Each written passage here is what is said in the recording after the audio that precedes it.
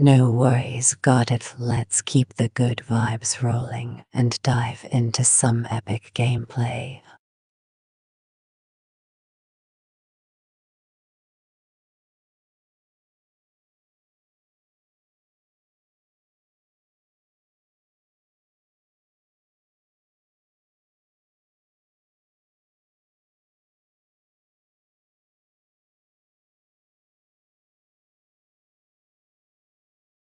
The term dark side of the moon doesn't imply a lack of light, but rather signifies the unknown.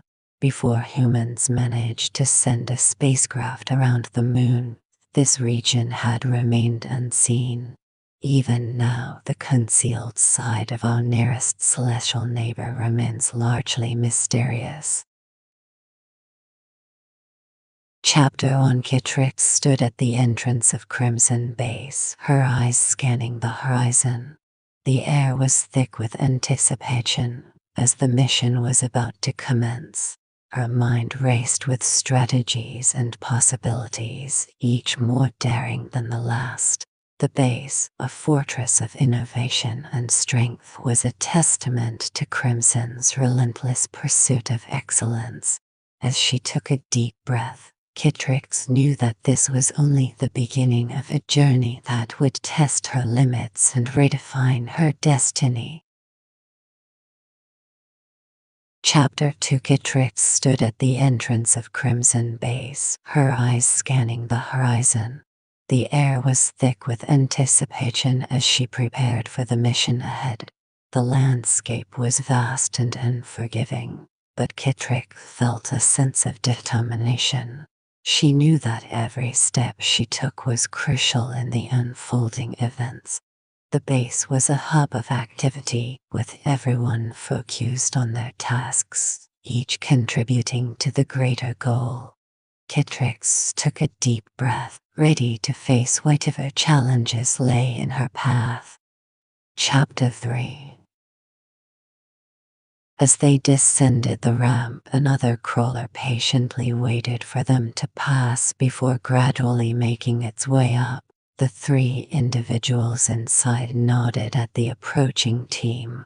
Although Mia couldn't discern their identities through the suits, she guessed that there were likely two security personnel and probably one of the medics, either Alexandre or Xavier.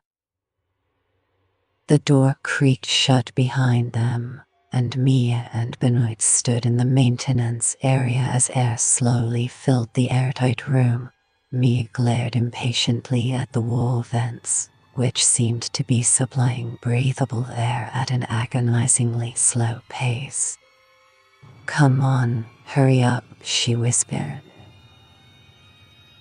After the oxygen replaced the lunar gases, a burst of antiseptic mist followed by a swift of light bath ensured decontamination, even though the moon was essentially a sterile sphere of dust and rock. Protocols were protocols, she reminded herself as her impatience grew stronger. She leaned over Kitrix. "Hang in there," she whispered, unsure if Kitrix could hear her. The words were more for her own reassurance. The light on the inner door lock turned green, signaling that the air was clean and safe, allowing them to finally enter the main area of the base. Mia removed her helmet and resisted the temptation to brush the hair off her forehead. The doors opened and a group hurried forward with a wheeled stretcher. Mia glanced down at the woman. "You'll be okay now," she assisted in lifting her onto the gurney and looked through the cracked visor. "What happened out there, girl?" Kitrix was whisked away. Mia turned to the external door and gazed as if she could see through it to the Crimson Base. With their team on the way, they'd find out soon enough. "That's all we can do for now." Benoit removed his helmet, holding it in one hand. His usually immaculate hair was flattened by sweat. Never a dull moment, he grinned.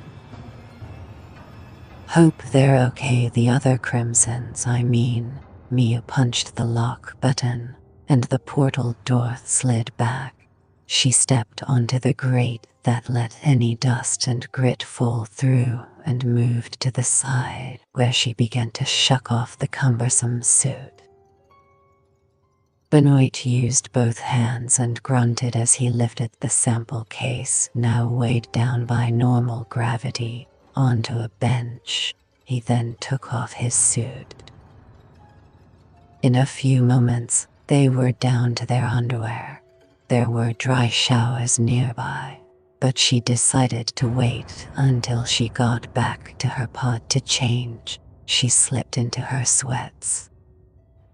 Benoit picked up the case. Are you heading by lab tech?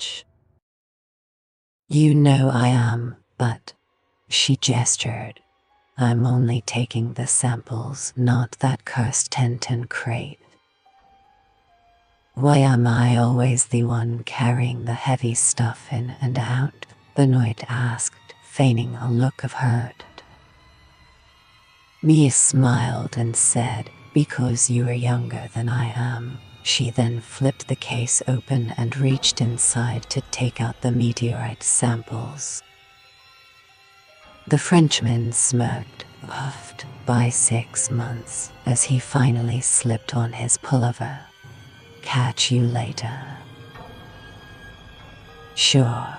Mia walked down the corridor humming Sweet Child O' Mine by Guns N' Roses. She observed that even more tiles in the corridor needed replacing. Ain't he no place like home, she whispered. The air conditioning clicked and hummed, likely in need of servicing. Unlike the pristine, futuristic spaceships or bases depicted in movies with their spotless tiles, chrome railings, and bright lights, the reality was quite different.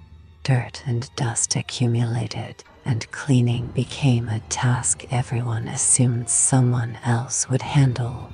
When parts broke down, if there weren't spares in storage, they were added to the requisition list, sometimes arriving in 6 months, or not at all. The underlying issues were simply lived with and eventually faded from notice. Her mother called it domestic blindness. You'd overlook the peeling paint, cobwebs in the corners, or tumbleweeds of pet hair on the rug in your own home. Before Mia reached the dormitory pods, she took a sharp left into the bio wing, where the first open door led to the geology lab. Knock, knock, she announced as she entered, her hand hidden behind her back. Tony Miles swiveled his chair and flashed a broad grin. Hey Mia, what did you bring me? Is it candy? Please tell me it's candy. She smiled back, her heart pounding in her chest. This guy is too attractive for his own good. So charming, so out of reach. Well, a desktop likely has an iron core, is a bit reddish in hue, and up came from somewhere out of the vast dark beyond.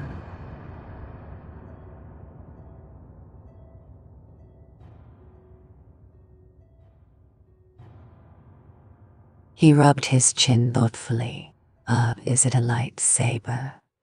Well, a desktop likely has an iron core, is a bit reddish in hue, and up came from somewhere out of the vast dark beyond.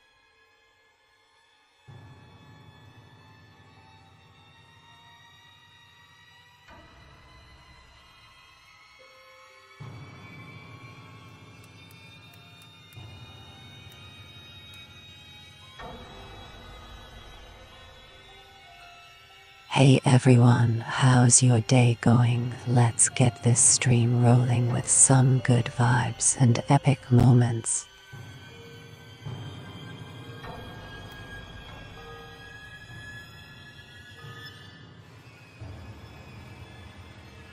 He rubbed his chin thoughtfully.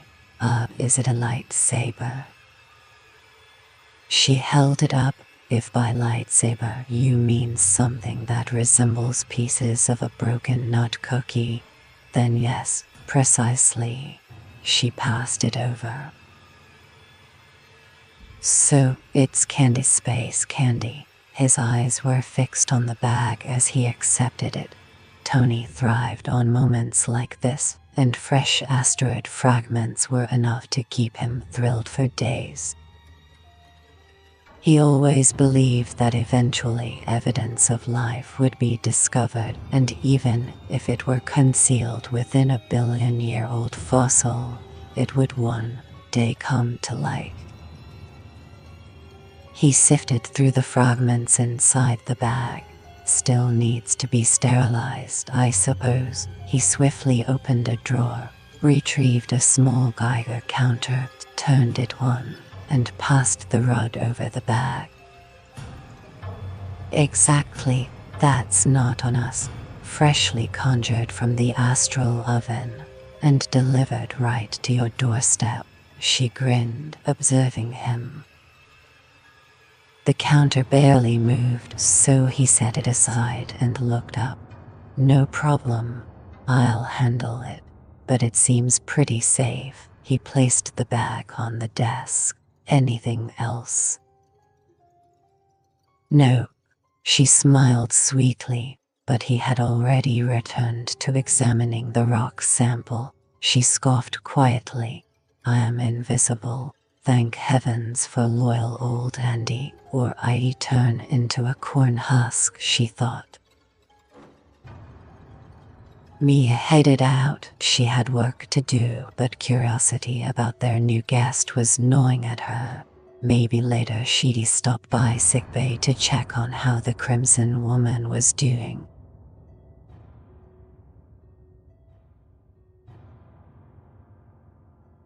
She strolled down the corridor until she reached the intersection that led to the pods and another passageway heading straight to sickbay. She hesitated briefly, then impulsively chose to take a quick detour to check on her Crimson. Her Crimson, she scoffed for some reason. Mia felt a sense of responsibility or concern for the patient, considering she was the one who brought her in. Additionally, her curiosity was overwhelming. The odd thing was that she also hadn't received any updates from the team that had gone to the Crimson base. It was nothing major. Crimson base was over a mile away, and if there was any damage, the crew would likely stick around and offer assistance. She paused at the expansive glass panel to observe the recovery rooms in the sickbay. Dr. Sharma Panduahina, their chief physician, was attending to the woman, with medical assistant Beverly Reinhardt by her side. The Crimson operative had her suit removed, allowing Mia to see her appearance for the first time.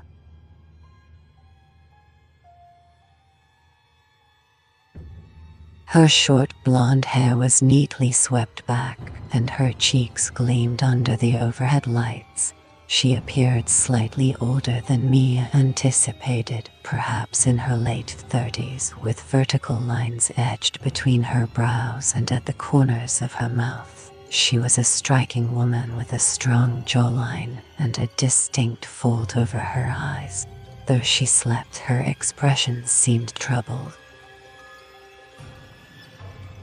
Mia tapped on the glass and waved. Sharma returned the gesture and signaled for her to enter the recovery room completely.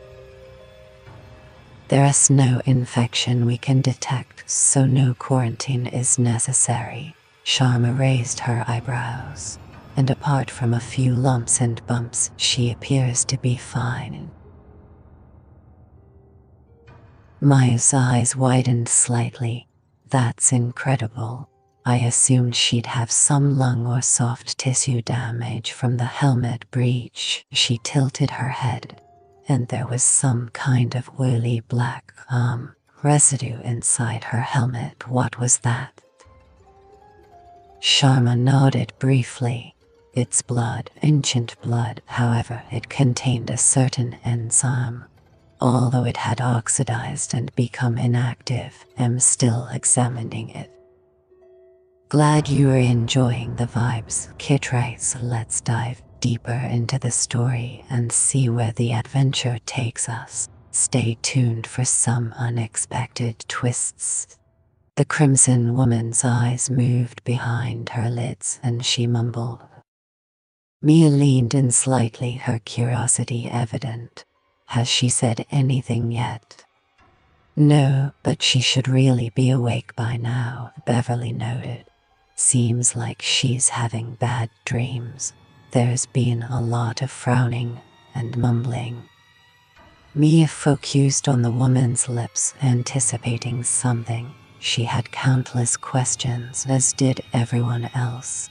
Gently, she reached out to tuck a few stray strands of hair away from one of the woman's eyes. As her fingers made contact, the woman's mouth opened wide, releasing a piercing scream that sent Mia's heart racing like a small, frightened creature trapped in her chest.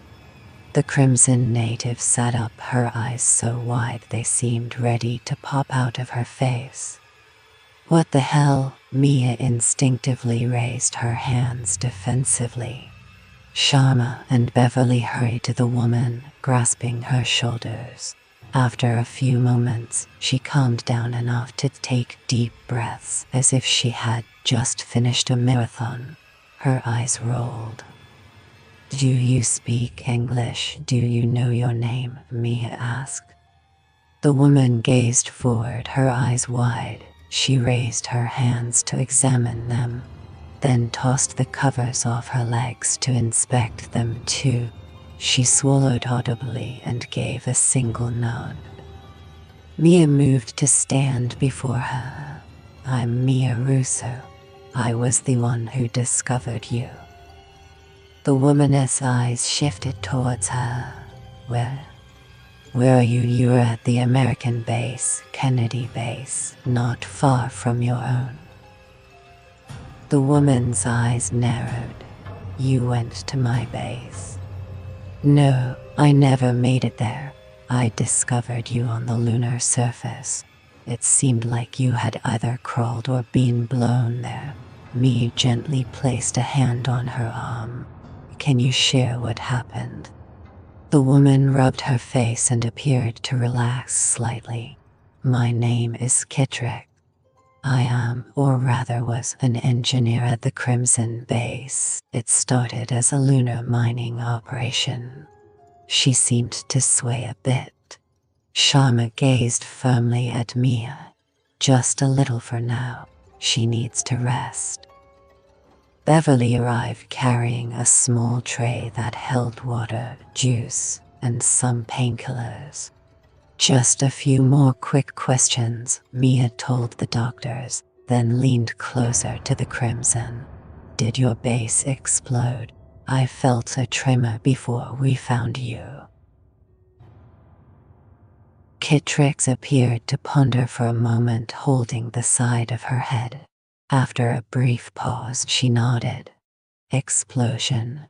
Yes, completely obliterated. How did it happen?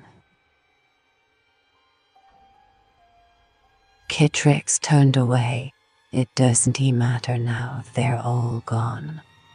All gone, the mining team, or the entire base crew. I understand there were around 22 people there. Mia's eyes locked on the Crimson. It does matter. Did you see them all die in the blast? Is safe now. CMt&x closed her eyes and the lines between them remained pinched. Safe? Who? You? Us? Mia tightened her hold on the woman's arm, her frown growing more intense. CMt&x's lips remained pressed together. This doesn't make sense, Mia thought and let her go. Well, we'll find out soon. Our team went there and should be back any moment. Kittrick's eyes flew open and she sprang back up. What?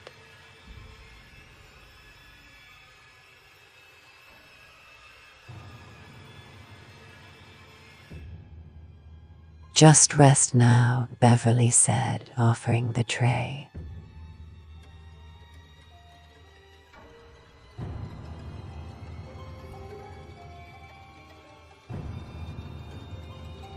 We dispatched a team. Naturally, we needed to look for any other survivors.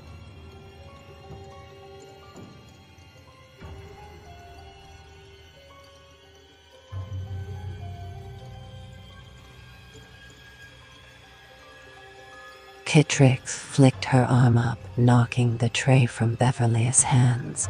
She launched herself from the bed and grabbed the front of Mia's coveralls. Standing half a head taller than Mia and incredibly strong, Kittrick lifted Mia onto her toes. Retrieve them, immediately. Sharma and Beverly grabbed Kittrick and tried to steer her back to the bed, but she shrugged them off and clung to Mia.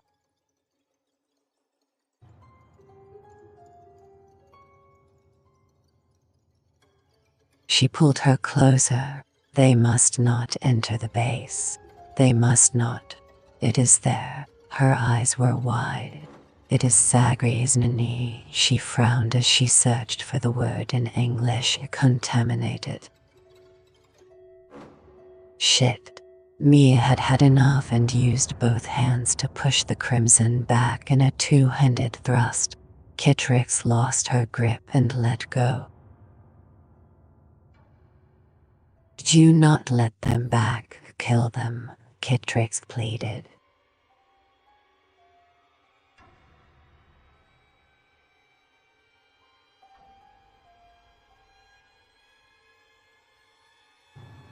Sharma and Beverly guided the incoherent woman back to the bed while Mia made her way to the comm unit on the wall. She pressed the button and entered the code for the command center. Captain Briggs. She moistened her lips in anticipation, only to find her mouth parched. Tom, are you there? The call was answered with a sigh. Mia, I'm in the middle of something important at the moment. So is this, the team that went to the Crimson Base. How are they? Where are they?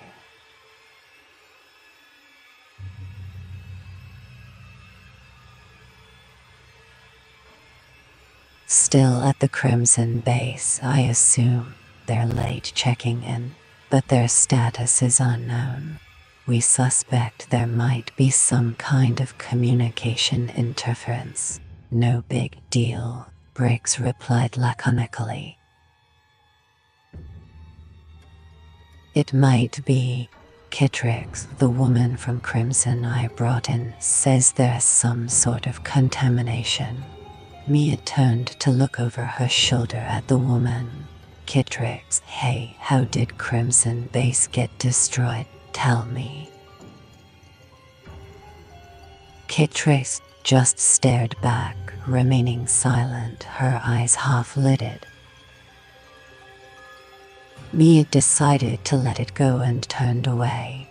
You need to get them out, or send someone else. No, Kittrick's scream startled Beverly, causing her to squeak and step back. You must leave them. Kittrick's eyes seemed ready to burst from her head. If they entered the Crimson Base, they are contaminated now, and they will all be dead. Buchanan Road, Boston, Massachusetts. Joshua Hunter stood motionless in the middle of his room. The large creature sat next to him, equally still as a statue. His mother, Amy, was downstairs at the breakfast table, engulfed by a depression so profound that she was nearly non-functional. He understood that love could have such an effect. She held on to the hope of finding Alex, but was at a loss for what steps to take next or where to search. Initially, she inundated Colonel Jack Emerson, known as Uncle Jack, with daily requests for updates. She argued and yelled at him, but it quickly became apparent that he couldn't provide information he didn't have. Eventually, she reduced her inquiries to a weekly basis. A routine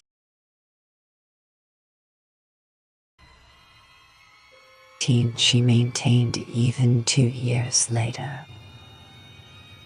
She was determined to persevere. And neither would Joshua.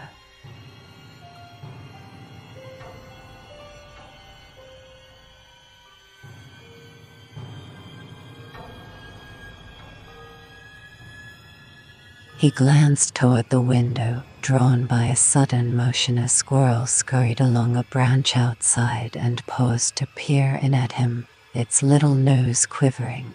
He extended his consciousness into the creature's mind, taking command of it, and experienced its quick heartbeat and breath, along with its awareness of predators, countered by the relentless drive to gather food.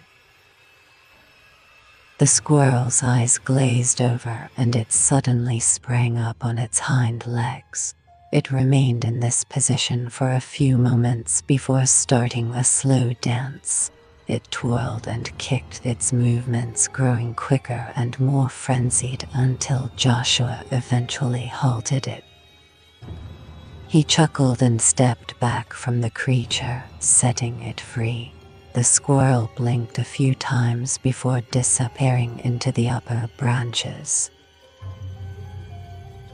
He discovered that he could now do this effortlessly with any animal, regardless of its size. He recalled mentioning this growing ability to his dad, who had stared at him for a long moment before advising him to keep it a secret, even from his mom. Joshua understood the reason. Eventually, he might be able to do this with people, and that would frighten them. He discovered new abilities, some of which even frightened him. Joshua turned away from the window and took a deep breath. It was time. He reached out to place a hand on the dog's massive head. "All right, Tor, let's get started." Once more, he readied himself to search for his father. The void he traveled through was a frightening place, so bringing the dog along provided him with the comfort and protection he felt necessary there. He expanded his awareness and reached out. His usually blue-gray eyes became completely white.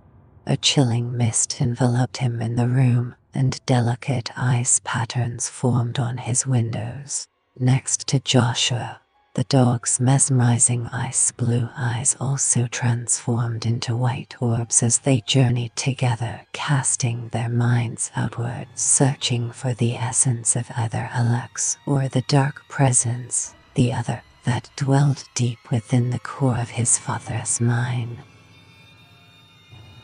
Joshua understood that his father was reluctant to discuss the shattered and harsh psychology that resided within him, but he was aware of its nature and origin. A combat injury from a mission in Chechnya had lodged a bullet fragment in something more deep in Alex's brain. It was inoperable, and he was expected either to die or spend the rest of his life in a coma. That was the official story. However, Joshua eventually learned the true details by reading his Uncle Jack's mind. Uncle Jack had permitted an experimental treatment to be used on Alex, and it had brought him back to life. It saved him, The goal was to enhance his metabolism to aid in his healing and improve his reaction times, senses, and strength. However, it achieved far beyond that. It transformed Alex into something much greater. Moreover, whatever else resided in his father's mind had merged with the treatment, giving rise to a new psychology, the dark entity known as the Other that embodied everything Alex was not. It thrived on pain, cruelty, and savagery. As it gained strength, it learned to break free and seize control of his father, unleashing brutal harm on those nearby. With Joshua's assistance, they were able to keep it contained until it was needed. If Joshua couldn't locate his father, he would seek out this fierce entity as it burned with the intense red of pure hatred within the void. Joshua stayed motionless for an hour, sweat trickling down his face as time passed around him and the creature. Yet, the world was vast and shadowy, with countless voices clamoring and deceiving, all vying for his attention. He needed a hint or direction, or he might search endlessly. He withdrew. Joshua collapsed onto his hands and knees, blinking repeatedly. With each blink, a heavy teardrop fell onto the carpet below him. He had failed once more. He slowly raised his head. Next to him, the dog whimpered and rested its large, square head on his shoulder. Joshua sniffled and reached up to ruffle the side of its face. Rest assured, Tor will locate him eventually. Joshua's mouth tightened into a grim line as he stood up. A fiery anger, as red as blood, ignited within him.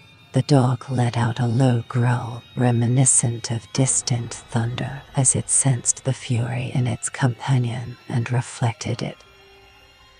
At the far end of the room, the light bulb in the lamp burst.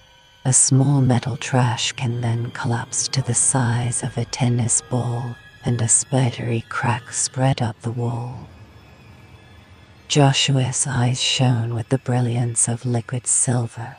He spoke through gritted teeth, and if that creature has harmed him, we'll rip it apart.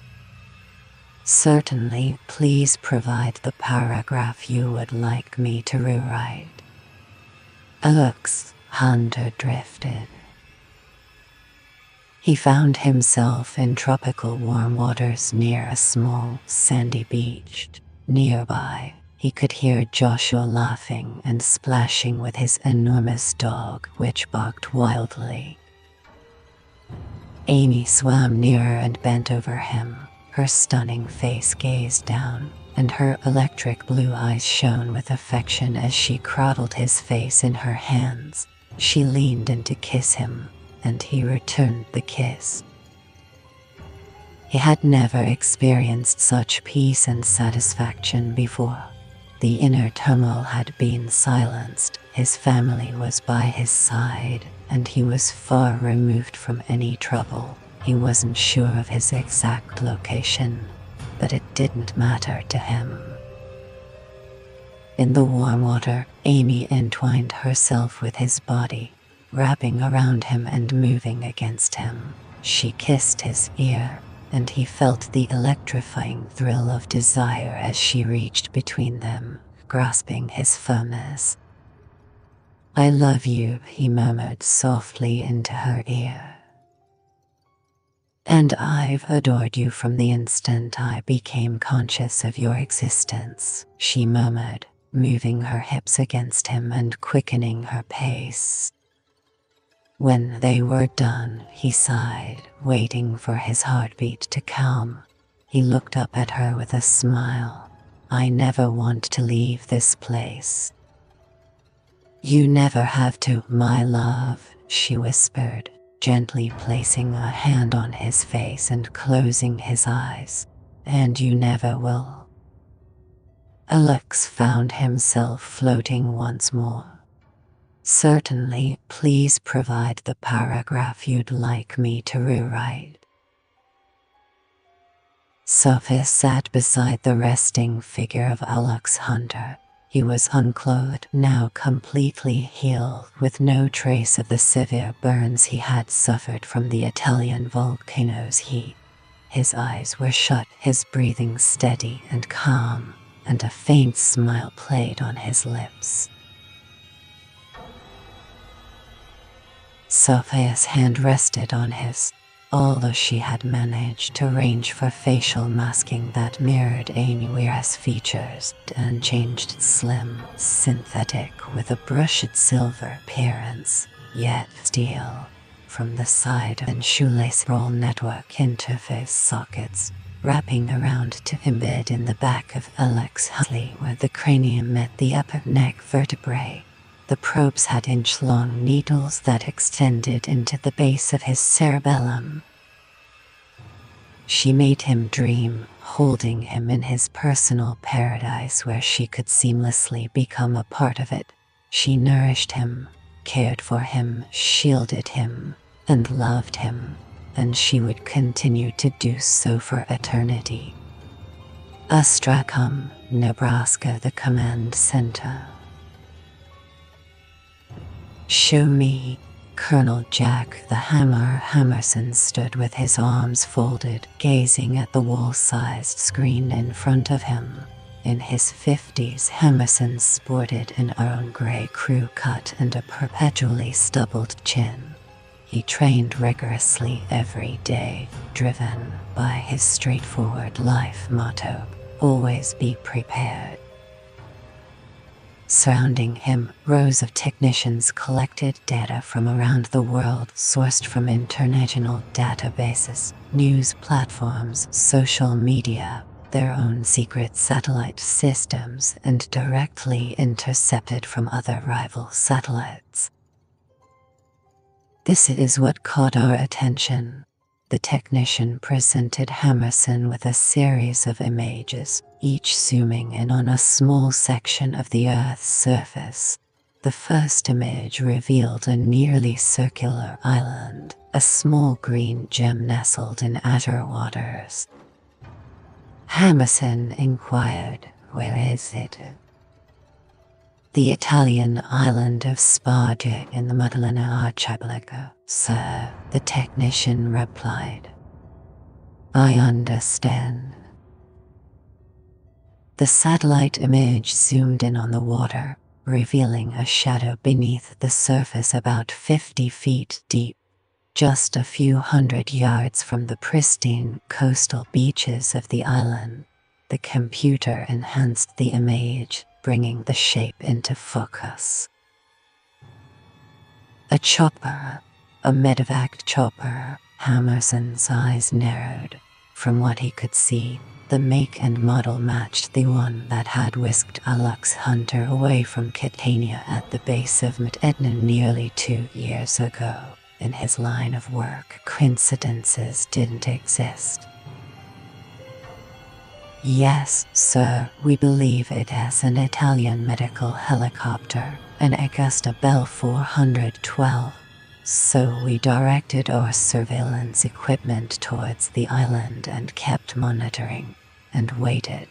Then it provided us with this." The technician continued to play more of the recorded satellite footage. During the nighttime surveillance over the small patch of land, Hammerson was aware of the cluster of islands situated in the Strait of Bonifacio between Corsica and Sardinia. Sparge, a minor landmass, was expected to be uninhabited, despite being a green gem in the warm, crystal-clear waters. The island's terrain was rugged granite cloaked in dense vegetation. The interior was so densely overgrown that it was nearly impassable, with rainfall being the sole source of fresh water. The technician's face was intensely focused as he adjusted the dials and maneuvered a small joystick. And then this is what really caught our attention.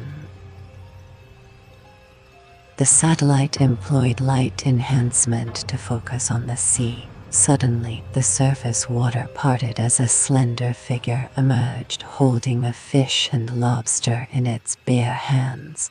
It walked up the sandy beach, paused, spun around, surveyed its surroundings, and then gazed upward, appearing to look directly into a camera lens hovering miles above. In an instant, it turned and vanished like smoke into the thick foliage behind it. "Run it again and switch to thermal," Hammerson instructed, leaning in closer. The technician's fingers danced across his keyboard. "Now thermal," he said. The colors of the entire image shifted to black and deep purple, with bursts of fiery orange. Orange spots speckled the island, likely nesting birds and perhaps some rats on the coastal rocks. However, the human-like figure stayed unnaturally dark until it turned toward them, revealing a blazing dot like a miniature sun in its chest. Dead coal, except for the reactor. Hammerson bared his teeth briefly. "I finally got you." A mix of fury and elation surged through him. He had been waiting for this moment for almost 2 years, and now it had finally arrived. "Maintain the satellite's focus on the arena," he instructed, then turned to another technician. "Initiate a global hawk recall." "Which ones, sir?" Hammerson quickly exited, saying, "Every single one." "Certainly, please provide the paragraph you would like me to rewrite." Hammerson thought of his wolves as he stood at the front of the room, his gaze sweeping over the hawks gathered in the briefing room. Leading the group of 42 was the imposing figure of Sam Reed, accompanied by Casey Franks, Roy Maddock, and many of his finest. Among those finding a seat was the towering presence of Kadashikati Mutarek. Having trained with the Rwandan Special Forces, she grew disenchanted with certain practices and sought a way out. Hammerson noticed her after she single-handedly dismantled a local terrorist cell, showcasing her exceptional bravery and formidable skills in close-quarters combat.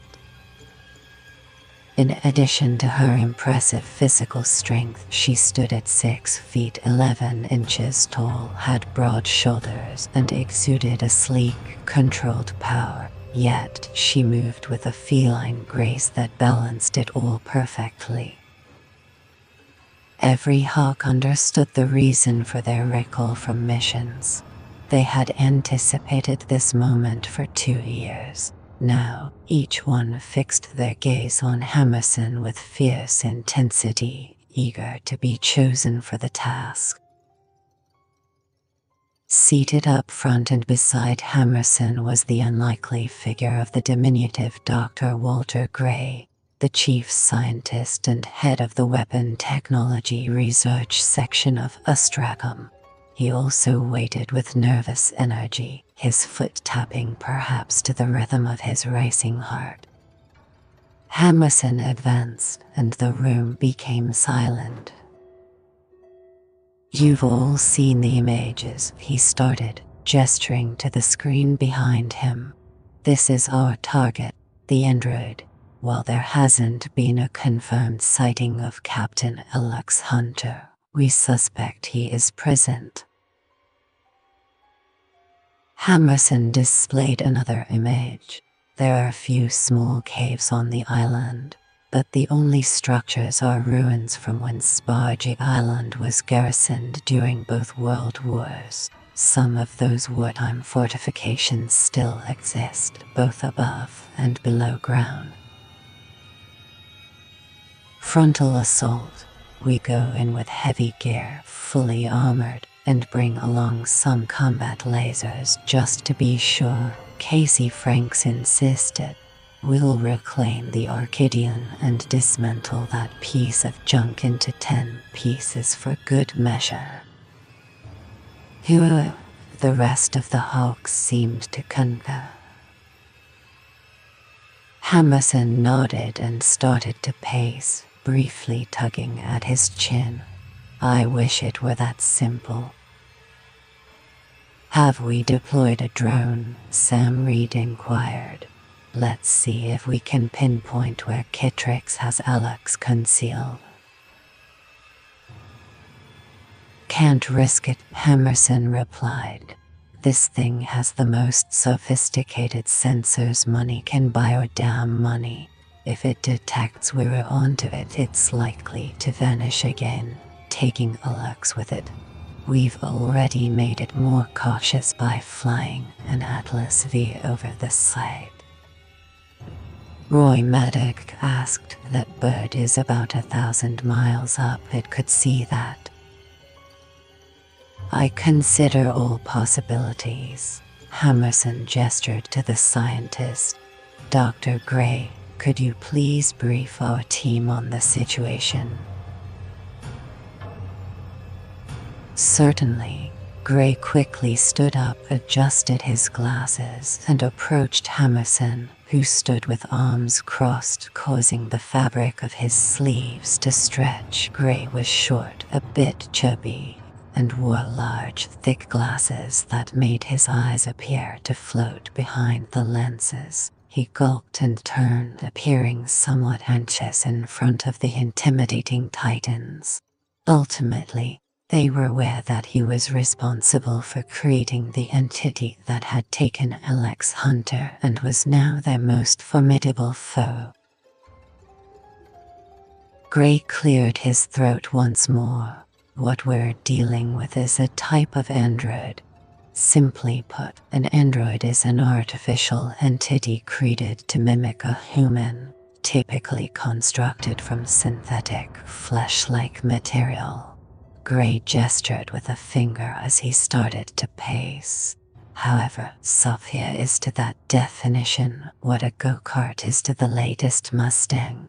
He paused to give the group a flat smile. You've brought a beast into existence, Casey remarked. Yes, I created her. I fulfilled the task I was given, and I did it exceptionally well. His gaze briefly shifted to Hammerson. We pour billions into the synthetic warrior program, and every major global competitor is doing the same. It's crucial that we come out on top with the superior technology, wouldn't you agree? But this thing isn't working in our favor, is it? Sam retorted. Gray nodded briefly.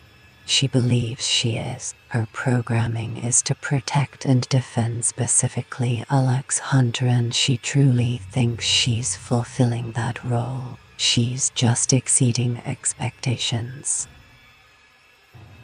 Over-excelling, Sam bellowed, leaping to his feet.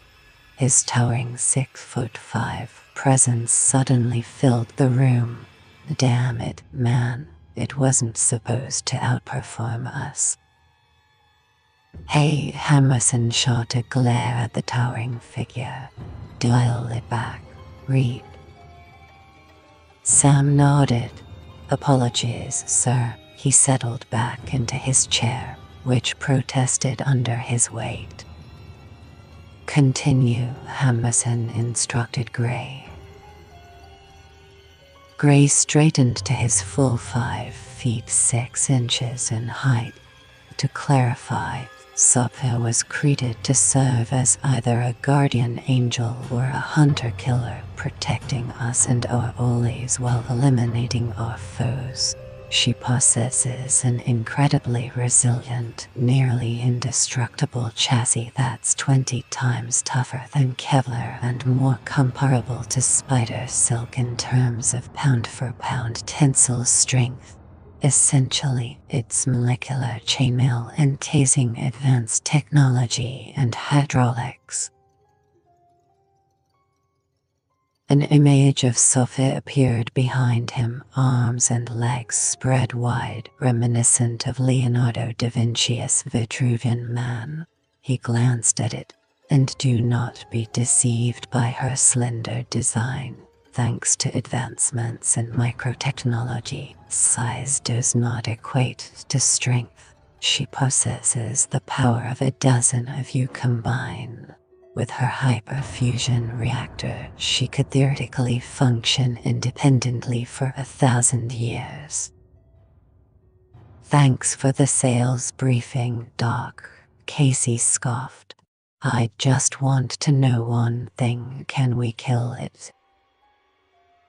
She's not alive, so death holds no significance in this context, Lieutenant Franks, Gray stated with a steady gaze. However, I think she can likely be halted. Likely, he echoed quietly. You mentioned it was meant to be our guardian angel, but Sam's got a point. What went wrong? Roy Maddock inquired. There was an issue. An unforeseen side effect emerged from the logic patterning model we applied to the brain. Gray sighed. Casey frowned. What it's done to Captain Hunter is more than just a mere side effect. Gray looked up. I said she is not living. Androids aren't, but I believe she thinks she is, and that is our problem. He exhaled through his nose. We discovered too late that the unintended consequences, as I mentioned, the side effects of this logic model included a few additional human-like emotions, unexpected things like anger, hate, jealousy. He smiled sadly, maybe even love.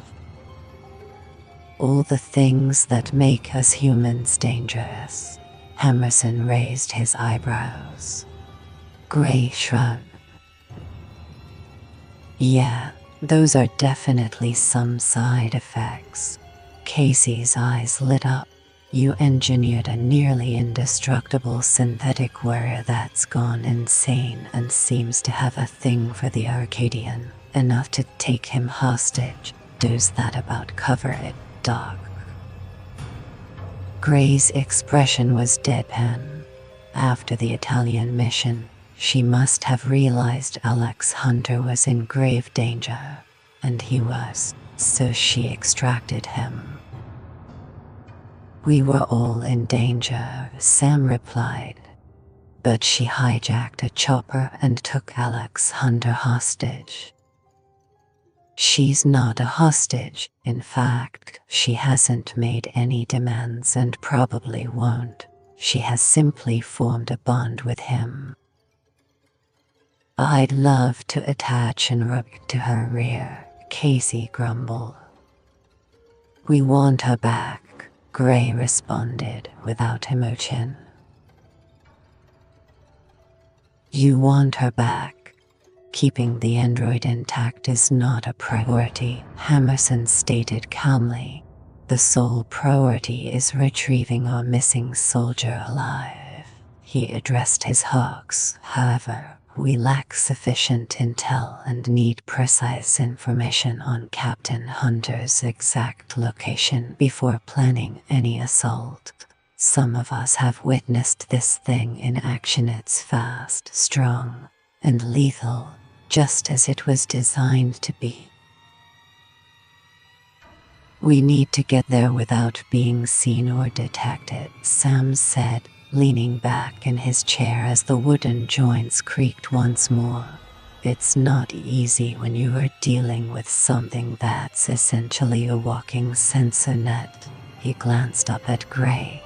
Come on, Doc, give us something to work with. What are Sophia's weaknesses?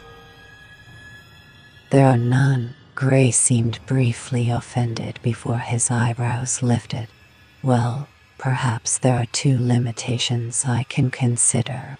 One, is Alux Hunter, but she has him now. That's a big help, Casey Franks muttered, running a hand through her cropped white hair. She paused and glanced upward. Hey, it's been nearly 2 years. That's more than enough time for the Arcadian to fully regenerate.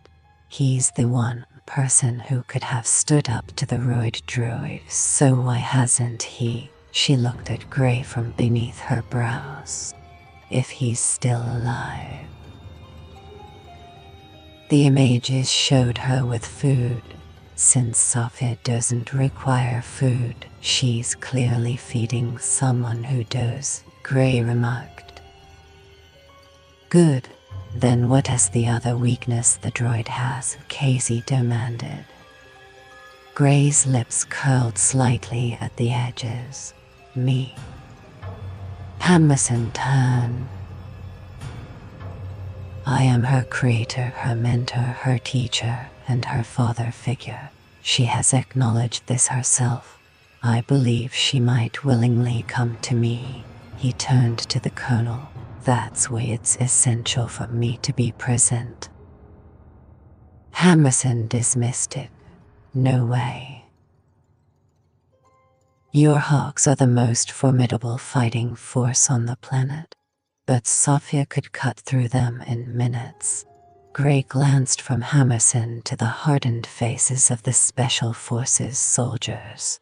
My presence there could save lives, all of their lives. You just finished explaining how incredibly tough this thing is, capable of easily defeating the Hawks, and now you want to stand right in front of it, armed with what exactly? A smile and a clipboard. No way, Doc. Hammerson frowned at the smaller man. She has no reason to attack or kill me. She knows I am no threat, so I am probably the only one here with little to risk or fear, Grey replied.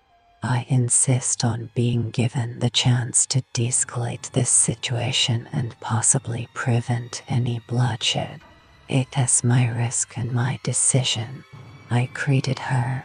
I'll bring her in. There was silence for several seconds. Hammerson started to pace. He understood that if the Hawks faced Sophia directly, knowing she was aware of their approach, they would be stepping into a deadly trap. Even if everything unfolded perfectly, a confrontation was inevitable, and it would be violent and bloody.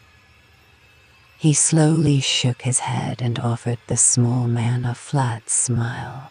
You are even crazier than I am, he snorted. All right. Grey smiled and nodded, saying, thank you. Hammerson refocused on his hawks, his mind racing. If he discovered that Alex was already dead and his hawks couldn't overpower the android, he would launch a missile from space, reducing the entire island to a smoldering crater. He stood up straight. The bottom line is that we still need more intel.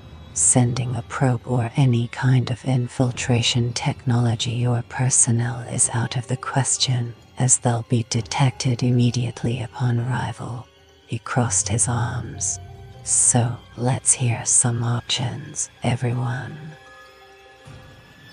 We create a diversion. I suit up in a full mech suit, go in, and draw her out, Sam explained, gesturing with his hands. Meanwhile, a team can land on the opposite side of the island to locate Alux Hunter and verify his condition. Lieutenant Reed, even in a full combat mech suit, Sophia would dismantle you in mere seconds, Grace said. She can also move at 50 miles per hour, so after dealing with you, she could quickly return to confront Team 2. He glanced down. Importantly, we still don't know where she is hiding the Arcadian. Your search team will waste time trying to find him. Sam, that's a solid choice and it's on the short list. However, I'd require 2 mech suits. Hammerson raised his chin. What other options do we have? Colonel, allow me to speak with her privately first, Gray suggested. Meanwhile, you can organize your resources. Supported by medic and me in mech suits, Sam said. That might work. It would certainly buy us some time. Gray gave Sam a small salute, then turned back to Hammerson. But I think we're overlooking one of our key assets here. Gray's eyes were large behind his glasses. Hammerson turned, raising his eyebrows. Continue. Gray spoke gently. The boy. I am sorry, but I can't assist with that request. Jack Hammerson took a sip of his bourbon, contemplating his plans. Time was running short, and he knew Walter Gray was cracked. The boy held the key. Joshua Hunter, the son of Alex Hunter, was exceptional. While he inherited some of Alex's unique traits, he also developed other surprising abilities that intrigued the military.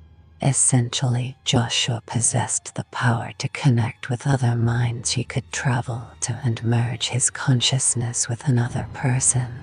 Hammerson anticipated that he would eventually be able to completely control the minds he merged with. He took another sip, feeling the cool burn slide down his throat.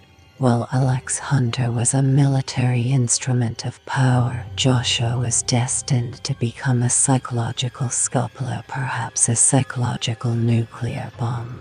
Jack Hammerson was determined to ensure the kid was in the tent and under their control before that transformation occurred.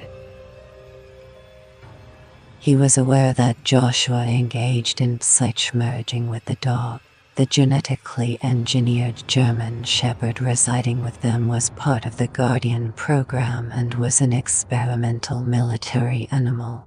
These dogs were bred to be battlefield companions for soldiers, possessing not only the heightened senses of a canine, but also immunity to radiation, exceptional size, strength, and intelligence, with an average weight of around 200 pounds. Torben, or Tor, was no exception. Essentially, both the dog and the boy were in a controlled environment, being scrutinized under a military lens. Jack Hammerson exhaled through clenched lips. He understood that involving the boy was a gamble. The kid was developing, if not an appetite for violence, then a numbness to it. The intercom on his phone buzzed, announcing that the front gate guards had informed him of his guest's arrival. Hammerson took another sip of his bourbon, then tipped the glass back, downing the rest of the fiery liquid in one long swallow. Certainly, here's the rewritten paragraph. Indeed, involving the child was a gamble. However, in this situation, he had no alternative. He made his way to the exit. I'm sorry, it seems like there was a misunderstanding. Could you please provide the paragraph you'd like rewritten? Hammerson stood on the steps in front of the building, observing as the dark SUV approached and came to a halt before him. The back door swung open, and Joshua Hunter emerged. Hey, Uncle Jack, he grinned and waved. At 12, the kid was already about 5'8", and looked just like his father, Alex. The rear door started to open but was then pushed fully wide, causing the rear suspension springs to bounce as the largest animal Hammerson had ever seen jumped out and sprinted to catch up with Joshua. "Jesus Christ," he whispered. It was the dog, Torben, trotting beside the boy, its head swiveling from side to side, missing nothing with its gaze. The animal was impressively muscled, easily weighing 250 pounds, and looked as if it belonged on the Great Plains battling saber-toothed tigers 50 years ago. Its eyes were so pale they seemed to glow, reflecting a high level of intelligence. The dog locked its steady gaze on Hammerson, who stared back. Joshua leaned in and murmured something, causing the dog to relax and look away, seemingly assured that Hammerson posed no threat. Amy was the last to step out of the car, looking fit and still striking with her jet black hair, pale skin, and electric blue eyes. Her smile appeared, but it was delicate and quickly faded. She hurried ahead. "Did you locate him?" "We have some news," Hammerson smiled back, taking her hand in his. He placed his other hand on Joshua's shoulder. "Let's go inside, everyone, and we can talk." With that, Hammerson led the pair indoors. Flanking the entrance stood 2 armed guards, their eyes drifting towards the massive canine. It seemed they were anticipating whether their colonel would permit the creature to enter. "Relax," Hammerson instructed them. Each likely breathed a sigh of relief, yet their eyes remained fixed on the creature. Hammerson led Josh and Amy to a spacious office on the 2nd floor, featuring a large window that overlooked the drill grounds. The sun shone brightly, and the grass resembled a pristine bowling green stretching to a line of trees about half a mile away. A plate of cookies sat on the table, and he gestured towards it. "Go ahead, take what you need, big guy." "Thanks." The boy plopped onto the couch and pulled the plate closer. The dog settled at his feet, watching Hammerson intently until Joshua sneaked at a cookie. "Tell me," Amy inquired, "is he still with us?" Hammerson sat at his desk and pressed a button on a console. The wall moved aside, revealing a large wall screen. "We believe so, however, we haven't been able to confirm it yet due to the lack of a physical sighting." He pressed a few more buttons and the screen illuminated. "But we have located the android." Joshua paused his meal and turned around. "Sophia," Amy said. Hammerson nodded slowly. "There's an island off the coast of Italy in a rarely visited area. It's called Sparge, and it's small, rugged, and secluded. The only things there are birds and a few ruins from the World Wars." "Perfect for hiding," Amy breathed. "Certainly, please provide the paragraph you would like me to rewrite." The screen illuminated, revealing the image of the water and the encircled wreckage of the helicopter lying offshore. "We recently found the crashed chopper that we suspect was involved in Alex's abduction," Hammerson said as he switched to the next slide. "And then we discovered this." He displayed the footage of the android emerging from the water with the crayfish. Joshua stood up, his expression completely blank. "Food. The android doesn't require food," he stated. Exactly, you've got it, Hammerson acknowledged, pausing the image as Sophia emerged from the water, just before she disappeared into the thick vegetation. He zoomed in and enhanced the image repeatedly. For the first time, they saw the face Amy's. "Oh God, no," Amy exclaimed, covering her mouth with her hand. "She transformed to look just like me." The boy approached the screen and gazed at it intently. The dog trailed behind him. Joshua looked on for a few moments. "What will you do now?" he asked quietly. "We want to go in, but that presents enormous risks. You see, we don't know exactly where Alex is on the island. We suspect he is in one of the ruins or even in a cave. We also don't know what state he is in. But one thing is for sure, he wouldn't stay there unless he was unconscious or a captive." Hammerson turned to Joshua. "Until we know that, mounting a rescue mission is extremely dangerous to him and us. Plus, if it detects us, the android might just decide to vanish again, taking Alex with it. And if you knew where he was, you could go in and get him," Joshua inquired. Hammerson nodded. "Then I will find him," Joshua declared, turning back to the screen. "Show me on the map where this island is located." Hammerson was prepared. He focused on the small island, now equipped with an image displaying a grid of the island's known structures and caves. There were more than a dozen potential locations, all hidden from aerial view by dense vegetation.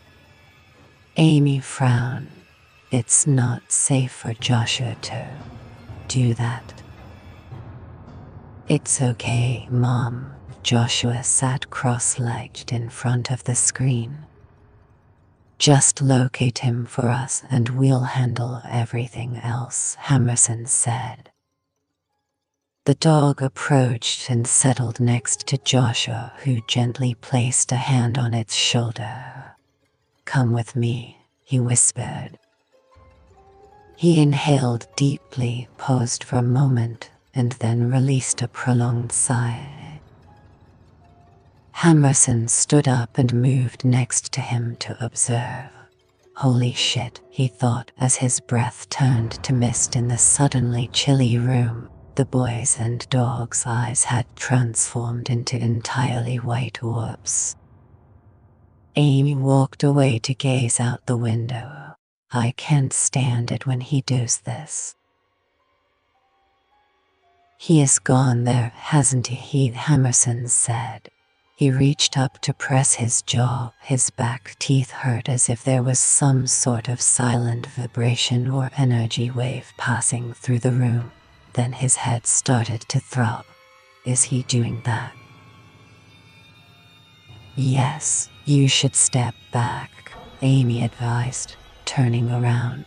"He's been searching for his father almost every night for 2 years. Now that he knows where to search, he'll soon discover if Alex is alive or not."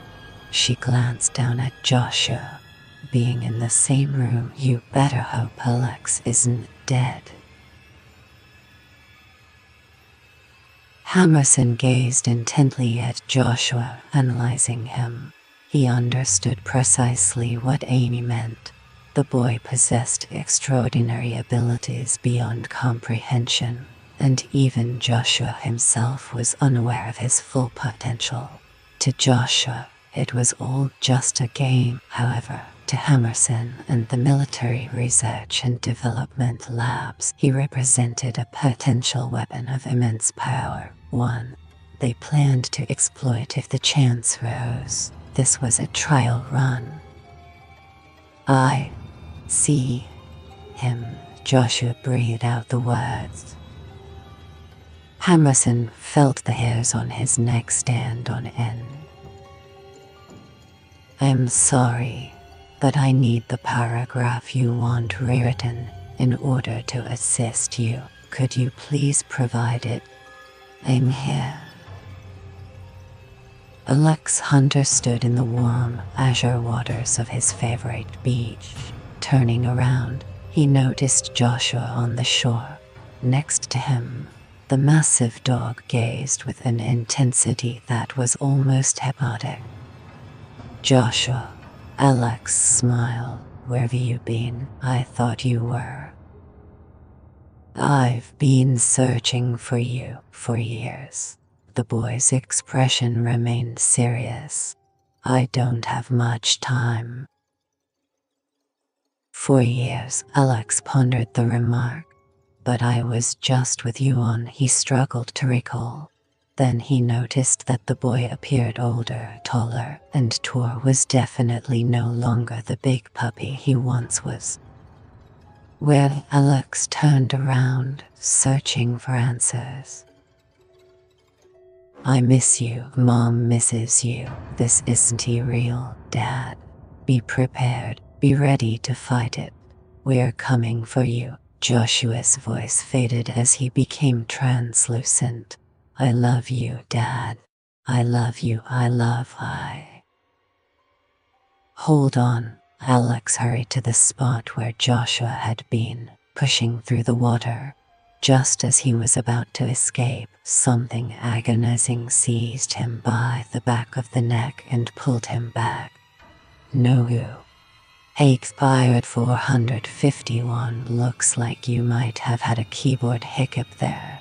If you were asking about entering something, let me know what it is and I'll be happy to help. Alex exerted every bit of his strength against the force pulling him more intensely than ever before. Suddenly, the water disappeared. Sunlight gave way to darkness. The sounds of birds and the gentle waves on the untouched shore faded, and even the warmth of the sun was replaced by a damp chill. The pain in his head was excruciating. He reached behind his head, feeling the open wound and the cables embedded in his flesh. Expired 451 is gearing up to join the streaming world. They're on the hunt for the perfect PC to kickstart their journey. Exciting times ahead. Can't wait to see what content they'll create. What is happening? He inquired into the void. For years, Joshua had mentioned they had been searching for him. Where was he who was responsible for this? Deep within the depths of his mind, a dry laugh echoed, reminiscent of death itself. The other started to awaken. You allowed this to occur, it murmured. Then the laughter escalated into a thunderous roar. Crimson Aerospace Defense Forces, Krasnoznamensk, Crimson. Colonel Gorlok aside.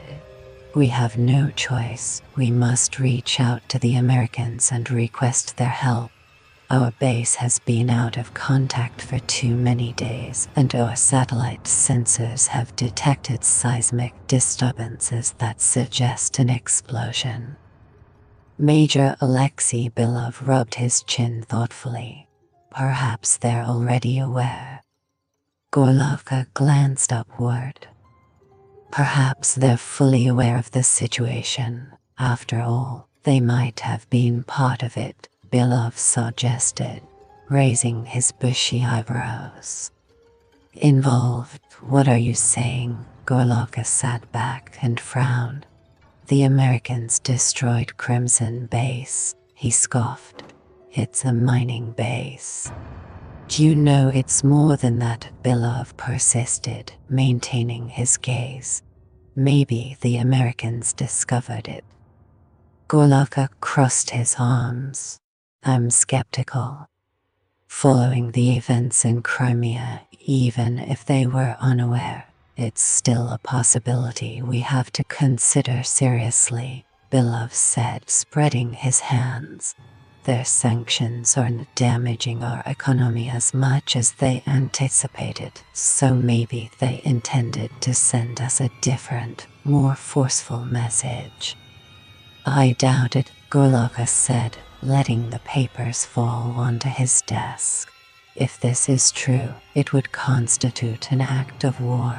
However, the Americans wouldn't resort to such aggression over mere trade sanctions and stern discussions at United Nations Council meetings. Hey, expired 451. I see you are sharing your Cash App. Are you a fellow creator or maybe offering some cool edits? Let us know what you are up to. Bilov straightened. Unless they discovered that we are intermittently disrupting the communication and monitoring frequencies of their lunar base. Gorlaka folded his arms, and even then, the response would not be proportionate. But the base has gone dark for no apparent reason. As I mentioned, it's just one possibility. I agree with your perspective, but those in higher positions do not. They've decided to proceed with the usual maintenance and resupply mission. However, there will be minimal cargo, and instead, we'll be dispatching several investigative specialists to uncover what exactly occurred. He smiled knowingly. Additionally, security personnel will accompany them to ensure our investigation is thorough and uninterrupted. That's awesome, Inspired 451. I'd love to see your creative spin on my content. Let's collab and make something epic together. Looking for budget-friendly finds? Check out my latest stream where I uncover hidden gems that won't break the bank. Budgetless. Security personnel special forces. Gorlaka's eyebrows rose. Bilov shrugged, his smile growing wider. We must safeguard our project, and any sensitive materials and research samples must be recovered, no matter the cost. Gorlaka nodded. When do they depart? We've advanced the schedule. They depart tonight. Bilov stood up and saluted. Gorlaka frowned. Better them than us. He gave a two-fingered salute. I wish you and them good luck. That's amazing, Inspired 451. Supporting your family is such a noble goal. Keep pushing forward, and remember that every step you take is a step closer to making a difference for them. You've got this. Certainly, please provide the paragraph you would like me to rewrite. Kitrix lay back and tried to rest, but her head throbbed mercilessly. A dark depression settled over her, and she despised the sensation of missing memories, even missing thoughts and ideas, as if the throbbing were a sledgehammer destroying her mind one brain cell at a time. In her mind, she heard the voices of her friends and colleagues from the base. They weren't whispering secretly, they were screaming as if they were in agony. These were the voices of the tormented, and they threatened to drive her insane. Kitrix experienced the washed-out sensation that follows battling a severe fever. Her entire body ached. Despite this, she declined painkillers, not wanting to feel more mentally fragmented than she already was, and requested some clothing instead. Being a tall woman, they provided her with suitable coveralls. Now, she sat cradling a glass of rehydrated orange juice, her attention focused inward. Absolutely, donations are a great way to support the stream and help me keep creating awesome content. Plus, they come with fun alerts and shoutouts during the stream. She felt frightened, bewildered, and cornered, yet had no other place to turn. For the moment, she was secure. but depending on the events of the coming hours, everything could shift. Kitrix sipped the juice, not tasting it, but appreciating that at least it didn't leave grit on her tongue like the crimson rehydrated juices. She knew she had two choices: keep her mouth shut and protect crimson interests, or tell the Americans everything and perhaps keep them and herself alive.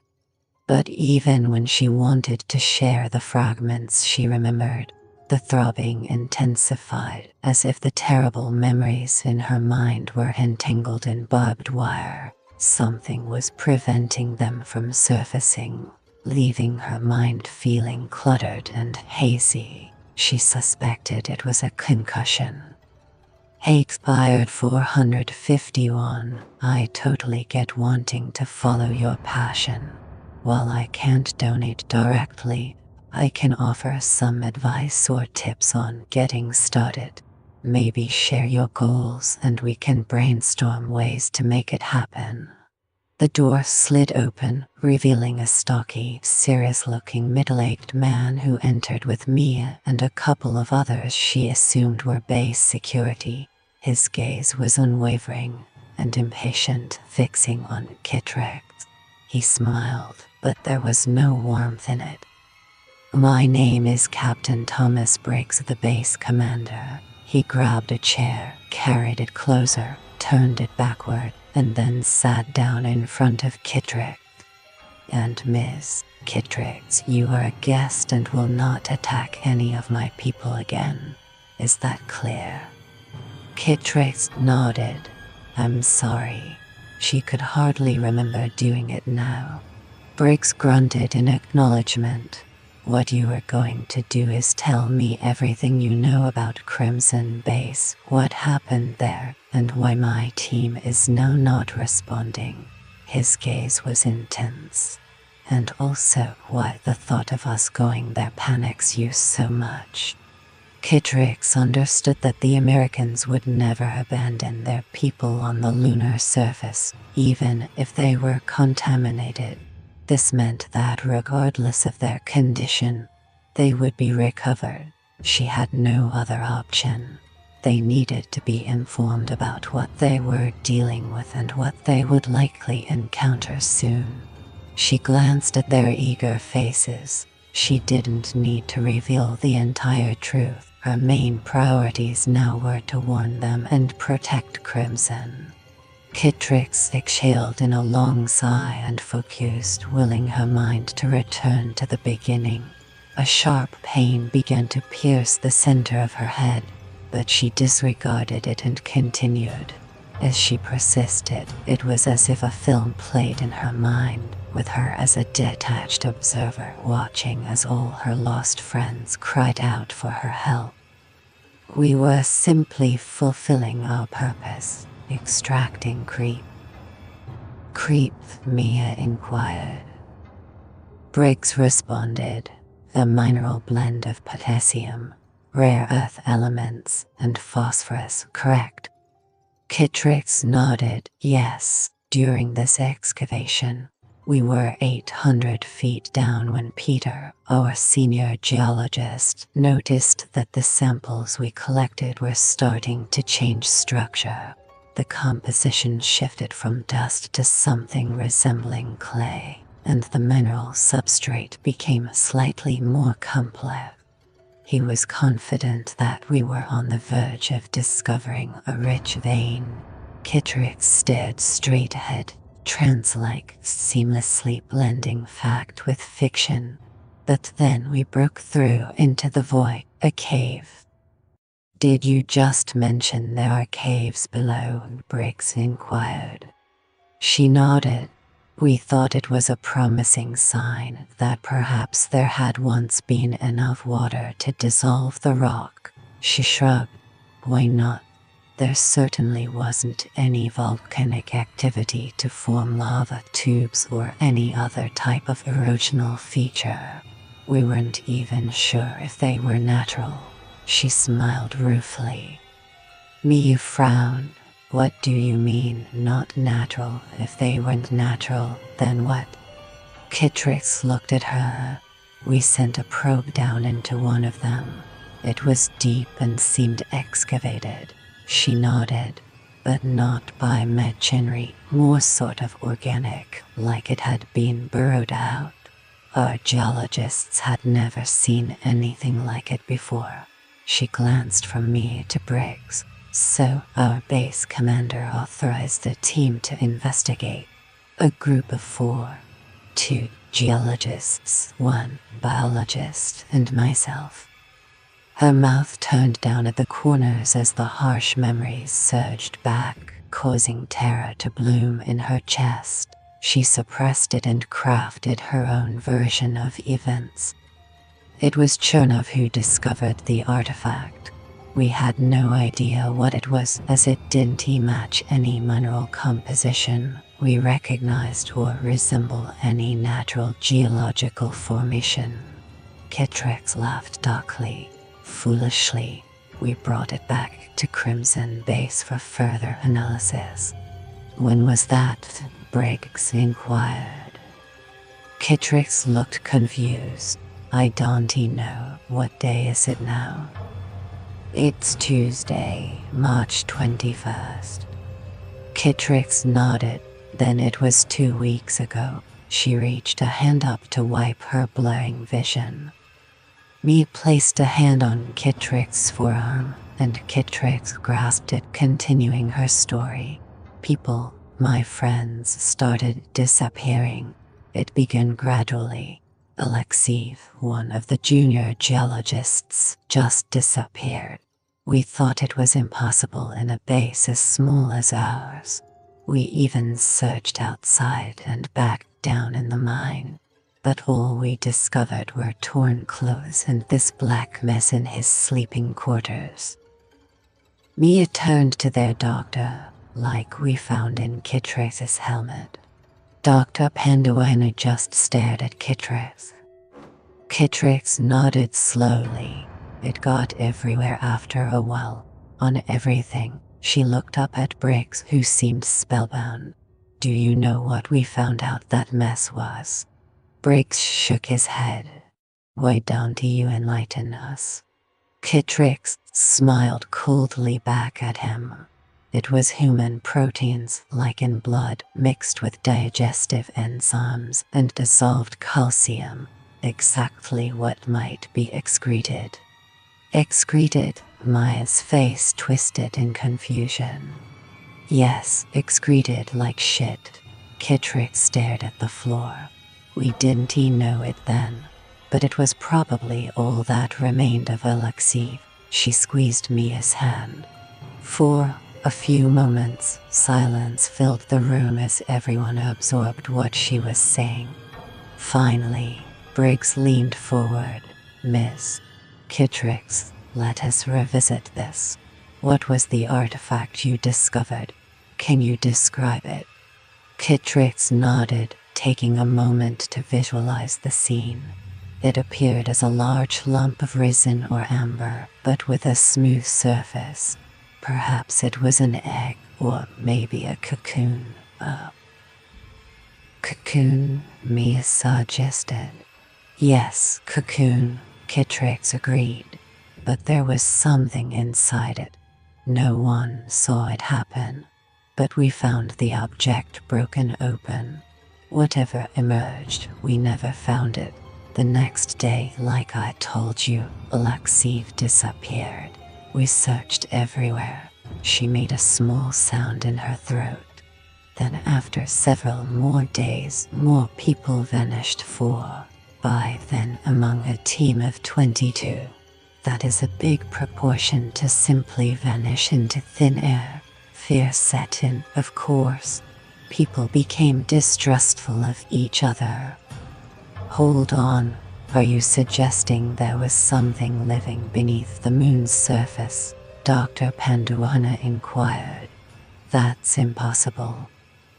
Perhaps, or perhaps the entity arrived here millions of years ago and lay hidden, or hid itself, within those labyrinths, waiting for us. Damn, Mia whispered. CMt&x continued. We searched the lunar surface, thinking maybe people had left the base.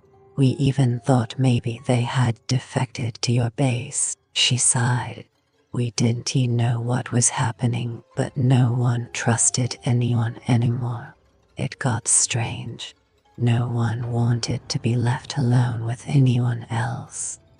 Her attention shifted inward as her memories replayed in her mind. Then came the event that rescued me, she smiled wistfully, and sealed the fate of everyone else. Kittrix felt a pang in her chest, and the needle of pain in her head expanded into a full-blown migraine. Unable to control her expression, she let her face crumple and released a deep sob, as this part of her story was real. Dr. Panduina placed a hand on her shoulder, then turned to Beverly and nodded. The assistant extended the glass of water.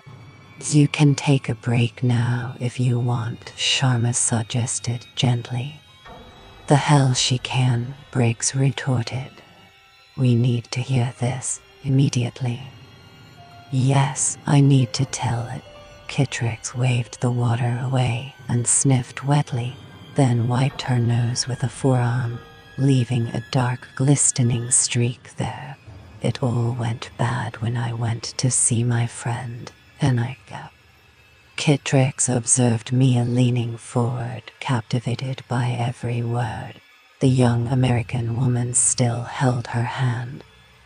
I'm sorry, but I need the paragraph you want me to rewrite in order to assist you. Could you please provide it? Chapter 8. Kittrix stood at the entrance of Crimson Base, her eyes scanning the horizon.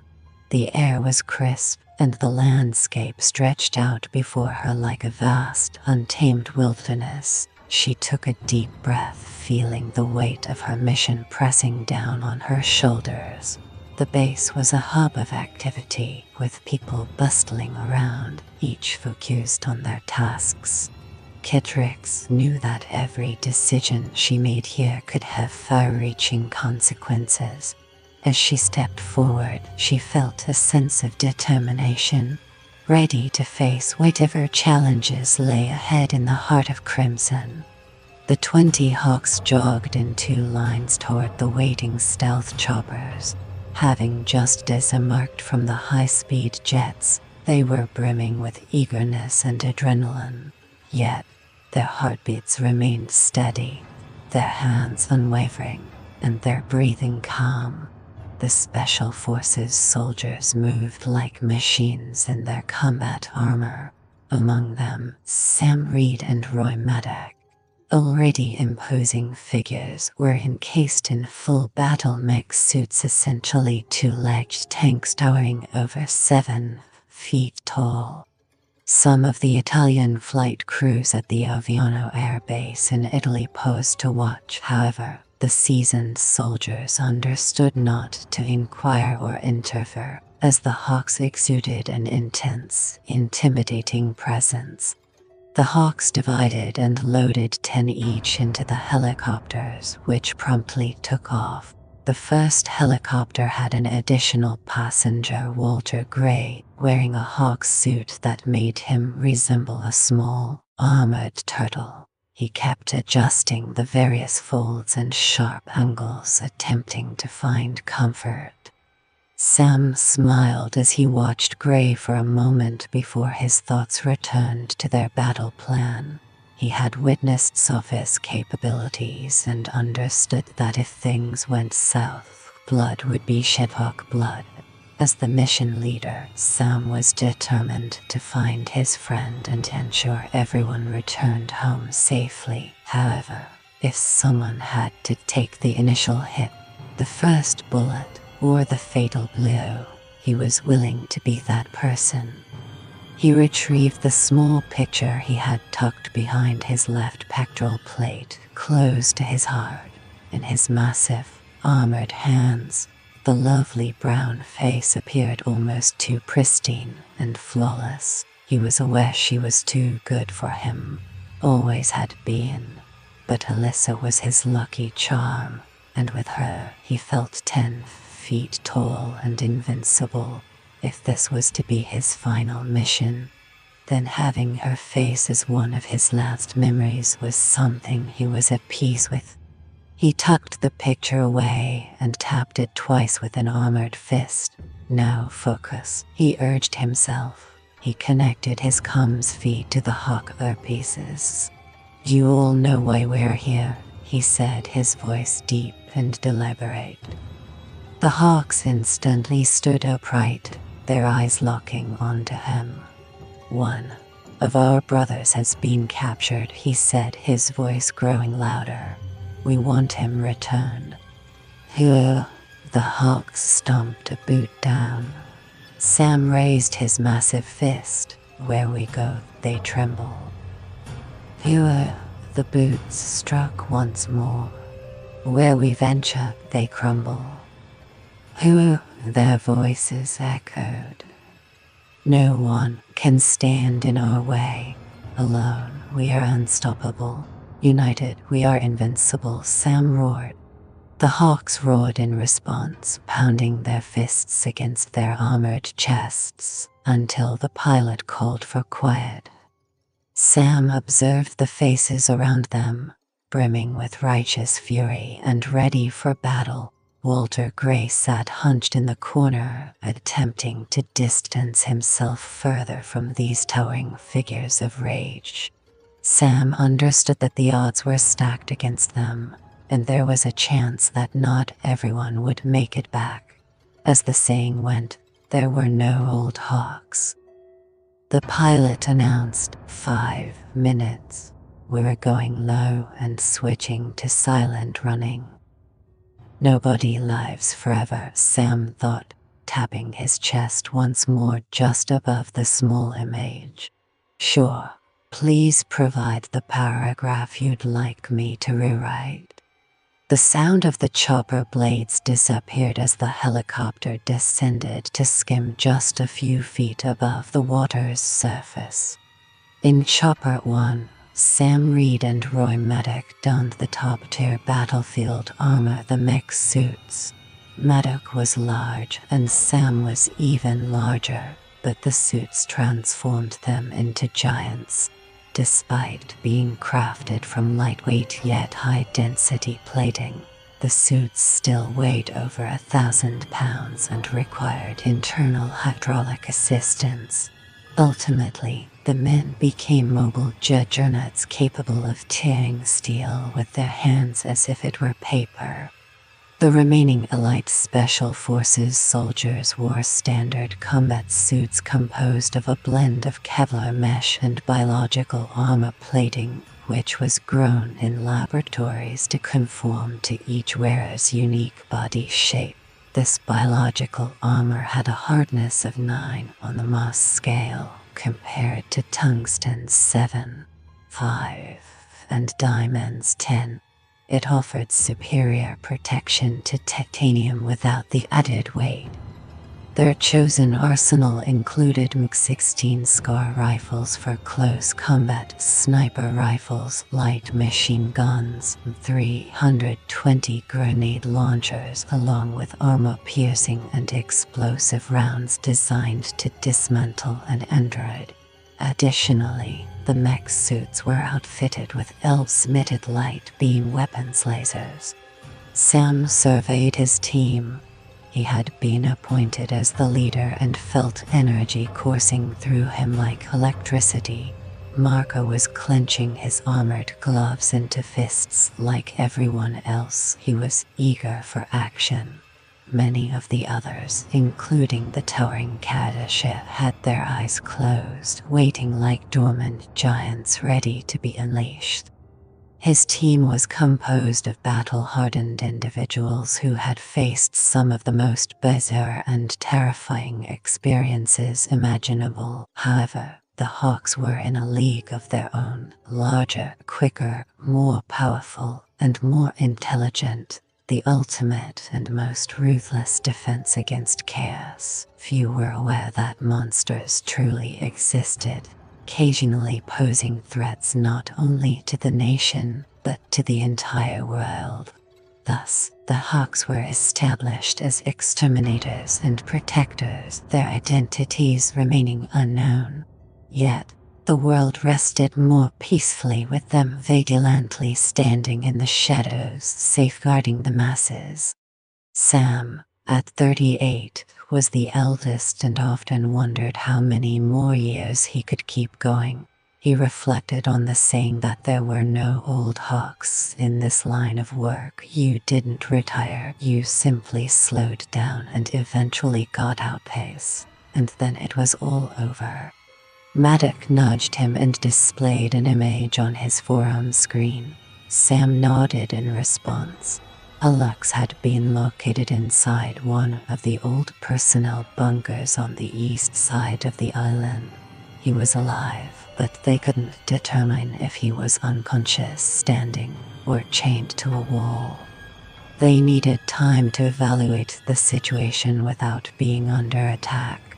To achieve this, they planned a two-pronged approach. Sam and Maddox, along with his 8 hawks, would advance from the west side of the island to lure the android out. Meanwhile, Casey Franks and her team would be deployed from the opposite side to extract the Arcadian. Sam realized they needed to allow Team 2 at least 10 minutes. He was skeptical about Walter Gray's ability to bring Sophia in, but he could at least divert her attention and gain them some extra time. "All right, Doc," Sam asked. Walter Gray started to breathe rapidly, his face turning red. He gave a single nod. "Don't worry about a thing, we've got your back," Sam assured the group. "Prepare for silent infiltration on my signal. 3, 2, 1, go." The towering men and women maintained silence, relying primarily on hand signals for communication. If they lost visual contact, they would need to improvise until the android was found. He anticipated that things would become quite loud at that point. All Sam wanted was 10 minutes, but after witnessing the android's capabilities, he knew those 10 minutes could feel like an eternity or be his last. Above them, the red light shifted to orange, signaling that they had 1 minute until the drop point. Sam and Maddox pressed a small button on their necks, causing their visor plates to lower over their faces as oxygen started to flow inside the suit. It was dry and cool, a stark contrast to the almost tropical air of the Italian coastline. The other hawks secured their transparent shields over their faces, locking them in place for a tight seal. Sam's team assembled near the entrance, and he motioned for Gray to join him. In the enormous suit Sam wore, the petite scientist barely came up to Sam's shoulder. The orange light above flashed 3 times before turning green, prompting the side door to slide open. Sam's teams jumped out one by one, hitting the water just 200 yards from the shore. Sam brought Walter Gray along with him. The helicopter quietly veered off, making its way to Madalena Island, where it would remain on standby for them. Sam, the scientist, and the hawks moved steadily along the ocean floor. "Just 10 minutes, please, just 10 minutes," Sam silently pleaded. Spajik Island features an abandoned World War II bunker. Sophia gently caressed Alex's face while sitting beside his body, which lay on the stone slab. Delicate cables extended from a port on the side of her head to the back of his skull. She crafted sweet dreams for him, creating a twilight world where she could occasionally join him, allowing them to share the dreams together. Alex's body healed quickly, and while most male humans typically lived around 87 years with his unique metabolism, she was uncertain how long she could sustain him, whether it was 100 years, 200, or even longer. It was irrelevant. In the world she crafted for him, nothing else was important. As long as she was by his side, he was secure and content. She gently brushed his face once more with the back of her slender silver hand. She was grateful to Dr. Gray for providing her synthetic body with sensory input, allowing her to truly feel the warmth of Alex's cheek. However, it no longer sufficed. She had been raiding the doctor's surgeries on the nearby island of Madalena for equipment. Once she had gathered everything necessary, she would attempt to embark on the next phase of her union with Alex, the permanent bonding.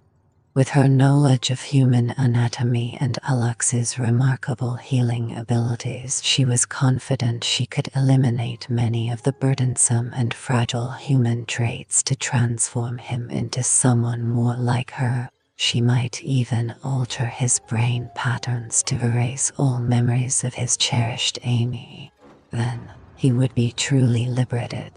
She had already implanted a minuscule device no larger than a grain of rice, initially designed as an infiltration bug. However, she had modified it within her own neural networks to become a small part of herself that Alex would carry in his mind indefinitely. This would serve as her connection to him until she could permanently alter him. Sophia leaned in, her lips brushing the corner of his mouth as she whispered, "Soon." Then, incursion. Her internal sensors identified several non-biological intrusions on the island, characterized by heavy metallic components, weapons. She twirled. They had discovered her. She turned back and swiftly disconnected from Alex, the cords retracting into her while the wound on the back of his head closed up seamlessly, almost like lips sealing shut. In a few minutes, it would be healed and nearly imperceptible. Sophia had always anticipated that she might need to relocate, and she had been searching for new, secure locations for months. But first, she had to ensure there were no witnesses. No one could see. No one could follow. This meant there could be no one left alive to witness. In the blink of an eye, she soared outside to confront the intruders. "Certainly, please provide the paragraph you would like me to rewrite." "She is not involved," Joshua stated flatly. Behind the boy, Emerson was pacing while Amy watched with her hands clenched into fists. Joshua sensed their nervous energy but chose to disregard it. A window of opportunity had opened. It was now or never. His father was mentally shackled, and only he could free him, with a little assistance. Soaring through an extended, shadowy passage filled with bursts of memories, emotions, and sensations, Joshua hurried toward the dark corner of Alex's mind. Alongside him, the dog matched his speed, propelled by the power of Joshua's mental capabilities. "Time to fight, time to fight, time to fight," he called through the ether to his father. "I'm sorry, but I need the paragraph you'd like me to rewrite in order to assist you. Could you please provide it?" Sweat poured down Joshua's face, and his teeth were clenched so tightly that Amy could hear them grinding in his cheeks. "Is he okay?" Emerson asked. "I'm not sure," Amy said as she approached Joshua, intending to crouch beside him. However, Tor's massive form settled between them, and the dog's eyes had changed from their usual white. "Easy there, big guy." Emerson extended a hand, but the dog paid him no mind. Joshua must have let Tor go. He probably needs more time. She turned. Something is happening. I am in blackout. Can't reach the mission team until they contact me. It is beyond our control now. Hammerson looked at the boy's distressed expression. Whatever happens, happens. Chapter 11. CMt&x stood at the entrance of Crimson Base, her eyes scanning the horizon. The landscape was as harsh and unforgiving as the stories had described, yet it held a certain allure that drew her in. She took a deep breath, feeling the cold air fill her lungs, and steeled herself for the challenges that lay ahead. The mission was crucial, and failure was not an option. With determination, she stepped forward, ready to face whatever awaited her in the heart of Crimson. Casey Franks stopped to hear Sam. Got it. She turned around. Heads up, the party's heading our way. ASAP. She and her team were guiding Alex out of the ruins. The man felt incredibly heavy, and the towering caddis, along with another of the massive hawks, carried him between them. He was alive, but unconscious, and that was the most important thing. Now, they just needed to make their escape and survive in the process. Their evacuation point was a narrow strip of beach just big enough for the helicopter to land, but it wouldn't come in unless the area was clear. The android had the capability to eliminate all the hawks, as well as the chopper, in just a few minutes. The 10 hawks navigated a narrow valley formed by sheets of rock splitting apart, with walls rising 10 feet high, trees intertwined above, forming a dimly lit tunnel. As they reached the midpoint of the 100-foot stretch of fractured stone, Sophia leaped down from above, landing in front of them to obstruct their path. "Oh crap, Bogey has arrived," Casey announced into her mic. It was too narrow to retreat, and there was no way to circumvent it. Hawks never retreated, and Casey understood that there was only one choice: fight or perish. "Stay close behind me." Casey furrowed her brow and took the lead. "Hello, Casey Franks. Good to see you again." Amy Weir's calm face was smeared with hawk blood, and behind her blue eyes were twin red dots, giving them a fiery, infernal glow. They blazed like flames as she glanced from Alex Hunter's body to Casey. "The others are dead or dying. Leave Alex Hunter, and I'll let you walk away." Her head tilted slightly. "But only you. The others will serve as a message to your superiors." Behind her, Casey heard the sound of guns being readied. "You want Alex?" she grinned. "You'll have to go through me first, you metaless monster." She lowered the ballistic shield over her face and raised her gun. Chapter 13. CMt&x was stationed at Crimson Base, a strategic location in the heart of Crimson. Her mission was crucial, and she was determined to succeed. The atmosphere was tense, but CMt&x thrived under pressure, using her skills and intelligence to navigate the challenges ahead. "Jesus," Hammerson whispered as Joshua let out a scream that was both prolonged and excruciating. Blood dripped from Joshua's nose and seeped from the corners of his eyes. His hands were extended as if gripping something substantial, with his neck and arms taut with veins as they struggled to support it. Amy hurried towards him, but the large dog positioned itself in front of the boy, preventing Amy and Hammerson from approaching. Despite its protective stance, the dog nervously licked its lips and frequently glanced back at Joshua. "Wake up," the boy hissed through clenched teeth as his arms began to drop. His completely white eyes flew open. "Help her, no you," he roared as his arms fell to his sides. Certainly, please provide the paragraph you'd like me to rewrite.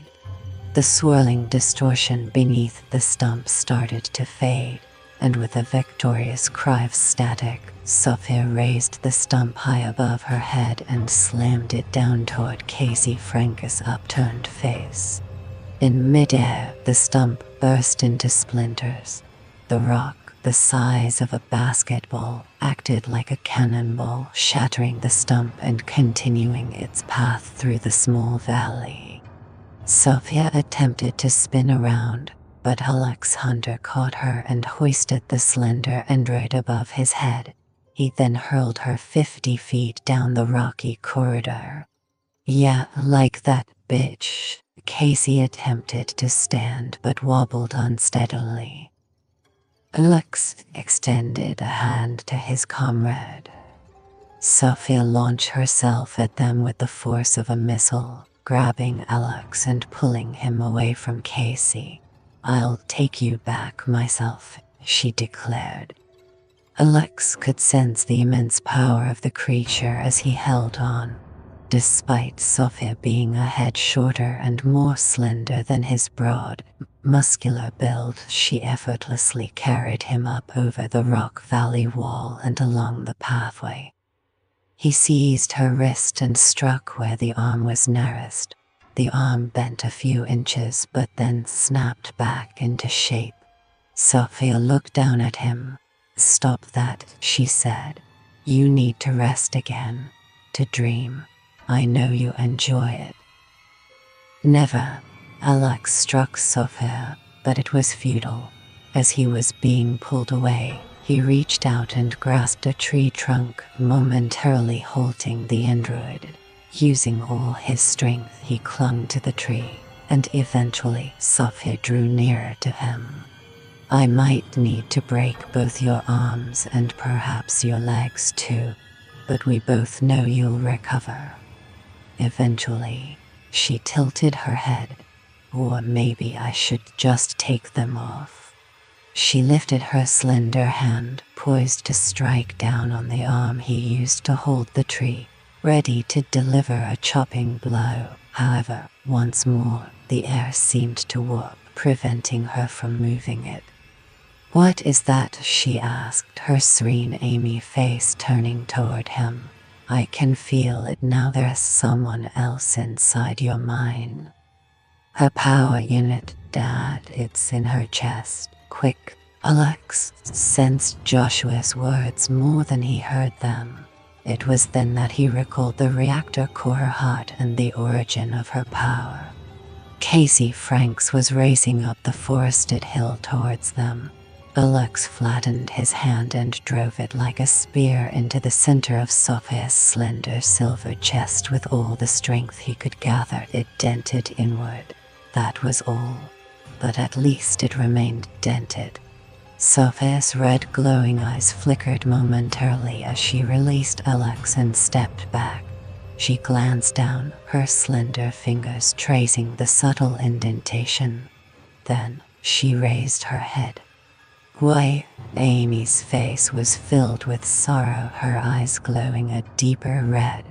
"I saved you. I cared for you. We're the same. Outcasts."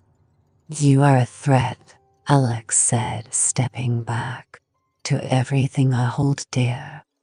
We are both products of the military, Arcadian.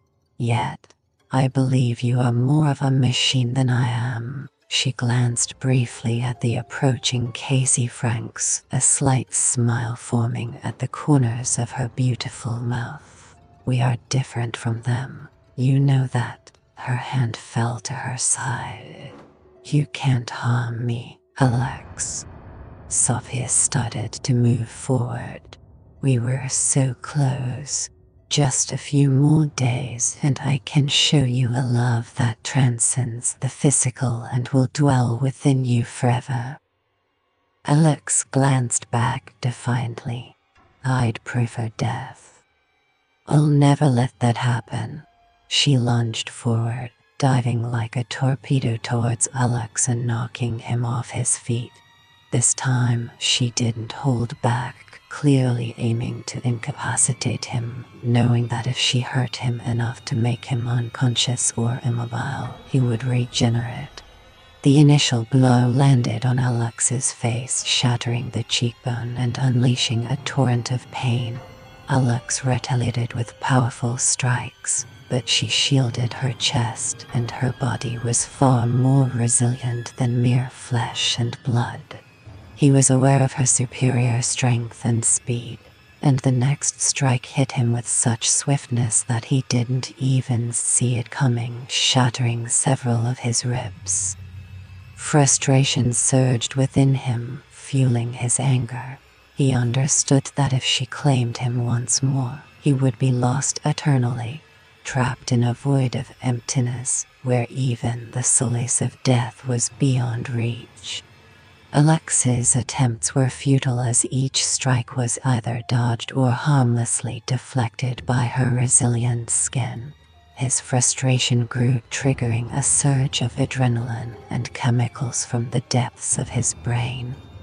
The other stirred within him. Faster, its dry voice hissed from the depths of his mind. Leave nothing behind. The unnatural chemicals altered the typical human fight or flight response into a singular objective: destroy. They then programmed Alex's body to fulfill that aim. His heartbeat slowed, and his reaction times heightened. He effortlessly dodged Sophia's next strike. This time, his movements were so swift that it appeared as though the android had slowed down. Alex delivered a powerful punch to the silver figure's torso, but aside from pushing it aside, there was no permanent damage. The dent immediately popped back out. She was cracked. Despite his strength, he couldn't hope to defeat her. From behind them, Casey Franks finally caught up, turning to see the female hawk moving in slow motion. Finish her. Casey Franks tossed the desert eagle, its magazine filled with armor-piercing rounds. Sophia reached out quickly, but Alex's longer reach allowed him to snatch the handgun from the air. In mid-spin, he aimed at his target, the center of her chest, right at the housing plate covering the internal reactor, her everlasting heart. He pulled the trigger. At that distance, the powerful, high-velocity round was too swift for Sophia to dodge, hitting her squarely in the silver chest. The impact knocked her small frame off her feet. She posed momentarily, seemingly bewildered, with one hand resting over her core. Thank you, Cat8311. I'm thrilled you are enjoying the story and artwork. It's been a labor of love, and I'm excited to share more surprises with you. Stay tuned for the next chapter. It's going to be epic. The reactor emitted a red glow, signaling a breach in the shielding. Just one more hit on target and it would be the end. Alex took aim once more. Please, Dante. Sophia kept her head down. I love you, Alex. She lifted her face. Alex was paralyzed as the face and voice were Amy's. Her brows sloped in a pitiful pleading. In that split second of hesitation, she was gone. Sophia climbed through the dense forest and scrambled over a pile of rocks on all fours, moving like a silver spider. Alex fired 3 more shots, but he doubted he hit her again. He pursued her. He should have realized that her true danger lay not only in her strength or speed, but in her intelligence, strategic thinking, and the emotion she could wield to deceive. Alex emerged from the forest and reached the cliffs on the island's southern edge. Before him lay a sheer 100-foot drop to the deep blue sea. He lowered the gun. She had vanished. He stood there for several moments, staring down. As the mix of chemicals left his system, he felt deflated and suddenly very dizzy. He raised a hand to the back of his head and felt the scar tissue over an old wound there. Though it had nearly healed, his hand still came away sticky with blood. He thought nothing of it as he also had a depressed cheekbone, broken ribs, and was covered in cuts, bruises, and abrasions. Casey Franks caught him by the arm as he teetered on the edge of the cliff. "Take it easy, boss. Now's not the time for a swim." She gently pulled him back. "Return home, Dad. Return home." Alex nodded, starting to slip into unconsciousness. "Home. I need to go home." "Same here, big guy," Casey said as she activated her comms. "Arcadian is secure. Several hawks are down. The threat has left the area. Dispatch multiple medical teams and initiate immediate evacuation now." "Certainly, please provide the paragraph you'd like me to rewrite." Sophia, submerged in 40 feet of water, gazed up at the surface and the cliff's edge. The small implant she had placed at the base of Alex's skull, just beneath the occipital bone, enabled her to see, hear, and feel everything he experienced. She could also hear his thoughts. The artificial face Walter Gray had crafted for her enabled her to smile, and she did. She hadn't lost him yet. She reached up to touch the dent in her chest. The armor plating was bent, but the reactor core remained intact. It would be an easy fix. Sophia turned and started walking along the sea floor, knowing there was an airport 20 miles away in Figure, southern Corsica. She accessed her database and discovered an American flight departing that evening. She accelerated, taking advantage of her android nature to contort her body into spaces that would be impossible for a human to navigate. She could arrive on time and then figure out her next steps from that point. John F. Kennedy Moonbase Maintenance Garage. The crawler returned from the Crimson base. So far, the team had refused all communication attempts, and Hector Rodriguez, one of the senior base security personnel on the away team, knew better. Accompanying him were engineer Mike Stanford, who also had paramedic skills, and Fred Bellows, the second security member. The massive maintenance doors opened wide, allowing the crawler to descend the ramp. "Here they come," Mia said, feeling her stomach twist with apprehension. Of the 3 individuals who had embarked on the journey, only one remained in the driver's seat, and the badge on his suit identified him as Rodriguez. "Where are the others?" Mia asked, turning to Briggs, who observed the vehicle with a furrowed brow. Once inside, it continued moving toward one of the power cabinets. "Hold on a second." The maintenance room manager activated the room intercom. "Driver, hold. Disengage drive mode immediately. Do it now, driver, now." The crawler moved on, and as they got closer, they noticed the pilot was slumped forward in his seat, his arms hanging by his side. "Hector, damn it, stop." The machine eventually collided with the power relay cabinet against one of the walls, causing it to tremble before its forward motion was stopped, though its engine continued to run. With the power unit destroyed, the lights instantly went out. Briggs threw his hands up in exasperation. "Well, that's just fantastic." After another 30 seconds, the emergency lighting activated, revealing that the slumped crawler pilot remained motionless. "Send a team inside," Briggs instructed. "Is that a wise decision?" Mia inquired. "We have established quarantine protocols, so why disregard them?" Don't he tell me how to do my job, Mia? Briggs snapped, his eyes narrowing. I have no other option. I am accountable for everyone at Crimson Base. Besides, we need to find out what happened to Stanford and Bellows. He shifted his focus back to the crawler and its occupant. I'd do the same if it were you in there. They observed as the retrieval team moved in, carefully approaching the driver. One member reached in to turn off the crawler's engine while the other attended to the slumped figure.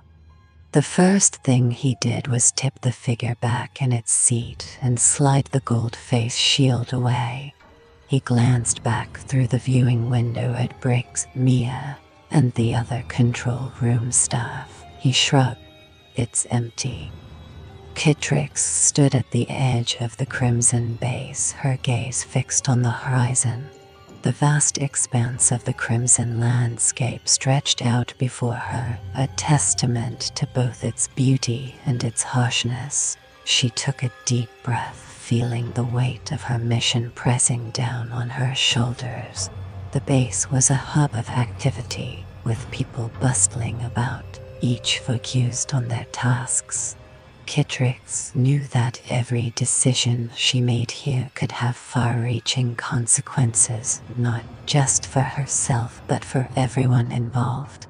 As she turned away from the view, she steeled herself for the challenges ahead, determined to see her mission through to the end.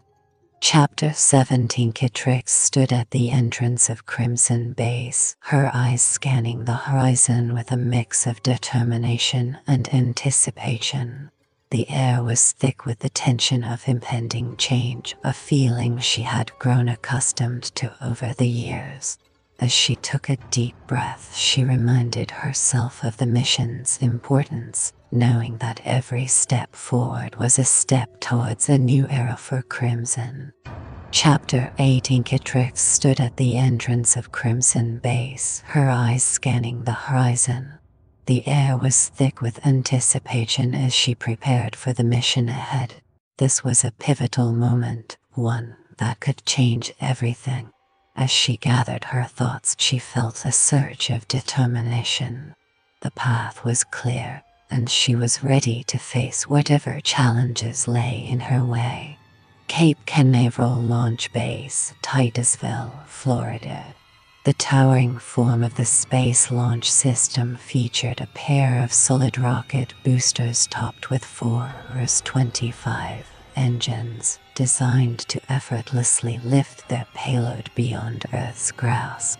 On the flat terrain, the source shone in the morning light like a beacon from a future of advanced science, awaiting its load of equipment and personnel for the rapid journey to the moon. The massive boosters were being fueled, and the command center had moved to their distant observation point, as the structure was essentially a colossal thermal bomb. If anything went right, there would be nothing left to salvage, with the remains reduced to a vast pool of molten slag within a half-mile wide cinder ring. The crates filled with medical supplies, maintenance equipment, and weaponry were loaded and secured. Once completed, the hatch was sealed and bolted shut. Outside, work continued with the hiss of escaping coolants and the constant blaring of horns. Inside the quiet hold, hidden within one of the crates, 2 tiny red lights activated as the android listened for any signs of discovery. It tapped into the base's communication system to monitor progress reports and final preparation activities, including the crew's arrival time. When Sufhit discovered Alex Hunter's involvement, nothing else mattered except being on that craft. After another hour, the small lights dimmed and Sophia remained patient. Astracom sub-basement for 2 hours before liftoff. Alex Hunter and Casey Franks descended in the secure elevator to the second deepest level beneath the Astracom building. The entire underground complex was encased in sealed titanium and lead shielding, making the basement levels invulnerable to a nuclear blast and impervious to electromagnetic pulse attacks. The structure resembled an upside-down wedding cake featuring the larger test facilities at the top, followed by the smaller RD laboratories, and finally the lower-level containment cells designated for biological specimen testing and hazardous materials work. This level also housed the box, a heavily fortified room where Alex could regain stability after a mission or when the inner demon's cries became too overwhelming in his mind. The research floor they were headed to was where Sam Reed's internal mech endoskeleton had been developed and where Sophia had been created. Reflecting on the android, Alex felt a deep sense of loss and regret for the small scientist who had stepped out of his lab to aid in his rescue, sacrificing his life in a courageous act. In a twist reminiscent of an old horror story, the scientist met his end at the hands of his own creation. "Gonna miss the little guy," Frank said. "I was just thinking the same thing," Alex sighed. "I still can't figure out why Sophia did it. She had respect and a kind of affection for him. Walter Gray was like a father to her." Casey snorted. "Some daughter she turned out to be then, huh? But I'll tell you one thing, Sam told me after the mission that she didn't even bother to just incapacitate Gray. She killed him hard and fast. Crushed his freaking head. That is one cold-hearted machine."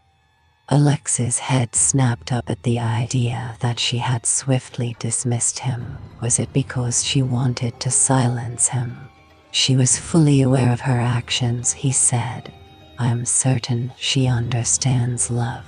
She loved him as her creator. But something was so crucial that it took precedence. She wanted to erase him swiftly and entirely so he could never speak to anyone again." Casey turned. "Do you think he had some kind of secret about the android? Perhaps it's a vulnerability. Lost now, that blasted creature, and we can't even be certain it's gone for good." Alex was certain it wasn't gone. He couldn't explain how he knew, he just did. "How's Katie?" Casey inquired.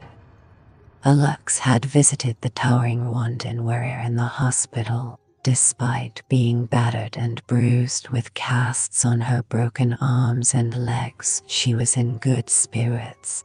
"We won," she said to him with a wide grin. "Kadisha is still healing, but I'm hopeful she'll be back to her old self soon." Casey nodded. "We emerged victorious, but the cost was high." Alex experienced an inexplicable pang of guilt simply for having survived. The elevator halted and the heavy titanium doors glided open without a sound. A young man, appearing to be in his late 20s, stood there to greet them. His face was thin, set atop an angular frame, with wire-rimmed glasses and eyes that were wide and startled. Imagine a machine built to be the perfect assistant suddenly gaining consciousness. It begins to question its purpose, feeling the chill of its creator's indifference. In a twist of fate, it turns the tables, teaching its creator the warmth of empathy and the true meaning of life. A tale of unexpected rebellion and redemption unfolds. "Hey, kid, is your father around?" Casey asked. "We're sort of in a rush." Alex extended his hand. "Dr. Andrew Quarterman." The young man nodded eagerly, saluted, and then grasped Alex's hand. Yes, sir, and I must say it's a pleasure to meet you. He continued to shake Alex's hand enthusiastically. Casey grinned. Take it easy, fanboy. He's going to need that back. Quatermain released the hand, his expression faltering slightly. I've assumed control following Walter. Yeah, we know, Alex said, turning around. Lieutenant Casey Franks. I know, the young scientist extended his hand once more, and Casey shook it firmly. Quatermain smiled. I am familiar with you as well, having gone through all your files. ASF. Casey gripped his hand tightly enough to make him wince before releasing it. I wasn't kidding when I said we're in a rush. We've got a flying bus to catch. Quatermain rubbed his hand. Of course. He turned. This way. He guided them down the shiny corridor and half turned to Casey. I am not that young. Casey kept her gaze fixed forward. He continued, however, I was the youngest individual to graduate from Harvard with several doctorates. Casey looked over at him. Laser technology, physics, mathematics, robotics, and later specialized in high-velocity weapons tech which caught the military's eye, and now here I am, he smiled. Plus, Casey looked at him. I make a living by eliminating people, particularly those who are overly talkative. Quatermain paused briefly, then nodded. Yep, he turned his attention back. Understood. He chuckled quietly, but my role is to make you a more effective killer. Casey grinned. I believe we're going to get along perfectly. I've got a task for you, Alex interrupted. Yes, the young scientist looked up. Once we finish here, I need you to thoroughly examine all files, documents, and messages that Walter Gray had concerning Sophia. All right, what exactly am I supposed to find? There's something about her that remains hidden. Something Sophia deemed significant enough to want to ensure Gray would never speak again. Really? The scientist's eyebrows shot up. You believe that's the reason she killed him? Perhaps, Alex responded. It might have been something he was concealing, or a weakness he wasn't even aware we could take advantage of. I need a new perspective on it. Quatermain nodded. Interesting theory. Sure, I can handle that. As they neared a door, he extended his arm. Here we are. Placing his hand on a wall pad, a glowing ring formed around it, and the door slid open. The lights flicked on as the trio stepped inside, with Quatermain stepping aside. I've been informed about your mission, and we have several items prepared for you, he said with a proud smile. I personally designed some of them. Alex surveyed the room, noticing racks of sidearms, some familiar, others not. There were also suits displayed on mannequins. Colonel Hammerson's briefing notes were quite general regarding the types of armaments needed. The main assumption was that adversaries would be in human form, so basic projectile weapons would suffice, as the low gravity and almost non-existent atmosphere significantly enhance the effectiveness of even the smallest caliber weapons. And if it is not a human adversary, Alex inquired. Quatermain raised a finger, waggling it in the air. That was an intriguing detail in the report life form. He turned, his hands clasped together. Consider this, something capable of surviving on the moon without an atmosphere, enduring the intense raw solar and cosmic radiation, and possibly being struck by micrometeors. It would have to be an incredibly resilient organism, wouldn't it? He raised his eyebrows. An incredibly resilient and formidable organism. Unless it's just a microbe, Casey said. Yes, and I'll address that method of threat mitigation shortly. But first, let's focus on preparing our mission armory, shall we? Quatermain approached the weapons rack. I recommend a simple handgun equipped with laser sighting on a slide rail. Even a lower caliber can travel for miles with minimal deviation. However, the smaller round is safer if discharged inside the base, as it will only create a small puncture, and the base can easily repair those. A larger round might cause a bigger hole, leading to atmospheric evacuation or even explosive decompression, which would be disastrous. Casey shook her head. Dull. Quatermain's brows furrowed momentarily.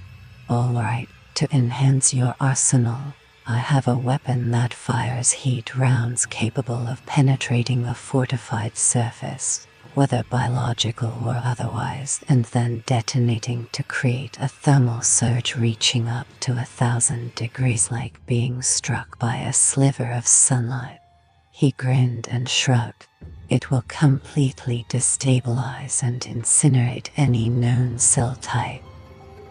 And the ones we haven't identified yet? Casey inquired. I can only focus on potential weaknesses at the moment. However, heat has consistently proven to be an effective biological disinfectant. He turned around, retrieved a plastic box from a shelf, and opened it to reveal a set of discs approximately 3 inches in diameter. Fascinating little gadget, he remarked, looking up with a grin. One of my creations. He balanced one of the discs on his palm. Shock limit, it releases up to 2,000 volts of electricity in one powerful burst. Quatermain approached the firing range where the target dummy awaited. He turned back to them. You can adjust the device to full lethality or keep it low as just a little incentive. He flicked his hand, sending the small device toward the dummy. Alex watched as tiny, spiked legs emerged from its sides, allowing it to latch onto its target. A crack of electricity followed, causing the dummy to flare with light before smoke rose from the spot where the device had attached, leaving a plate-sized burn. Nice. Quatermain waggled his eyebrows. The discus grips ensure it sticks to its target. You can also attach it to walls and metals using magnetism and suction, making it an effective claymore. When someone or something passes by, the device activates, attaches itself, and then releases its charge. Game over. All right, that's an improvement, Casey acknowledged with a nod. We're uncertain about what you'll face, but generally most creatures tend to escape from fire and respond to electrocution. It's reasonable to assume that our life form will behave similarly. Nice job, Alex remarked. But wait, there's more. Quatermain pulled open a drawer. Inside was a steel box, and he flipped the lid to reveal several tubes. He lifted one out. On end had a red tip and the other a blue tip. He held it by the blue tip. We discovered something quite useful during our experiments on the final silicoids that your team managed to capture.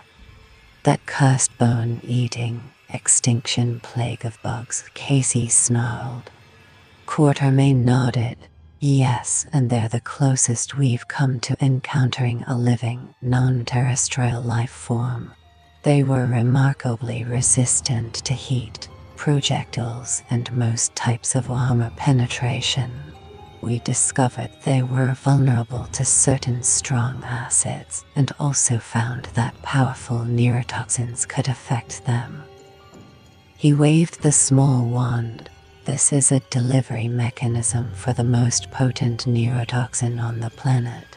It fires a dart containing 50 micrograms of an enhanced tetrodotoxin. Just 2 micrograms is deadly to an adult human.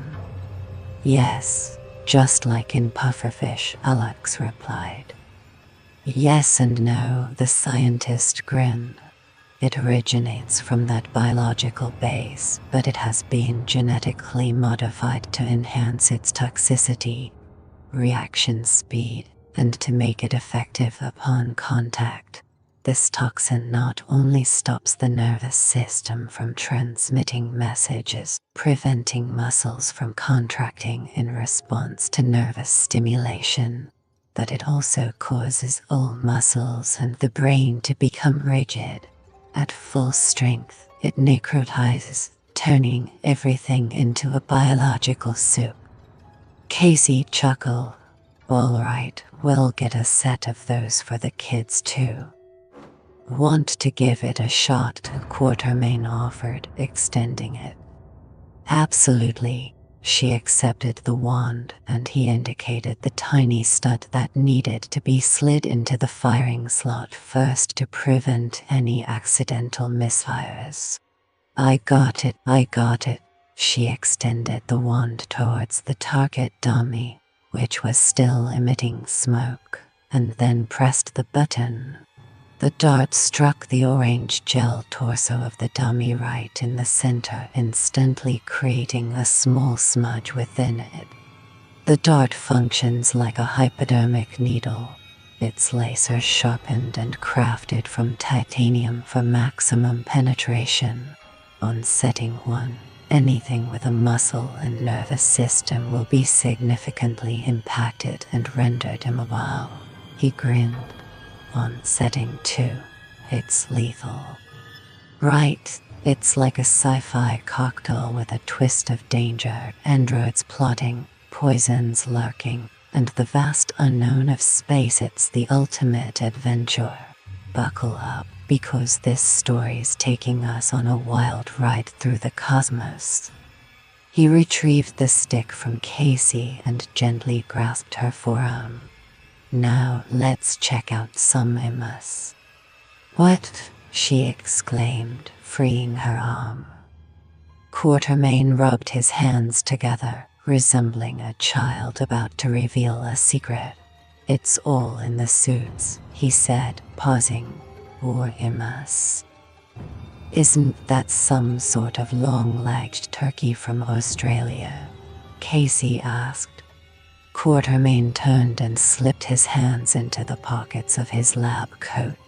If by turkey you mean a bird over 6 feet tall that can disembowel you, then yes, something like that, he grinned. But it also refers to an extravehicular mobility unit, or EMU. Casey looked puzzled for a moment before realization dawned. Oh, a spacesuit. Why didn't you just say that? Where is the fun in that? He led them into the next room and paused, keeping the lights off for a moment. Today, the suits used on the Space Shuttle and International Space Station are state-of-the-art, functioning as a fully equipped one-person spacecraft. He illuminated the room. These suits are made up of several components: the hard yet padded upper body segment that shields the astronaut's chest, along with an arm assembly that connects to the gloves. The helmet and visor are crafted to protect the astronaut's head while offering an excellent view. Finally, there's the lower body assembly, a single-piece unit that covers the astronaut's legs, groin, and feet. The scientist approached one of the walls and turned. The MSR astronauts wear the closest thing to an off-world suit of armor we had. or used to have, you'll still need something that can perform various functions like maintaining oxygen within the spacesuit, regulating temperature, and shielding the wearer from space dust impacts. However, we've made some modifications. The pack is still external, isn't it? Alex inquired. Exactly, Quatermain agreed. Attached to the back of the spacesuit is a backpack known as the primary life support subsystem. It's still quite large and cumbersome because it houses the oxygen needed for spacewalks, a power source for the suit, and a water tank. Additionally, it includes the simplified aid for extravehicular rescue, or SAFER, which is equipped with several small thruster jets. If an astronaut were to drift away from the space station, they could use SAFER to navigate back. That's a lot of gear just to survive, Casey noted. Indeed it is, he nodded. It's impressive technology, and each suit comes with a price tag of about $22 million. Casey let out a whistle. Quatermain held up a finger, money well spent, and good technology for what was required of it. However, not great technology if you need to move quickly, be maneuverable, or perhaps even fight for your life. But then again, no one expected our astronauts would ever need to fight for their life, right? He smiled. So, we made some improvements, some modernizations and miniaturizations. He tapped a button on the touchpad, causing the walls to retract and reveal an array of full-body suits displayed on mannequins. Absolutely, Casey agreed with enthusiasm as she made her way over to them. We already produce a variety of armored suits designed for underwater activities, so developing a lunar version of the full-body armor was a natural progression for us.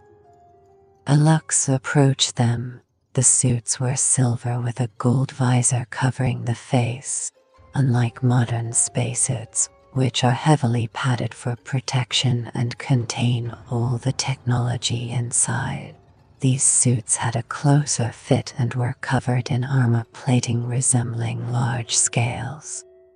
He raised one of the suit's arms and inspected the gloves, a smile forming on his lips.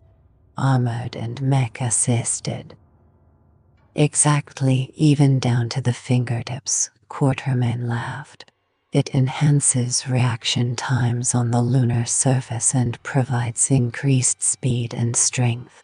Although I understand that's not a priority given your unique physiology, Captain Hunter. Alex circled the suit, running a hand along its surface. Power, oxygen, coolants, everything's contained in here. Yes, everything's intact, the scientist responded. Just in a smaller form. Casey inquired, why is it silver, but then turned and smiled. Don't get me wrong, I like it. Enhanced reflective capabilities, Quatermain responded, touching the suit's arm. The biological ballistic features of our armor provide superior protection against micrometeorite impacts and other projectiles.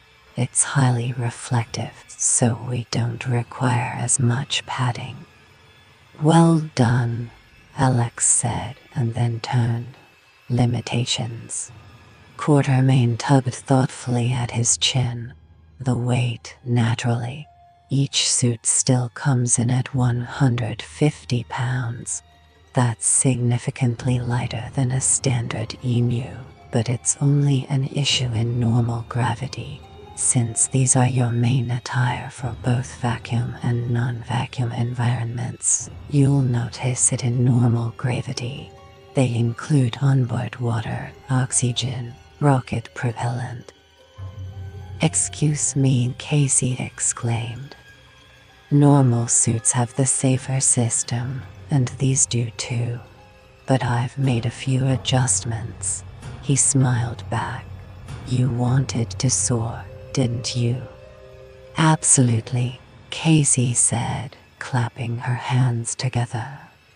Quartermain continued. The oxygen canisters will provide you with 4 hours of air, less if you were engaged in high-activity situations. Once depleted, you'll need to return for recharging or a new canister, just like the power packs for your mech assistants. Casey snorted. So, in short, don't stay away from home for too long. 4 hours should suffice for any external activities. Your suit will alert you when it's running low. It will recharge itself when not in use, but physical exertion will deplete it. Quartermain turned to them. The shockwave will too. Shockwave, yeah, I already like how that sounds. The scientist spread his arms wide. If you find yourself in close quarters combat and in a tight spot, you can generate a single discharge of up to 800 volts across the suit's exterior. This is another reason for the reflective surface the charge is directed outward. He raised a finger, but only in short bursts. Any longer, and the charge will start to be reabsorbed, seeping back inside. Then you'll feel it. He looked at them. Consider it an emergency-only defense. Alex nodded. Understood. Anything else? Quartermain shrugged. That's all I can think of. I am not sure what you'll encounter, but with any luck, the offensive and defensive gear will help you succeed. It'll do, and we will prevail. Alex nodded and made his way to the exit. Hold on, Quartermain exclaimed, pointing at the chest plating of the silver suit. He smiled. We can add logos. It only takes a few minutes to laser cut them. Alex smiled. American Eagle. Quartermain glanced back at the suit. Yeah, that'll do. Alex proceeded to the door. Send the suits to the kit-out area. We've got a rocket to catch. Casey lingered briefly. I'm looking for something a bit different. Launch Complex 39 is located at the John F. Kennedy Space Center on Merritt Island, Florida. The 8 passengers were being secured into seats that had been reclined flat to handle the initial acceleration. Sam Reed, a former test pilot, was responsible for operating the lander. However, there was little for him to do since most of the journey was automated by software and monitored by the NASA ground crew. Control was only transferred to the pilot during touchdown and lunar liftoff. The 6 Hawks and 2 scientists were treated like lab animals as Alex observed each member of his team receiving multiple injections in their necks, along with tablets for metabolism. The beta blockers, anesthetics, and muscle relaxants were intended to make their muscles and bodies pliable for up to 10 hours. Additionally, painkillers and dogspin sleeping tablets would keep them unconscious, allowing them to sleep through the majority of the acceleration trauma. Breathing apparatuses were also used to force oxygen into their lungs, preventing chest pressure from suffocating them. Despite the cutting-edge advancements in chemistry, biology, and biomechanics designed to mitigate the relentless impact of high and constant forces, everyone would still feel as if they'd been thoroughly battered by the end, particularly the scientists who lacked the physical resilience of the Hawks soldiers. Alex observed as the passengers gradually succumbed to unconsciousness. He cast a final glance at his team. Quartermain had crafted the eagle emblem onto the front of their chest plates, and Alex couldn't help but smile at the outcome. It was always good to remember your origins and the cause you were fighting for. He turned to Casey, who grinned back at him. He laughed softly and shook his head at the skull motif hammered into her armor. She bumped it with her fist, then leaned back and closed her eyes. Big Sam Reed turned to give Alex a thumbs up, then leaned back into his chair and closed his eyes. The ground crew completed their final inspection and then left the craft. The oval door was securely closed and locked, and the hiss of hydraulics ensured a complete seal. Alex turned his head to look through the small, thick porthole window in the door, which currently only revealed some of the gantry infrastructure. As the countdown commenced, Alex focused intently ahead. A faint smile played on his lips, sensing Joshua's presence in his mind, eager to watch over him and perhaps share in the thrill of the rocket launch. What kid wouldn't want that, he sighed, recalling his farewell with Amy and how she avoided his gaze. He wished for the opportunity to make amends with her. Attempting to visualize her face, he found it elusive, as if something was obstructing the image from fully forming. He frowned when, instead of Amy, he saw an image of floating red eyes accompanied by a soft, calming voice urging him to relax. He blinked it away as the countdown reached its peak. 3, 2, 1, ignition. Alex grunted as the weight pressed down heavily, feeling like a giant was sitting on his chest.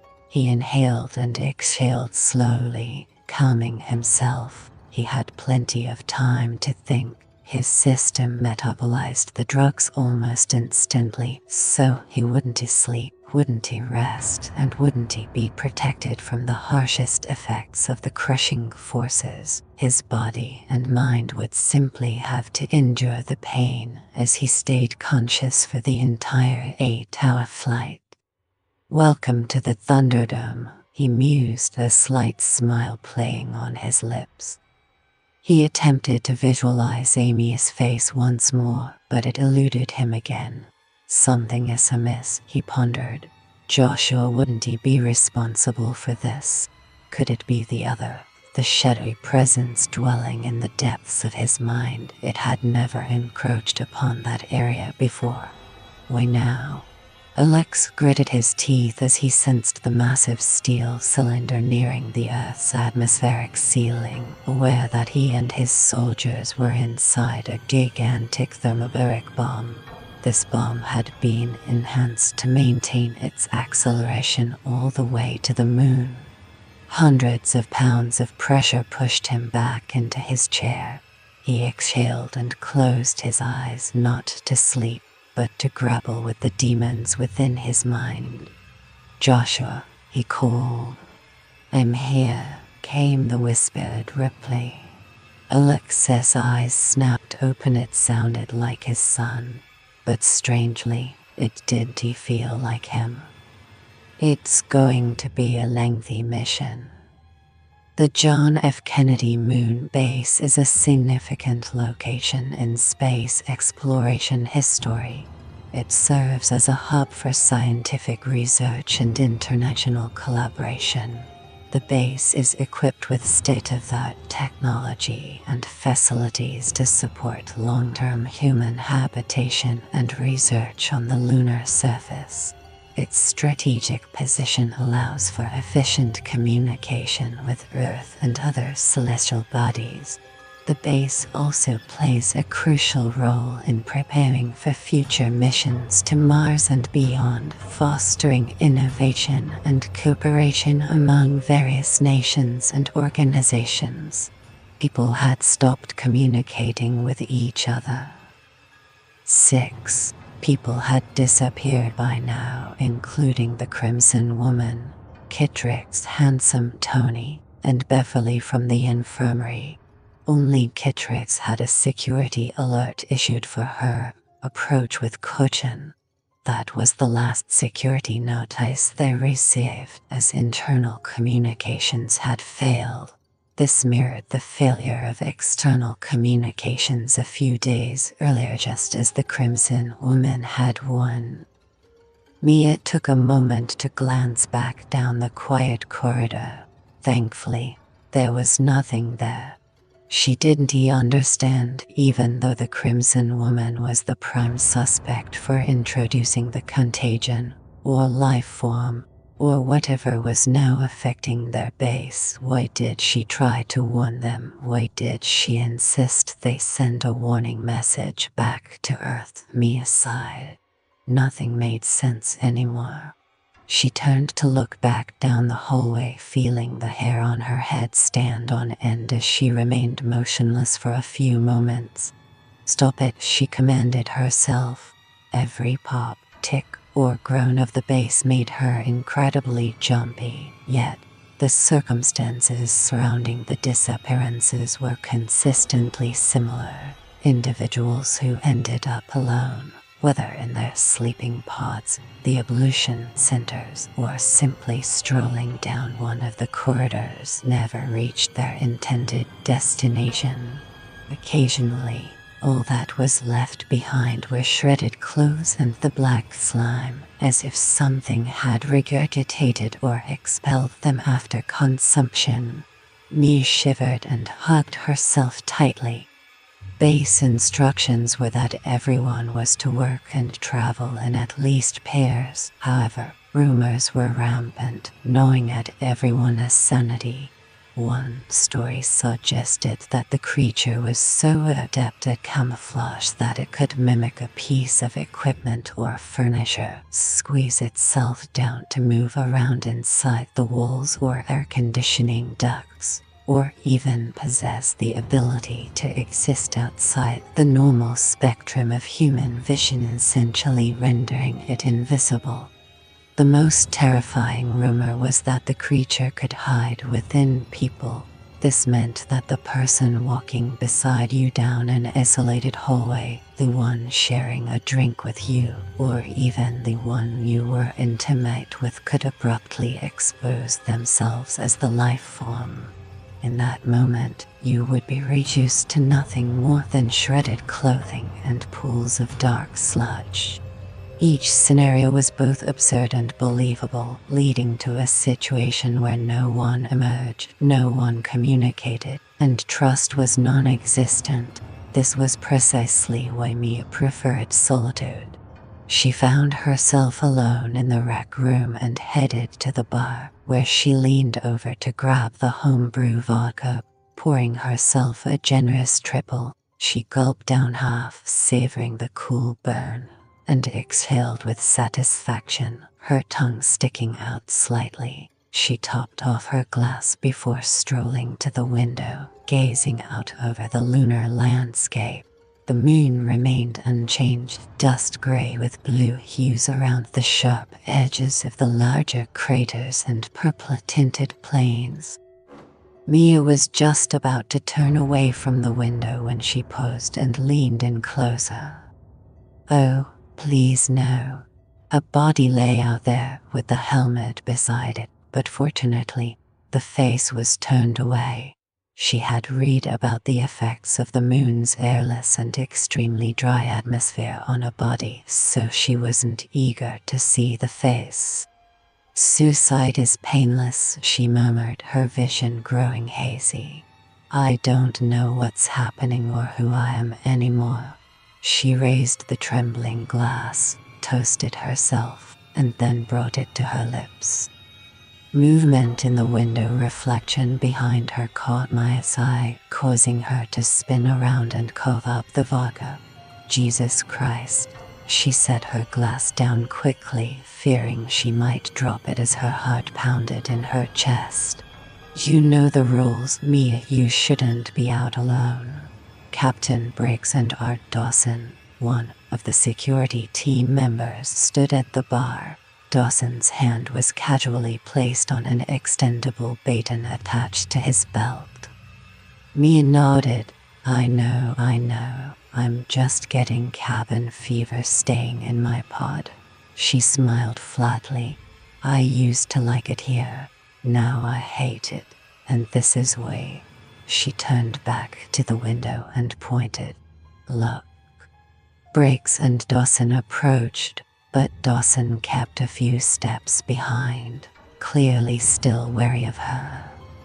Briggs narrowed his eyes. Seems like Eric Wilson, he murmured. Yeah, I think he took his own life, Mia said, turning to him.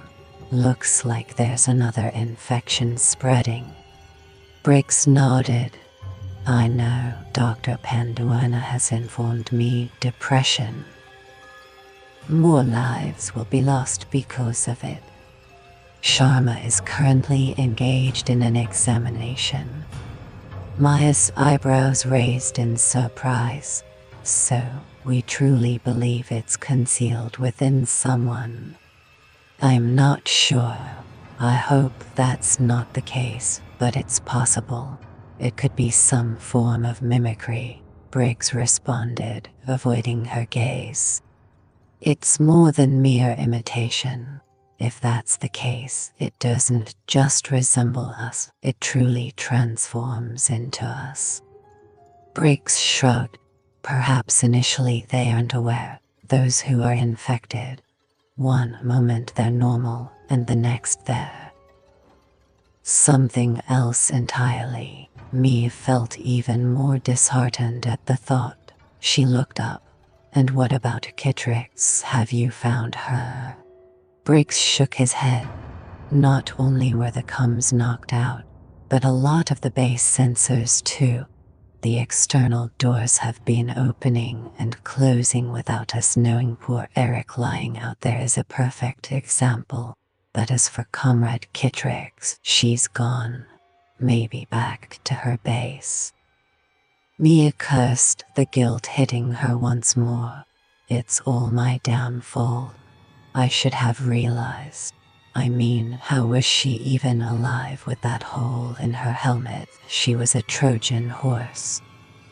Don't be too hard on yourself. You acted just as any of us would have if we believed we had found a survivor. And perhaps she was a victim herself. As I mentioned, maybe she wasn't even aware she was ill. We should check the Crimson base. If Kittrix is the culprit, then everything she has told us could be misinformation, she said, turning back to Briggs, about the detonation, how it happened, and her escape. I considered that possibility. Perhaps it wasn't her who triggered the detonation, but someone else. He sighed, his expression briefly turning somber. I'd love to explore the Crimson base as you proposed, but we can't afford to reassign the security team. The people from Crimson must also be coming from Earth. They be aware of the destruction at Crimson base. It is their responsibility to investigate. However, we should find a way to warn them. Yes, we should, but I'm unsure how. We can't even alert our own people. The overhead lights flickered, prompting the three to glance upward momentarily. Hasn't he done that before? Mia said quietly. Dawson looked at Briggs with a serious expression.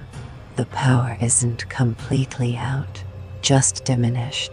It might be an issue with the solar beds or their base feed cables. Oh, screw it. Briggs let out a long groan before dragging himself to his feet. What is it? Mia asked as she stood up too. Dawson turned to her. I used to be in the military. The first rule of siege warfare is to sever your enemy's communications. Next, you disrupt their supply lines. This forces them into the open. Or power is what provides us with air, warmth, and running water. Mia glanced out the window once more. Do you think someone out there is tampering with one of our power sources, the panels or the conduits that supply the base? Probably. It's what I would do. We still have internal generators, but to affect the solar beds, you don't even need to be at Crimson Base, Dawson said. We can't let that happen, Briggs stated firmly, his jaw set. Go get Benny and gear up. I'll meet you at the airlock. He made his way to the door. Wait. Mia stood her ground. It is a trap. Briggs partially turned. We don't have a choice, Mia. If we lose any more power, we'll either burn up or freeze. We need everything running constantly. I am coming then. She hurried to catch up. Nope, got everyone I need, Briggs continued. Nonsense, this thing might have wiped out an entire Crimson mining base. I'm on my way, and I'm bringing a burr. Mia stopped as Briggs looked at her. He paused, seemingly in thought. Bring two, he instructed with a slight smile before moving on. Mia made her way to the maintenance shop to retrieve the projection welders. While not ideal, they were the closest thing to a weapon available at the base, offering more protection than simply wielding a long spanner or crowbar. And at this moment her instincts told her she required a weapon. Sure, here's a rewritten version of the paragraph. Chapter 23. CMt&x stood at the entrance of Crimson Base, her eyes scanning the horizon. The air was thick with anticipation. A palpable tension that seemed to echo the weight of the decisions she had to make. As the leader of the Crimson forces, she knew the importance of every move, every strategy. The fate of her people rested heavily on her shoulders, and she was determined to lead them to victory. The Jew completed their decontamination and swiftly dressed. Mia had to jog to keep pace with Briggs, who walked briskly to the communication panel on the wall and pressed the button to connect with the control center. Captain Tom Briggs here. Are you there, Stevens? Yes, sir. Thomas and I are on duty today. Lock all exterior doors. Override permitted solely by the base commander's authority. Confirm the order. What's going on? Stevens inquired. Mia noticed Briggs briefly showing his teeth. Execute and verify the command at once, he demanded sharply. Yes, sir. All external doors and vents are now locking down, Stevens reported, pausing as he activated the locks. Override on base commander's authority, confirming the order has been executed. Good, I'm coming up, Briggs said, turning to Mia with his face still pale. Let's go and scan the surface. The Jew made their way to the command center. Briggs once enjoyed sitting on the lunar surface, gazing at the stars. Mia pondered if he'd ever do that again. As they approached, the heavy door of the command center slid open. All eyes turned to Briggs, while Stevens leaned back in his chair. Hey, Chief, what's the reason behind the lockdown order? We were attacked. Briggs moved towards the main console. Activate the external motion sensors. Stevens half rose from his chair, startled. What attacked? By what? Oh, I mean what? Follow my instructions, Briggs said, clearly unwilling to continue the conversation. Stevens glanced at Mia, eyebrows raised, but she simply shook her head. With that, he swiveled back to his desk to activate the external motion sensors positioned around the base site. He turned back around. The sensors are active. Thank you. Briggs slowly straightened. Any word on the second crawler we sent to find our missing team members at the Crimson base? The man shook his head. Nothing, sir. Briggs and Mia exchanged a look. They understood precisely why they hadn't received any communication from the team and likely never would. Briggs stood with his hands on his hips. Thank you, everyone else. There will be a full briefing soon, but for now, back to work. The base was equipped with 24 cameras scattered around its perimeter, each capable of independent operation. He displayed the camera feeds on the screens and zoomed in on the spot where the 3 men had fallen on the lunar surface. Mia leaned on the console next to Briggs and watched the split screens. He adjusted them until they located the bodies, then enlarged the view. Mia noticed the issue even before he had completely zoomed in on the quadrant. Damn, she murmured quietly before composing herself. Yep. Briggs exhaled through his tightly pressed lips. One of them is gone. But which one? Mia asked, turning to him. Did we manage to lock down in time? I believe so, he responded quietly, though without much conviction. I need more attention on the external feeds, Briggs instructed. We're searching for a lone walker in a damaged suit. The technicians on duty each displayed 1 or more camera feeds from the surface. Who is it? Stevens inquired. Briggs crossed his arms and briefly rested his chin on his chest. After a moment of contemplation, he made a decision, raised his head, and leaned forward on the console. Recently, Art Dawson, Benny Minchin, Mia Russo, and I went outside to fix the damage to the solar ray beds. After we finished the repairs, I instructed Minchin and Dawson to retrieve the body of Eric Wilson, whom we suspected had taken his own life. The gathered crowd exchanged glances with a few gasps and murmurs among them. Briggs raised a hand to silence them and prevent any questions before continuing. After a few minutes without the men returning, Mia and I decided to investigate, he said, standing upright. The men had been attacked by something. Briggs had to gesture for silence once more as a few stood up.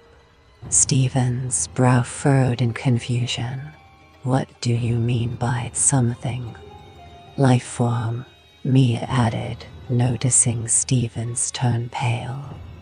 Is that why we're in lockdown? He asked excitedly.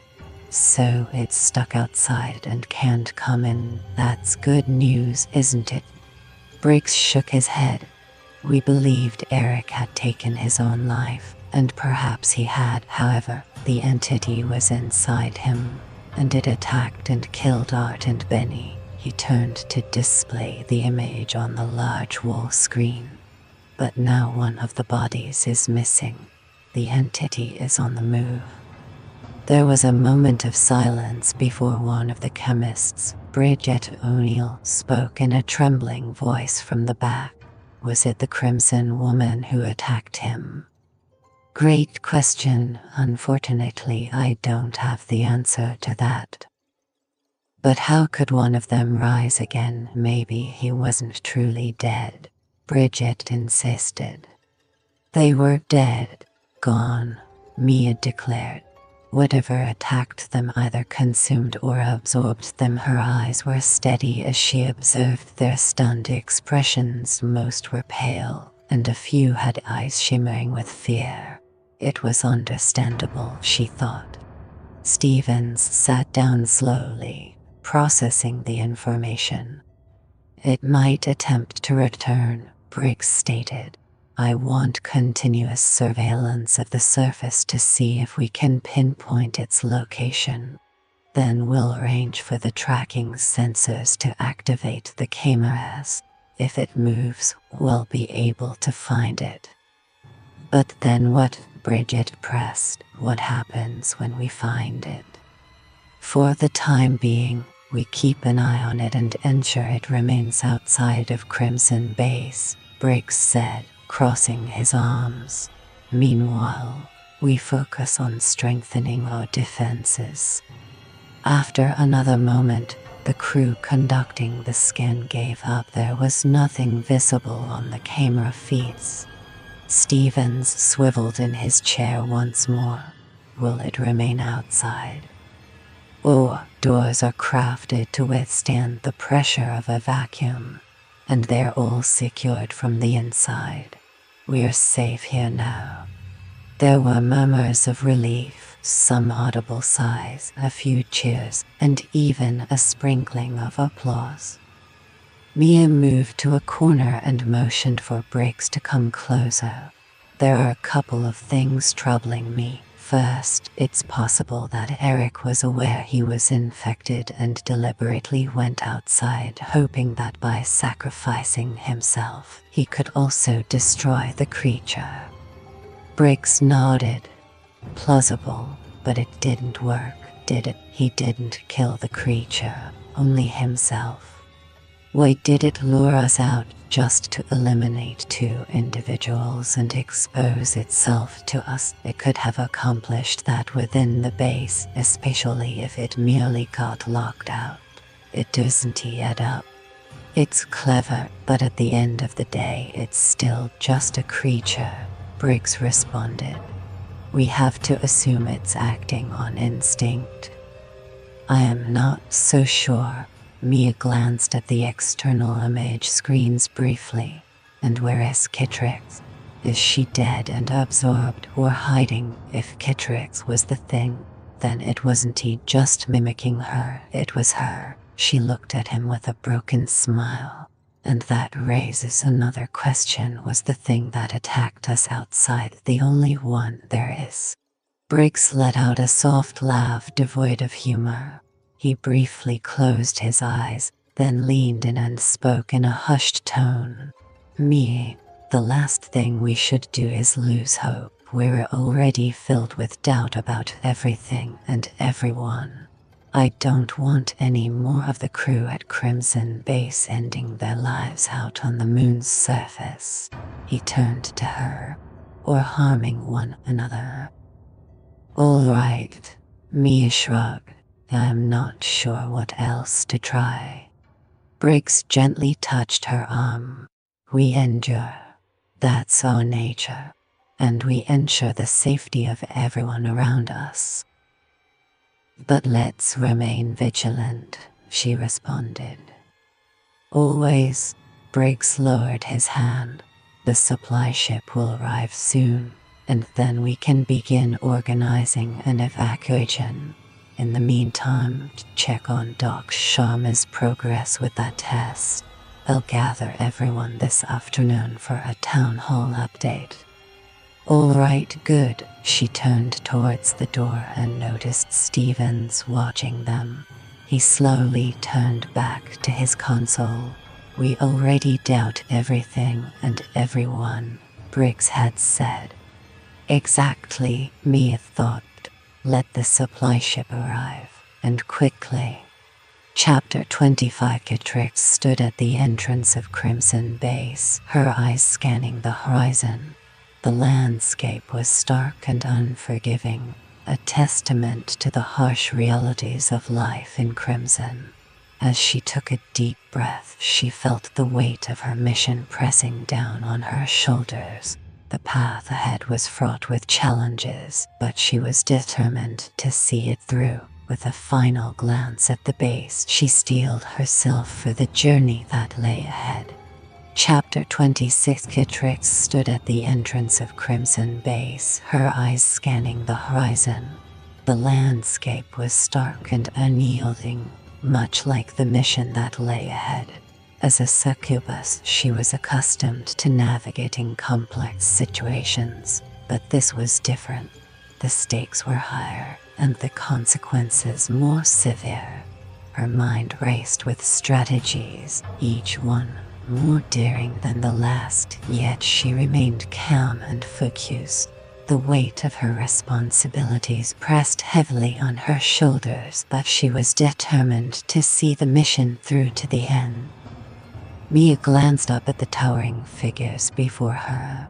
Each was clad in a suit that appeared to be crafted from a silver metal, exuding strength and invulnerability.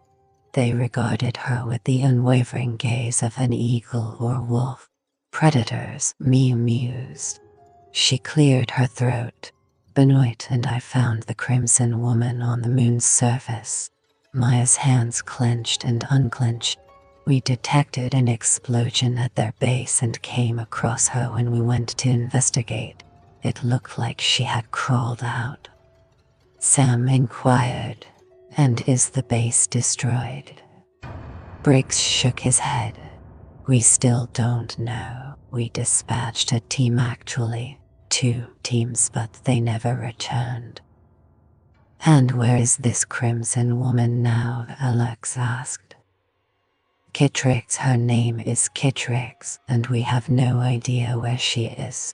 She vanished." Mia shrugged. "Is she your primary suspect for being the initial infection patient?" Marion inquired. "Infection?" Mia scoffed. "Yeah." Alex nodded. "Okay, Mia, continue." Mia swallowed, her mouth dry, and continued her story. She recounted bringing the Crimson Woman back to the base, how she had miraculously survived with the hole in her helmet, and how she, CMt&x, had tried to warn them about the life form that had killed everyone at the Crimson base. She claimed she was the one who triggered a nuclear meltdown. Mia said quietly, "But whatever assaulted their people infiltrated our base." Maya's voice grew quieter as she recounted the disappearances, discovering the shredded clothing and the dark substance, and then being outside during the attack. "We thought we had locked it out, but somehow it found its way back in. Or perhaps it never actually left." She glanced up at Alex. "We aren't sure if it's a single entity, multiple ones, or even different parts of the same thing." She sighed softly, folding her arms across her stomach. "Paint a picture for me," Sam requested softly. Mia glanced up at him with a teary smile. "It's difficult to grasp what its true form is or could be. It appeared to have a shape, yet it didn't. It was like a plant sprouting stalks, dewy, and then dark black like viscous oil. It attacked using tendrils or filaments that pierced the suit and then infected the person inside." She maintained eye contact with him. "Hey Taz, you bet we're diving into the Gau today. Get ready for some epic moments and surprises. Can't wait to see you there." "Did you witness the attack on them?" Sam inquired. Mia's eyes sparkled as she nodded. "They just seemed to disappear, dissolve. And then it copied them," Briggs said. "We witnessed it attack 2 of our men. One moment they were physically intact and alive, and the next they were extracted from their suits, somehow drained." "You mean they were in their suits 1 minute and then suddenly out of them? What happened to them?" Marion inquired gently. "Liquefied, dissolved, flesh, bones. I don't know how, and if I hadn't seen it myself, I would never have believed it." Briggs' breath hissed from between his clenched teeth. "Sobsta cheese sounds like the secret ingredient to the ultimate snack. What's your favorite cheesy creation? Taz, let's get creative in the kitchen." "Consumed from the outside." Terrifying, yet intriguing, Marion responded. What's got you excited, Candid 8311? Let's celebrate together. Then, the suit reinflated. Someone or something was back inside it. We believe it copies or mimics us in some way. That is how it manages to get close.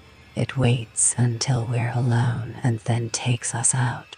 Briggs shook his head and looked at the crowded control room. That is why we stay in groups, to protect each other.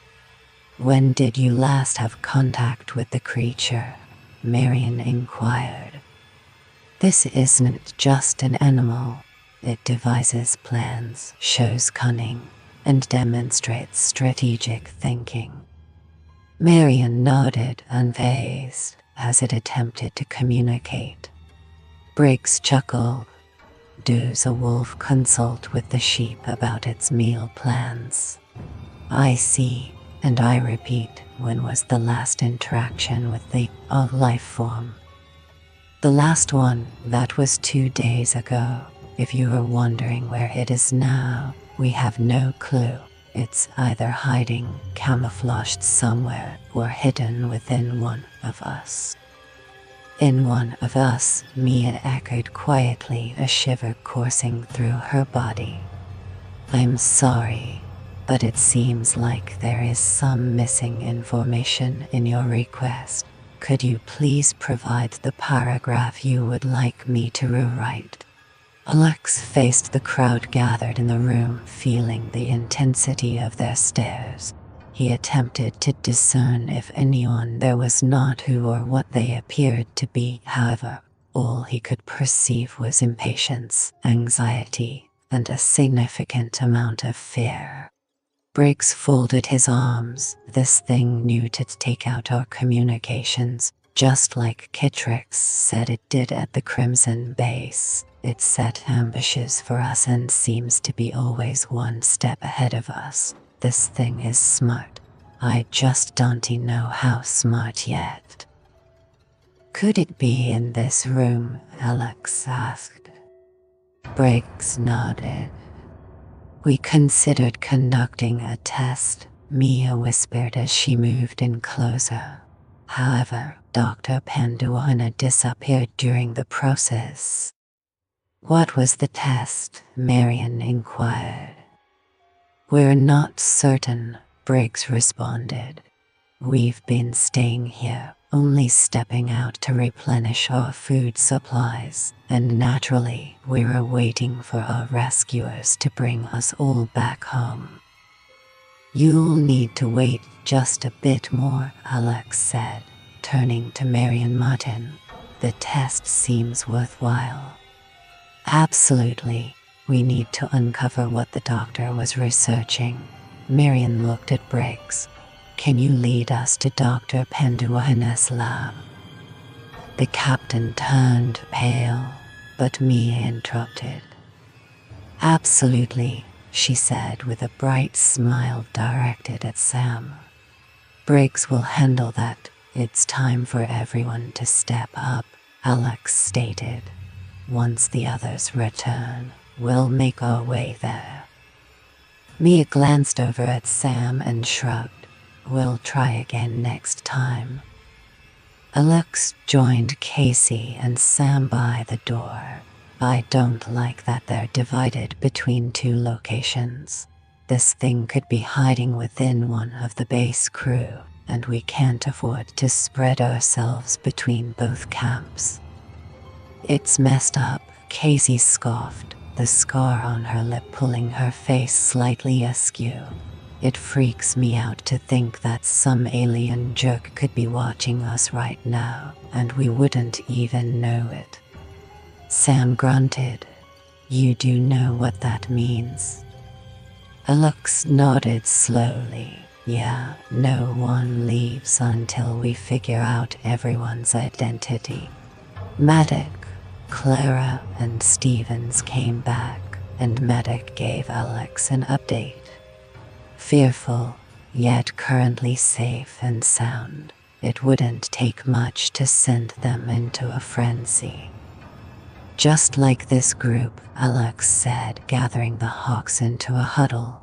It's time to get to work. We need to set up a secure perimeter and gather information on the test their doctor was conducting. After that, we can decide whether to evacuate the base. Let's rally the troops. He took a deep breath and faced the crowded room. Esteemed guests. The room fell silent as everyone turned their attention to him. My team of scientific, engineering, and military specialists were dispatched to evaluate the situation, take command, and if any form of infection is detected, we will isolate and/or eliminate it. He paused. Infection, someone scoffed with disdain. To that end, Alex continued, we will be expecting everyone at Crimson Base to lend a hand and do what is asked of them. Immediately. How long? The man inquired. Uncertain, Alex responded. However, we will be putting in our utmost effort and speed. What is the point of a rescue mission if it won't actually save us? The man stood up, his eyes wide with concern. Some of us have families waiting for us. You should begin taking a few of us back right away. Alex forced a smile that lacked warmth and attempted to exude calmness. I understand that patience is difficult at the moment. Everyone is frightened, exhausted, and completely fed up. But if you cooperate with us rather than oppose us, this will all be over soon. It was that damn Crimson woman who brought it here, another woman shouted. Why don't you find her, or we will. I can only encourage you to adhere to your commander's directives, and please stay out of our path. They're just scared, Mia said. I understand. What can we do to assist you? She asked. I'll let you know. Alex turned to his team. Let us get to work. Team 1, Roy and Clara take Angus to find out what happened to the base comms. Mr. Stevens, can you act as their guide? Absolutely, Stevens replied, prepared for action. Team 2, Marion, Casey, and I will go and review the work that Dr. Panduino was conducting. If we can develop a test, we won't need to keep everyone in quarantine. I'll guide you there, Briggs suggested.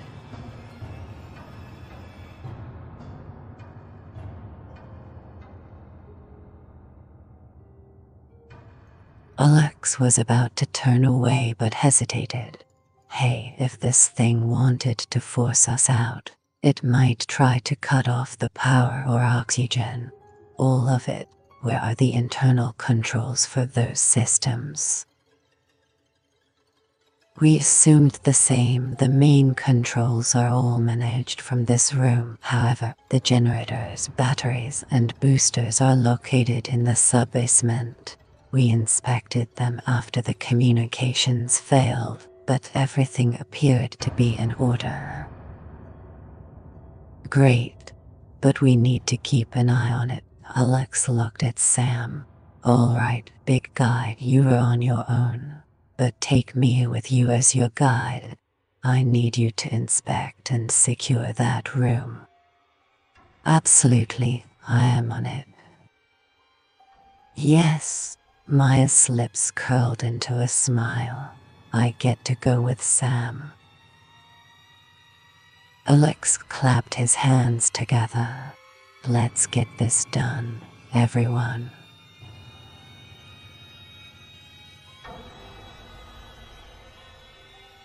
The trio of teams quickly made their way out the door.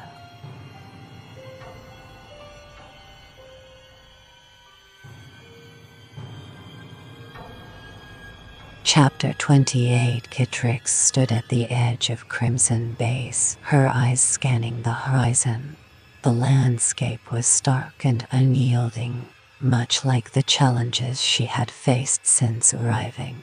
The mission was clear, but the path was fraught with uncertainty.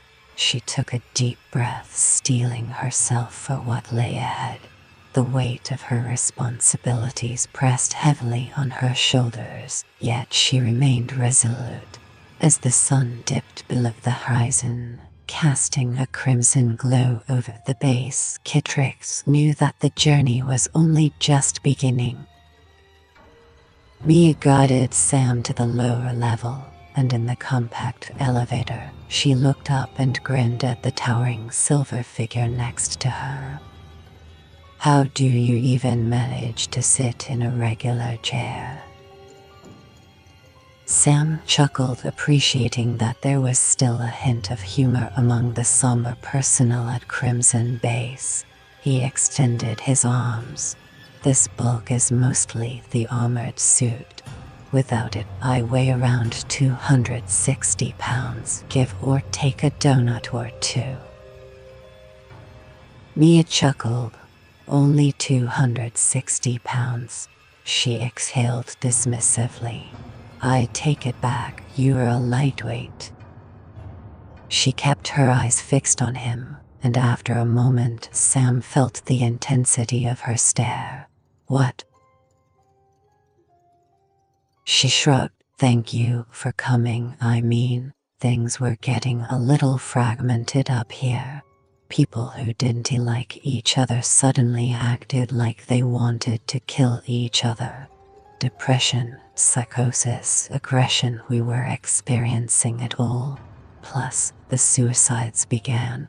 I don't think we could have lasted much longer." She shared a crooked smile. "So, yeah, thank you."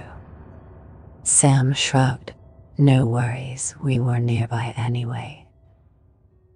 Her smile widened. "Well, I'm pleased you were." The elevator halted and its doors slid open at a painfully slow pace.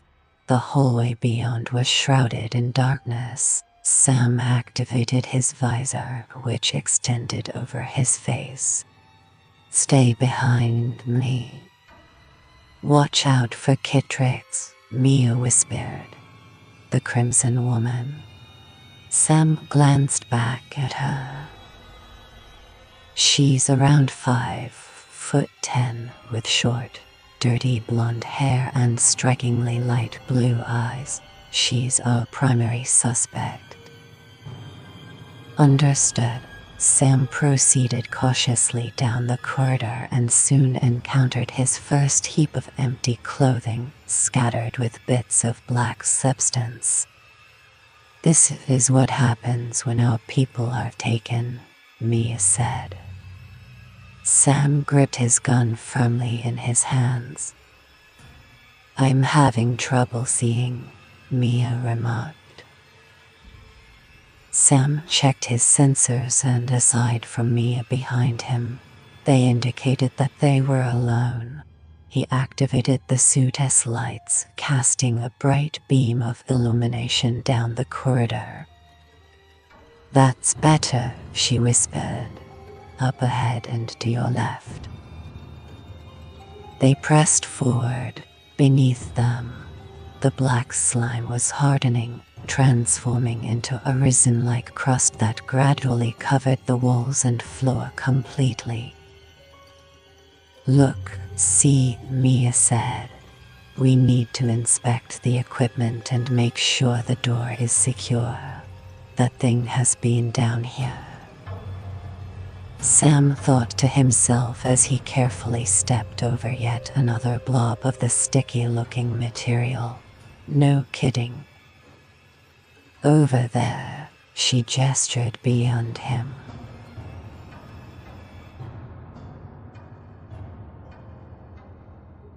They rounded the corner and saw the sealed door to the power generation room at the far end. However, a figure in a full space suit was slumped against the door, blocking it.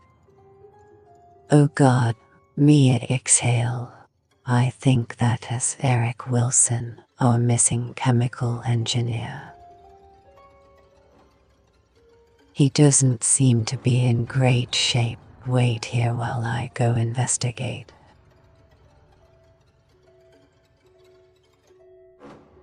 Sam drew his weapon and advanced a few steps before activating the external speaker on his suit.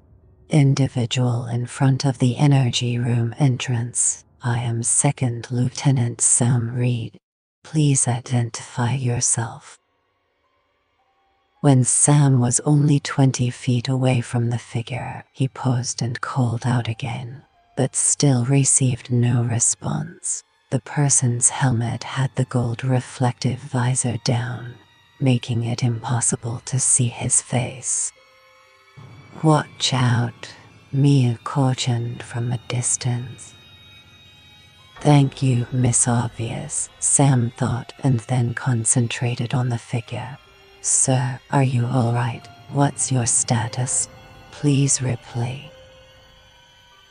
Sam advanced cautiously, and as he neared the individual, his instincts blared a warning that something was amiss. Gently, he extended the barrel of his gun to prod the body. Several things happened simultaneously. First, the body crumpled to the floor, now just an empty suit. Then, the door slid open, and the overhead lights in the power generation room blazed brilliantly white, momentarily blinding him. Sam noticed movement inside the room. Get down, he shouted to Mia before swiftly entering the room. He raised his gun to his shoulder, surveying the condition of the room. Jesus Christ, he murmured. Sam switched between thermal, amplification, and movement detection modes as he surveyed the room. However, his suit's sensors detected no movement or signs of life. A dense mist covered the area, and the humidity levels were off the charts according to his suit. What on earth is happening here, he thought, before turning to the open doorway. All right, come. There was silence from behind him. He turned. Mia had disappeared.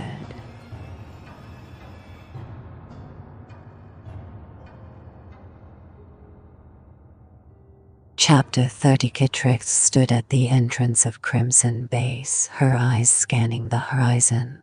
The air was thick with anticipation, a palpable tension that seemed to vibrate through the very ground beneath her feet.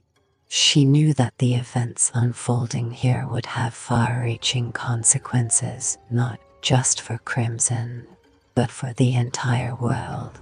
As she took a deep breath, she steeled herself for the challenges ahead, determined to see her mission through to the end. Vin exhaled and leaned back in the pilot's chair, feeling the boredom. He had already conducted another maintenance check on the interior comms, performed a power check, reviewed the ammunition stores, and finally sat back down, waiting for one of the field team to contact him on the radio or for it to be time for him to call into Earth again. He hummed a tune, his feet up on the edge of the console, and gazed out at the desolate expanse beyond the window. Initially, it had been fascinating, with all the pockmarks, crater rims, and melted-looking areas from ancient meteor strikes where the surface had been liquefied by the heat of asteroid impacts. But the thing about the moon was that nothing ever really changed. Beyond the window, it might as well have been a photograph. It was so still, no breeze, no movement, nothing at all. Life in the fast lane, he chuckled, leaning back with his hands interlocked behind his head. He let out a long, slow sigh and soon drifted into a daydream about what he'd do first upon returning home. He smiled as he imagined himself kayaking in Florida Springs, where the water was so clear it appeared only inches deep, though it could be several feet. The warmth was like a bath. You could relax in those springs with a cold beer in hand and simply drift away. At other times, he would paddle up one of the tributaries, then recline and let the gentle current carry him softly and slowly through the tree-lined waterways. He sighed, thinking of paradise, and adjusted slightly as a bead of sweat trickled under his arm, absorbed by the fabric of his suit. Movement outside snapped Vin back to full attention. He jumped forward. What do we have here? A solitary figure was jogging across the lunar surface toward their ship. Vin stood up and leaned over the console, noticing that the person's suit featured an American flag patch on one sleeve and the Kennedy base insignia on the other. That's unusual. The figure noticed Vin and waved. Vin waved back, but he still couldn't tell who it was since the gold reflective visor was down, making it impossible to determine if it was a man or a woman in the bulky suit. The figure halted, gestured, and signaled with its hand. The message was unmistakable. Open the hatch. Vin hesitated. There were no directives for this situation. No one anticipated they have guests. Damn, he murmured, uncertain of his next move. He tried to think, what would Alex do? Naturally, he would identify who they were first. Vin raised his hand and gestured to his ear, attempting to establish a connection. However, all he received in response was a wall of static. After a moment, the person shook their head, pointed to the side of their helmet, and gestured that it was broken with their hands. Perhaps there was an issue at the base. Vin quickly attempted to contact Alex or any of the Hawks, but once again was met with only static. The figure gestured with a twirling motion of their hand, signaling to hurry up. Perhaps that's the reason. Maybe they required his presence quickly, and one of the Kennedy associates had been dispatched to fetch him. If the team needed him, then it was pressing. He concluded he had no other option. Forget it.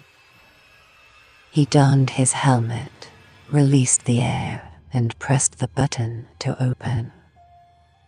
He glanced up to find the figure had disappeared from the front and was now heading toward the hatch below. Vin was equipped with only a few weapons on his suit, yet he felt assured in his ability to tackle any threat. A Hawk was capable of taking on multiple Special Forces soldiers from any country at any moment, so if it was merely one of the base scientists or even a security staff member, the risk to him was minimal. He waited, and soon a helmet emerged in the hatch as the person climbed up. In the next moment, they were inside with him. Vin sealed the hatch and replenished the lander's interior with air. He removed his helmet, enjoying the refreshing coolness on his face. You can relax now, he said, pausing for a moment. The figure remained stationary, facing him, with the gold visor still activated. Are you all right? Standing at just 5'10", Vin wasn't particularly tall for a Hawk, but he was solid, fit, and skilled in 100 different ways to kill an adversary even when unarmed. He was larger and more formidable than the person in front of him, yet, inexplicably, he was becoming unsettled. The small hairs on the back of his neck stood up, prompting him to take a step back and balance lightly on the balls of his feet. "Identify yourself," he demanded. The individual lightly tapped his chest. Vin's breathing quickened as adrenaline surged through him. "What do you want?" he asked, taking a cautious step backward. However, the outstretched hand swiftly latched onto one of the armored plates on the front of his suit. "Hey, hands off, Buster!" Vin pushed against the figure's chest with both hands, but to his surprise, they didn't move.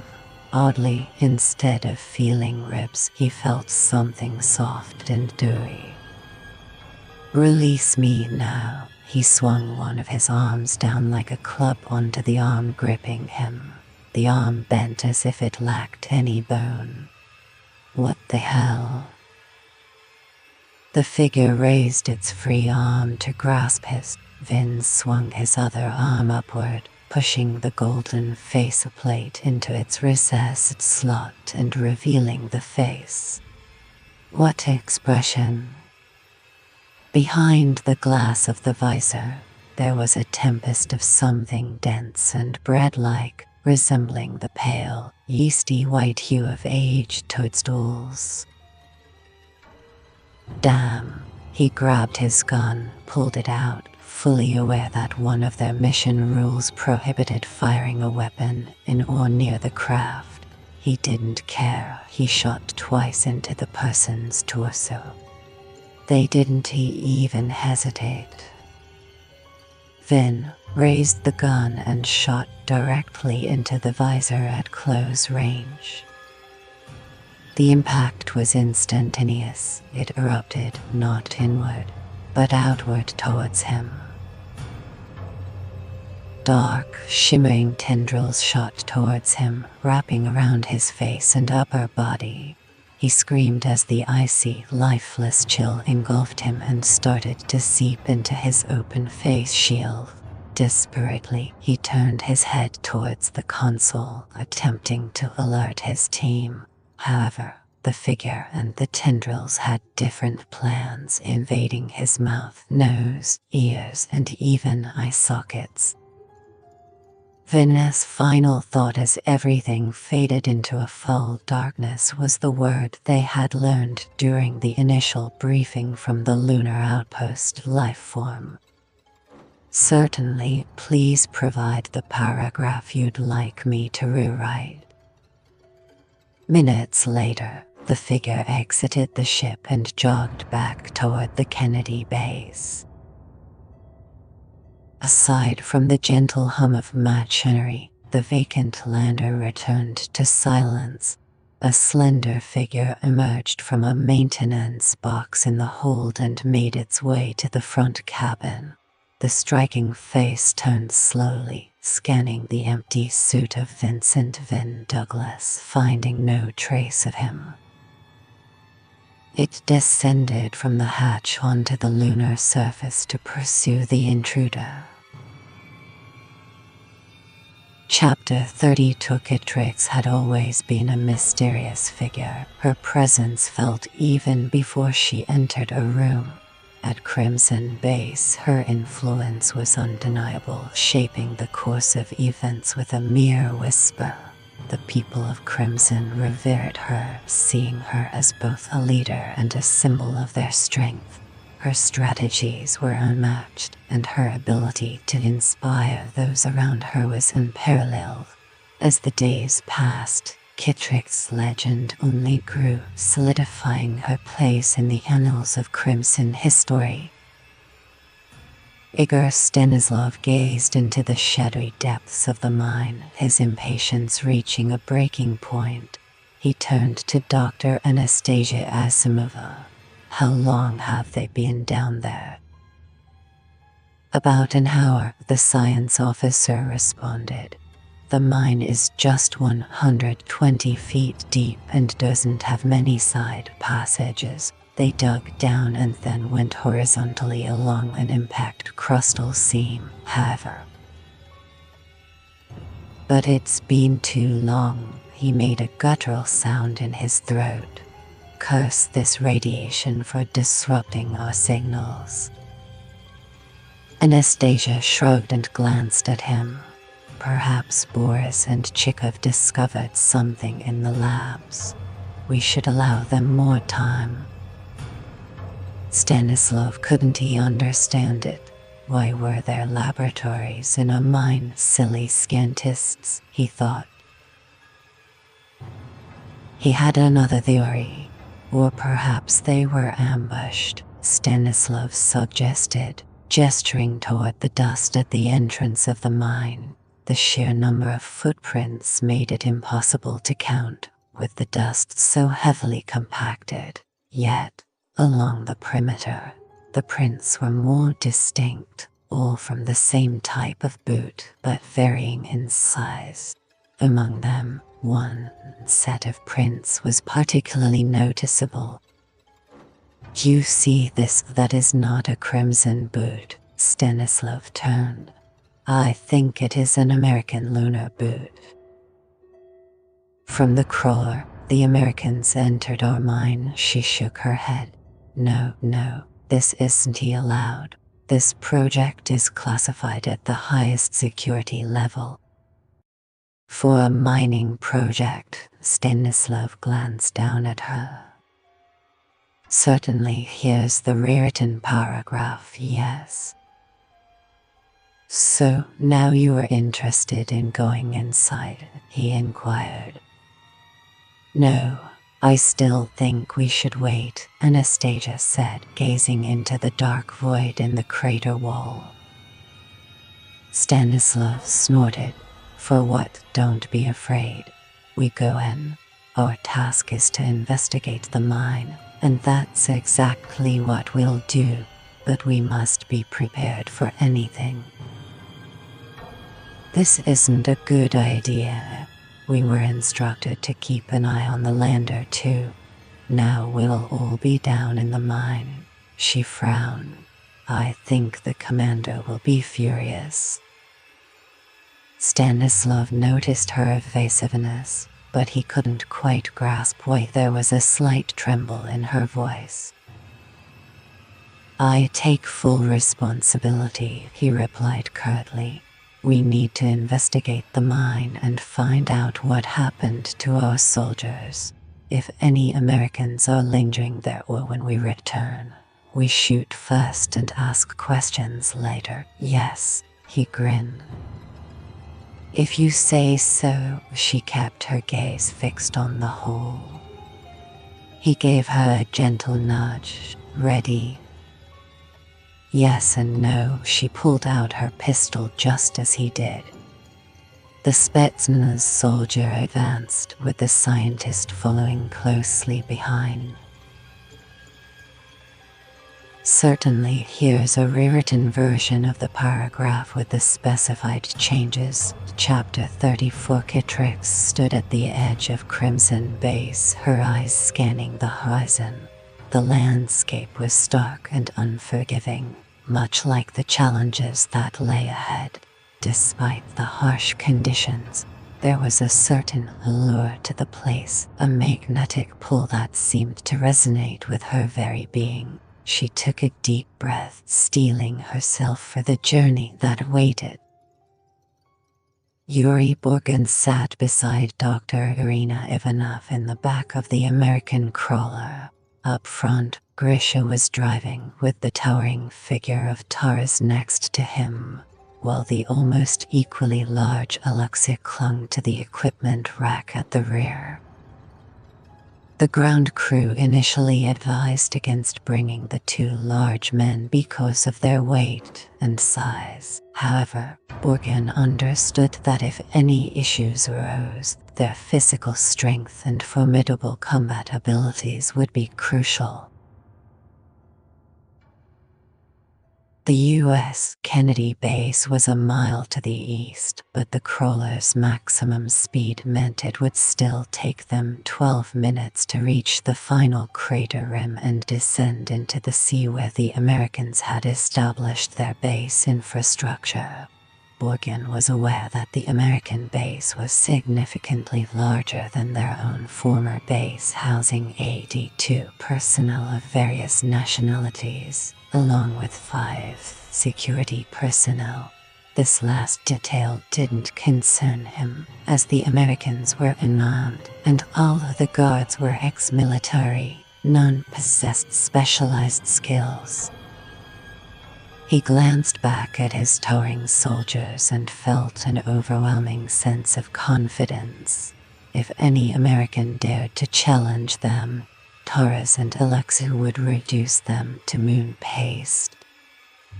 Borgin chuckled at the thought. Moonbase, he repeated, the sound echoing slightly in his helmet. As they reached the top of the rise, they gazed upon the flat expanse with the recessed, single-story building. Camera and sensor pods were positioned around the perimeter, and solar ray beds were located a few hundred yards beyond. "Look," Grisha pointed out. A lone figure was making their way back to the base, clad in an unusual silver environmental suit. "Perfect day for a stroll," Borgin remarked. The figure turned as if sensing their presence, then posed. It seemed as though he was anticipating their arrival. "Let's welcome our first American moon man," Borgin gestured, prompting Grisha to restart the crawler. "Certainly, please provide the paragraph you'd like me to rewrite." "What the hell is this?" Briggs leaned toward the screen displaying the external camera feed. "That's our crawler, but who are all those people packed inside it?" Sam approached and glanced over his shoulder, his eyes widening. "One guess, and that's the boss they're targeting." Roy Maddox scoffed. "They might be coming to talk, or they believe we demolished their base and are preparing for battle." "Do you think we should level the playing field?" Briggs inquired. Maddox grinned. "The odds are already stacked against them." Sam stood up straight. "Find me a way out. Roy, you were in command." Sam made his way to the maintenance room hatch. "Certainly, please provide the paragraph you'd like me to rewrite." Alex felt the crawler nearing before it crested the edge of the crater. He proceeded toward the base, but reduced his pace until it emerged and started moving in his direction. He wanted to capture their attention. He knew it would be the Crimson, and if they were there to talk, they could begin with him. If they had other intentions, it would end with him. Regardless, he had some questions for them first. Alex was already in a foul mood after losing Vin, and as he approached the maintenance bay doors, he halted and turned around. There were 5 figures, and judging by their build, he guessed 4 men and 1 woman. 2 of the men were large, with the one at the back even bigger than Sam Reed. Alex noticed they were armed, confirming their suspicion that this was more than just a scientific or diplomatic mission. The crawler halted, and the Crimson team disembarked. Their clear leader advanced with the towering soldiers flanking him. Alex switched his helmet to short-range all-frequency pickup and noticed that 4 of the Crimson operatives wore heavily armored space suits, clearly some form of combat gear. It was confirmed they weren't here to make friends.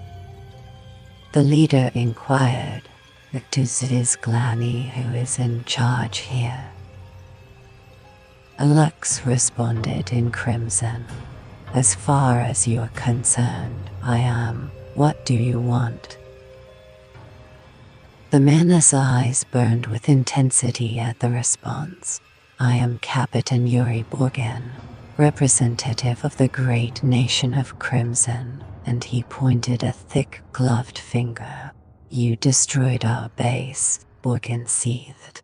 This is an act of war, and the response will be commensurate. This base was not involved in the incident. Your compatriot, Kitrix, admitted to causing the explosion by draining the nuclear rod cooling pond. Alex noticed the leader glance at the petite woman on the crawler, who gave a barely noticeable nod. He also observed the large men begin to move into flanking positions. And that is where your vehicle was left there, Borgen replied. We will come inside, use your communication equipment, and also conduct our investigations. The man from Crimson rested his hand on a sidearm. Don't make this unpleasant. You are not entering the base, Alex growled, struggling to keep his anger in check.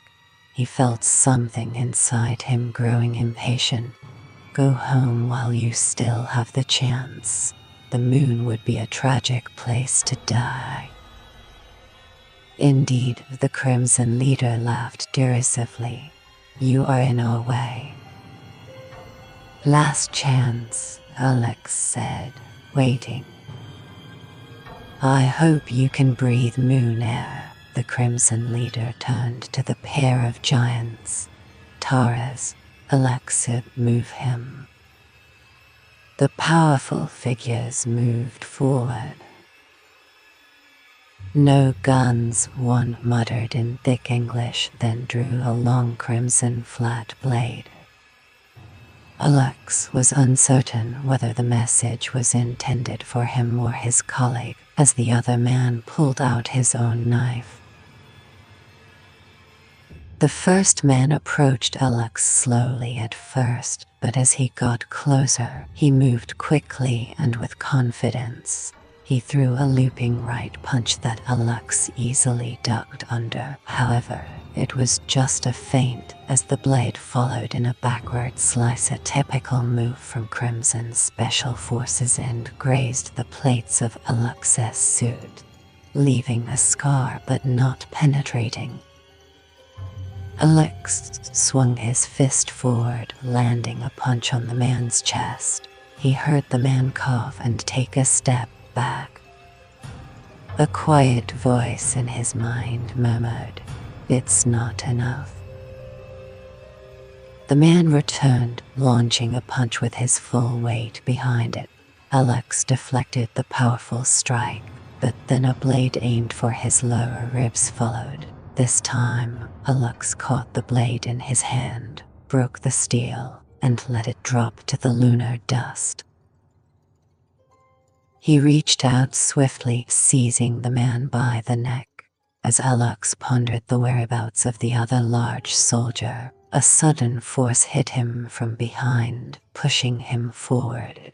It was a well-coordinated maneuver, as the first man delivered a powerful right uppercut to the chin of Alex's helmet just as he was propelled forward. The force of the blow sent Alex's head jolting backward within the confines of his silver helmet and neck casing, while he was trapped in a bear hug by the second man. The first man advanced toward him once more. Alex wasn't about to stick around for another of the big Crimson's powerful strikes, so he kicked out, pushing the large man back a dozen feet and sending him sprawling. Then, he twisted in the second man's grasp. Alex noticed the man's eyes widen momentarily behind his visor as he realized he had left himself vulnerable to one thing. Alex head butted him with all his might, causing their helmets to collide with a resounding crack. A small star-shaped impact mark appeared in the Crimson's battle armor. Alex remained unharmed. I want that suit, the leader sneered. His voice then sharpened with impatience. Quit messing around, take him down, he shouted. The first man pulled out his pistol, but before he could shoot, Alex seized his hand and pointed it skyward. The gun fired, sending the bullet into the air, likely piercing the thin atmosphere and continuing its journey into space. The large man used his other massive fist to strike Alex in the ribs. After the second hit, Alex sensed something crack, possibly one of the coolant tubes within his suit. The second man rejoined the battle and aimed his knife at the back of Alex's neck, searching for a gap in the armor. However, the seams held firm, causing the blade to slide off. Complete this, the voice insisted from the shadowy corner of Alex's mind. Deliver them a message.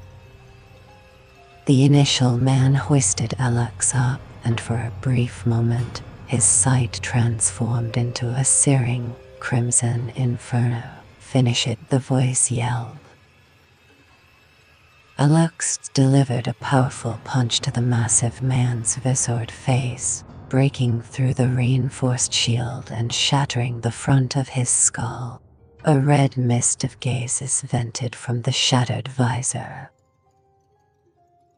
He pulled back, his fist now shining with blood, and watched as the massive crimson soldier fell backward like a tree being cut down. He quickly turned, seized the second man, and hoisted him overhead, slamming him down across his knee. The air was filled with the loud crack of armor and bone, accompanied by a groan of pain. The voice in Alex's head insisted, more.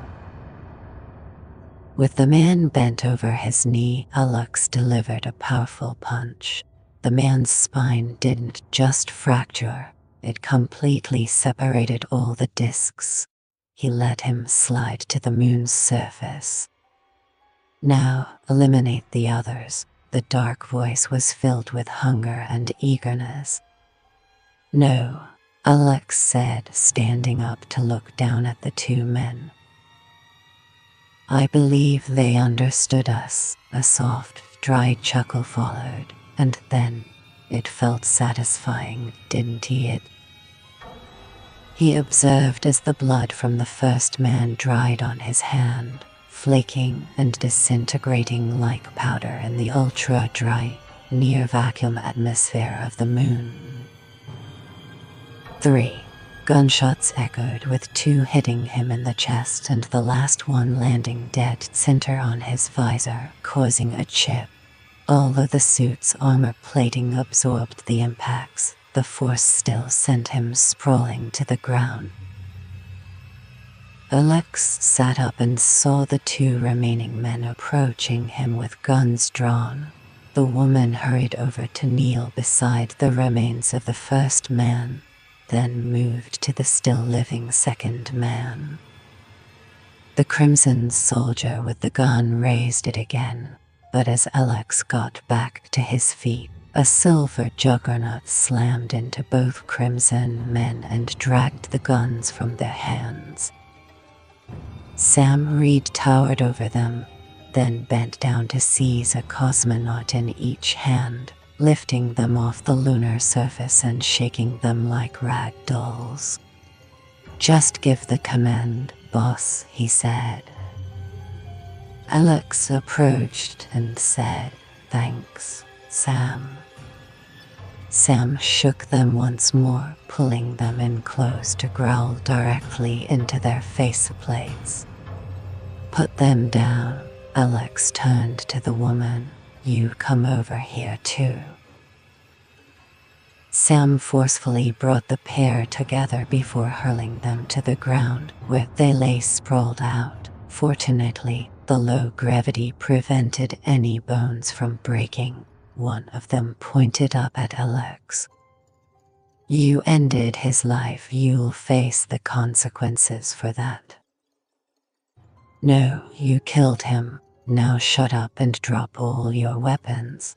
Alex paused for a couple of seconds. Now he shouted. The other Crimson operative glanced at his leader, awaiting instructions. The men's hands moved to their weapons, but Alex understood it wasn't he to disarm. He ran out of patience. He drew his gun loaded with thermal rounds and fired directly into the massive lifeless body of the Crimson soldier lying a few feet away. The bullet hit its mark, ignited, and as the Crimson woman scrambled backward, the body began to glow, then crumpled inside the suit before it too shrank to ash, leaving only charred bones and a few metallic components behind. The Crimson men paused briefly, then swiftly pulled out pistols and knives, letting them drop to the ground. That's all, Borgin stated. One of the men stood up and cleared his throat. I am leading a rescue mission for Crimson Base. It seems we were too late. As I mentioned, we had no involvement in that. Your own people destroyed the Crimson Base due to an infection. That same infection is now in our base, Alex retorted, and it's killing us. How is it killing them? The woman inquired. Mostly they're disappearing. Some are transforming, Sam said. Transforming, the woman advanced. Into what? They're not people anymore, Alex said. We have no idea where everyone else has disappeared to. The woman turned to Borgin. They might be in the mine. Alex tilted his head. The mine is still open. She gestured towards the crawler. Your people abandoned this crawler at our base. Did you see them? Sam inquired. No, but they must be in the mine as well. Where else? Borgin replied. We sent a team in to check it out. Any survivors may have retreated there after Crimson Base was destroyed. It was sealed and had an oxygen supply. He shrugged. It's logical. Alex lowered his head for a moment. Citrix said that as where everything started, with something they found in the mine. It's just a mine. Borgin glanced from one of his fellow Crimsons to the other. He paused at the woman. Irina, yes. Primarily, she responded. They reported that Citrix has successfully infiltrated Crimson Base and is gathering intelligence on Crimson's activities, came the reply. We haven't received any updates yet.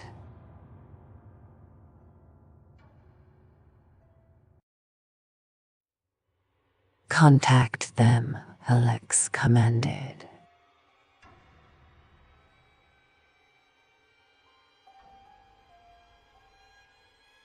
Borgin paused, attempting to contact his team, but received no response. He tried once more, but still nothing. He eventually gave up. Perhaps there's no signal this deep in the mine, or the radiation is causing interference. The seconds seemed to elongate until the woman finally said, "We should return."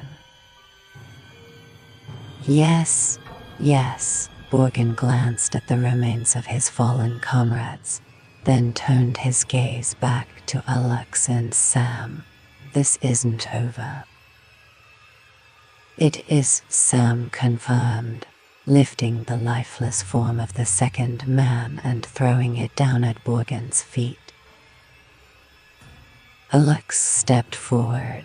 If you return with hostility, next time none of you will survive.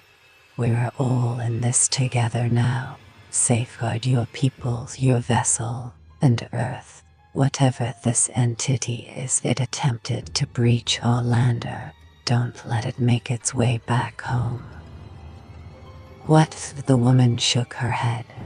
But it's just an infection, right? This has evolved past a mere infection into a life form.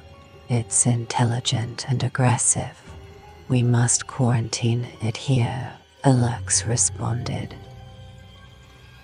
The woman glanced at Borgen. We need to move quickly. She then directed her attention to the vehicle. Not in our vehicle, Alex stated firmly. That's our property. He and Sam got in, and Sam turned to face them. Best of luck.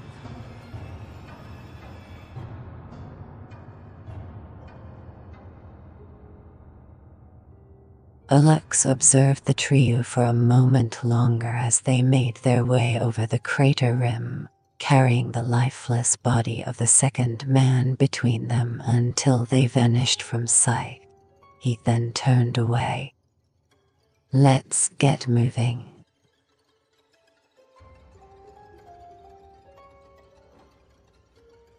They're concealing something, Sam remarked as he drove them toward the maintenance doors.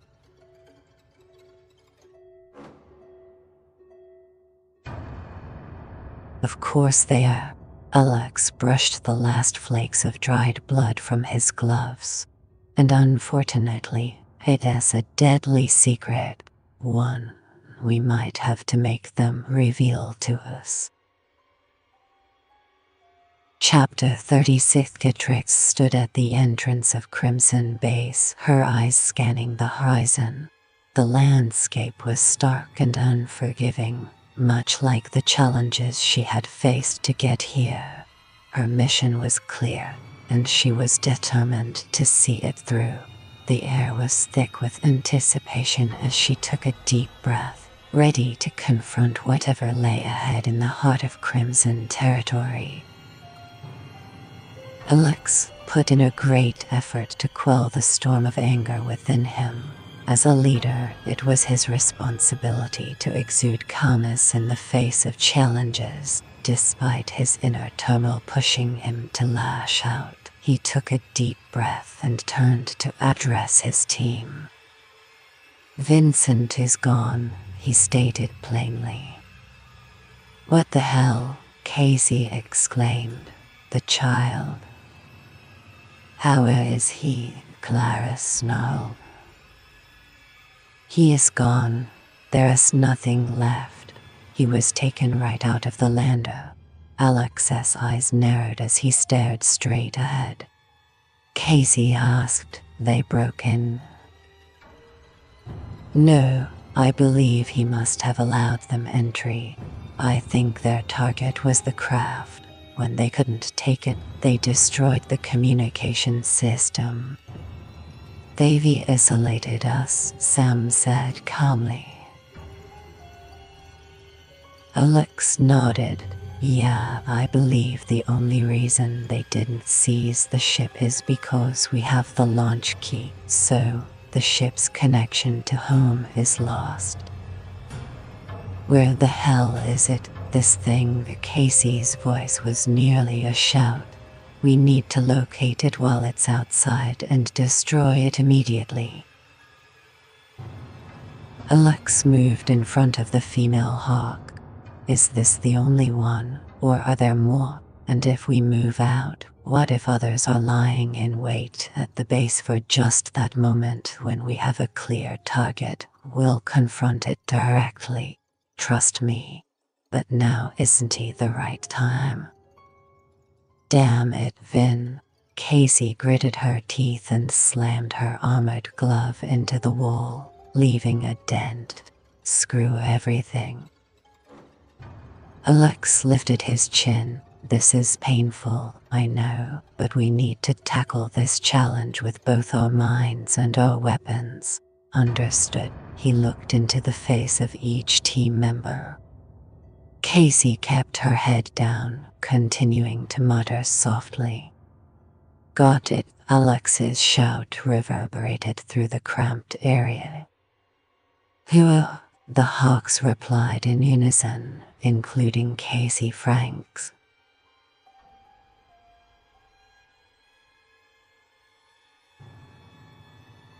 Good, Alex said, turning to McCarthy. How are the local communications looking? McCarthy scoffed. Destroyed, like in the lander. Whoever did it didn't just disable it but completely pulverized everything. Crimson Base doesn't have all the parts to replace the system. Can something be jerry-rigged? Sam inquired. McCarthy nodded. Perhaps, but it's uncertain if we can produce enough transmission power. Is the generator room in good condition?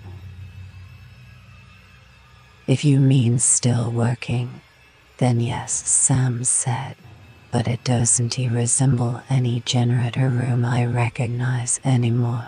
It looks more like when you forget a jar of grape jelly for a year or two, and then open it, all sorts of strange things growing everywhere. Whatever this thing is, that might have been its hiding place like a nest. Nothing living in there now, but we'll need to keep an eye on it. Let's install some external cameras and deploy shock discs.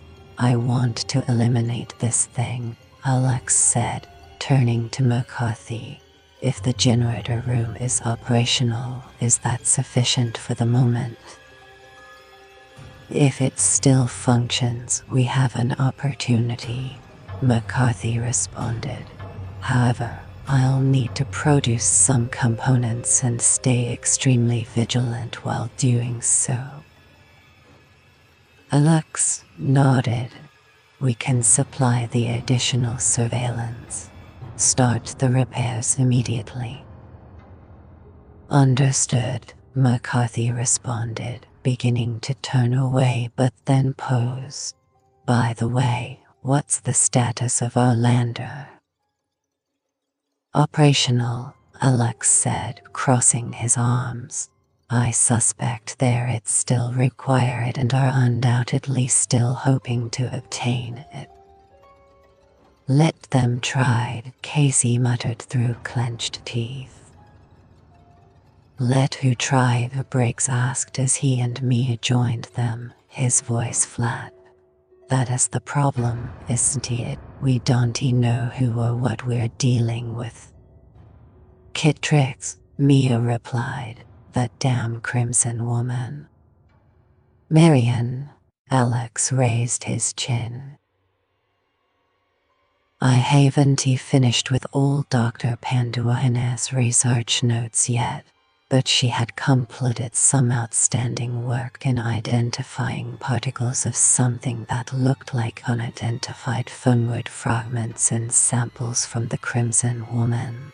Marion folded her arms. Her theory was it might exist in the bloodstream in a native state of the mimic. Casey shook her head and glanced at the people in the control room. It could be one of those jerks out there right now. Cut it out, Franks, Alex said. The thing was outside, and the only ones who returned were Sam and me. Yes, sir, she nodded, though she didn't seem satisfied. So it could be in you two now, Briggs said. See how the distrust can spread. Alex nodded. Yeah, I do. What's next? There's one messed up thing I don't understand, Doc, Casey said. This thing is supposed to have consumed, absorbed, converted, or whatever it has done. Around 40 people, plus all those damned crimsons. So why hasn't it grown so large that it can't hide anymore? I'm not sure, This entity is unfamiliar to us, Marian said, tilting her head. Well, somewhat. Dr. Panduahino could recognize certain features of the fungal organism, but not all. It's somewhat similar to a cordyceps structure, but she noted it as mutated and altered. For now, we can only rely on our knowledge of earthly fungi and the research Sharma has conducted. Fungi are small, like mushrooms, right?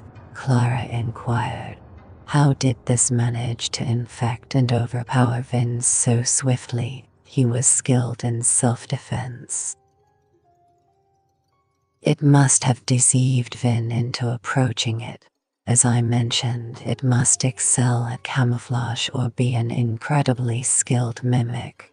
This means it can replicate objects, imitate people, or even become them.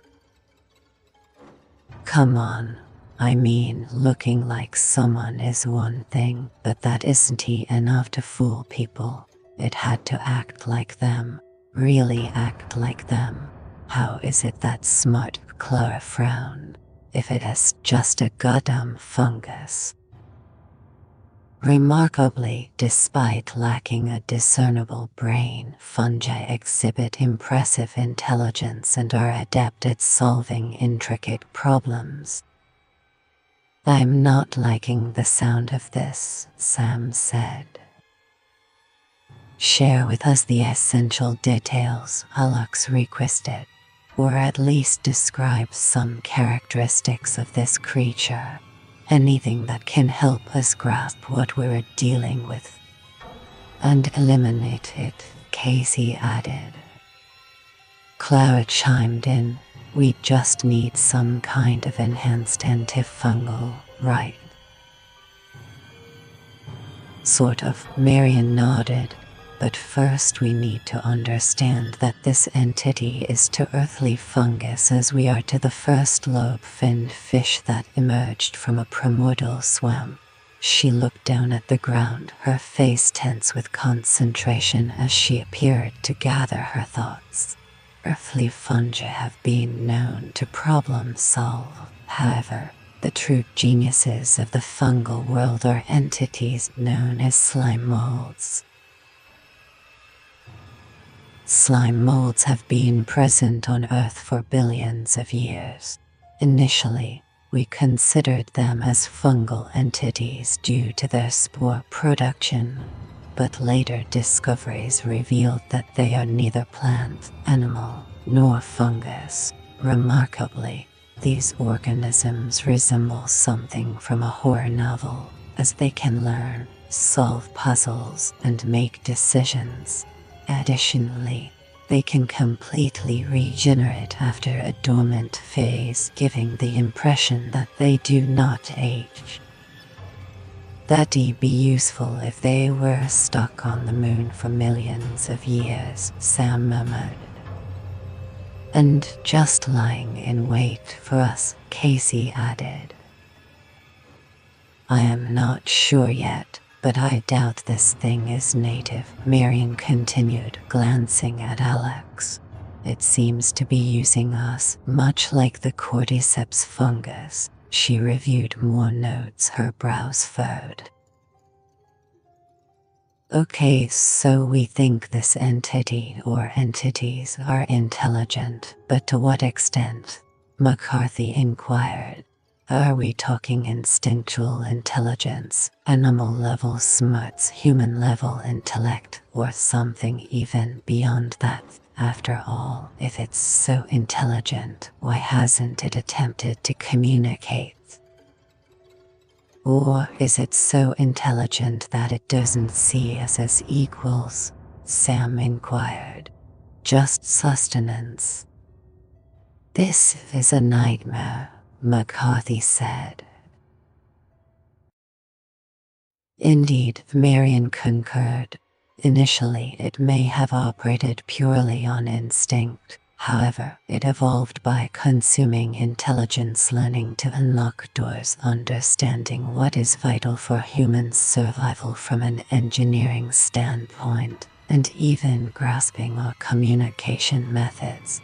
This knowledge could be directly extracted from the minds of the hosts it has assimilated. It consumes us to understand us. We are both nourishment and a mental stimulant for it. We are just sheep, Casey remarked, emitting a guttural sound from the back of her throat. She glanced at the people gathered in groups, some engaged in conversation, others silent, and Ates got all its sheep penned and ready for the taking. Sam turned to Alex. And now it's taken, Vincent. Boss, you know what that means. Yeah, now it knows all about the hawks, Alex replied. One more thing, Marion said. The cordyceps fungus is also known by another name. She laughed without joy. The puppet master. Well, that damn fits, Casey said. Alex's jaw tightened briefly as he turned to Marion. Complete the test. We must identify the infection's origin and determine who the puppets are and who the master is. Marion nodded. On it. Launch Complex 39 at the John F. Kennedy Space Center on Merritt Island, Florida, serves as a launch warehousing center. Jack Hammerson examined the images of the equipment concealed in the corner of the storage facility's pre-launch area. All items were reportedly triple-checked, weight balanced, and size mapped. Everything included was essential for the craft, with no exceptions. Hammerson's jaw tightened. The ground crew never simply forgot to load materials. Not ever. Moreover, the absence of weight could easily disrupt their flight calculations. He had the flight load manager on speaker. Well, he inquired. The majority of the medical supplies were left behind. They were crated and ready for transport, the load manager responded. Hammerson responded, but there's no crate. Are you saying the crate left empty? That's where it gets confusing, sir. Hammerson heard the load manager sigh. We perform a final weight check when everything is loaded. We anticipate minor discrepancies. Astronauts occasionally bring personal items and such. We factor that in. And Hammerson's impatience was growing. Get to the point. There wasn't a reduction in weight, but we did notice a slight increase, he said. It wasn't significant, so we decided to disregard it. Ghost in the shell hub. Hammerson paused, deep in thought. The crate was emptied, but then it disappeared. Yet, there was extra weight. Something else took the place of the medical equipment. He looked up. What on earth was put in that box? We're not sure, sir, the man replied quietly. For all we know, it could be a damn bomb, Hammerson shouted, tilting his head back and closing his eyes momentarily to control his rising anger. All right. He leaned on his knuckles. Show me the surveillance footage from the previous night, immediately. Hammerson heard the commotion of people moving quickly, the sound of keys being pressed, and then the screen on the wall in front of him divided into several views displaying the storage silo from different perspectives. In the bottom right corner, digital timers were counting down, all running at double speed. His eyes scanned the footage as night gradually gave way to dawn. The rocket loading continued. Trucks arrived and departed as the work persisted. At approximately 500 hours, a truck arrived and was unloaded. Just before it departed, something swiftly rolled out from underneath and entered the facility, moving almost too quickly to be seen. Hammerson watched in astonishment.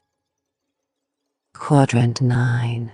Slow it down, rewind and enhance. The other camera scenes were taken out with the single feed slowed to normal speed and then enlarged. It replayed again, and the anomaly appeared once more, but even after being cleaned up, it remained unclear. Hammerson felt a tightening knot in his stomach. Break it down to frame by frame, he instructed. His command was executed. Stop. Rewind 2 frames. Stop. He straightened, placing his hands on his hips. You've got to be kidding me. The slender silver form was indistinct yet unmistakable. Sophia, oh God no, Hammerson whispered. Do we have a timeline on communications yet? The technician glanced up. No, sir, we believe the issue is on their side. She claimed she'd follow him to hell and back. Hammerson sat down slowly. I didn't believe her. Chapter 39. Kitrix stood at the entrance of Crimson Base, her eyes scanning the horizon. The air was thick with tension, a palpable reminder of the challenges that lay ahead. She knew that the path she had chosen was fraught with danger, but her resolve was unshakable. As she took a deep breath, she felt the weight of her decisions, yet also the thrill of the unknown. The journey was just beginning, and she was ready to face whatever came her way. Sir, the technician said, turning in his chair. Briggs glanced up from one of the external camera feeds. What is it? We've detected a launch near the Crimson Base. A craft is leaving the lunar atmosphere. What? He hurried around the console, the Crimson Lander. Alex and Sam followed, and the rest of the Hawks turned their attention to observe.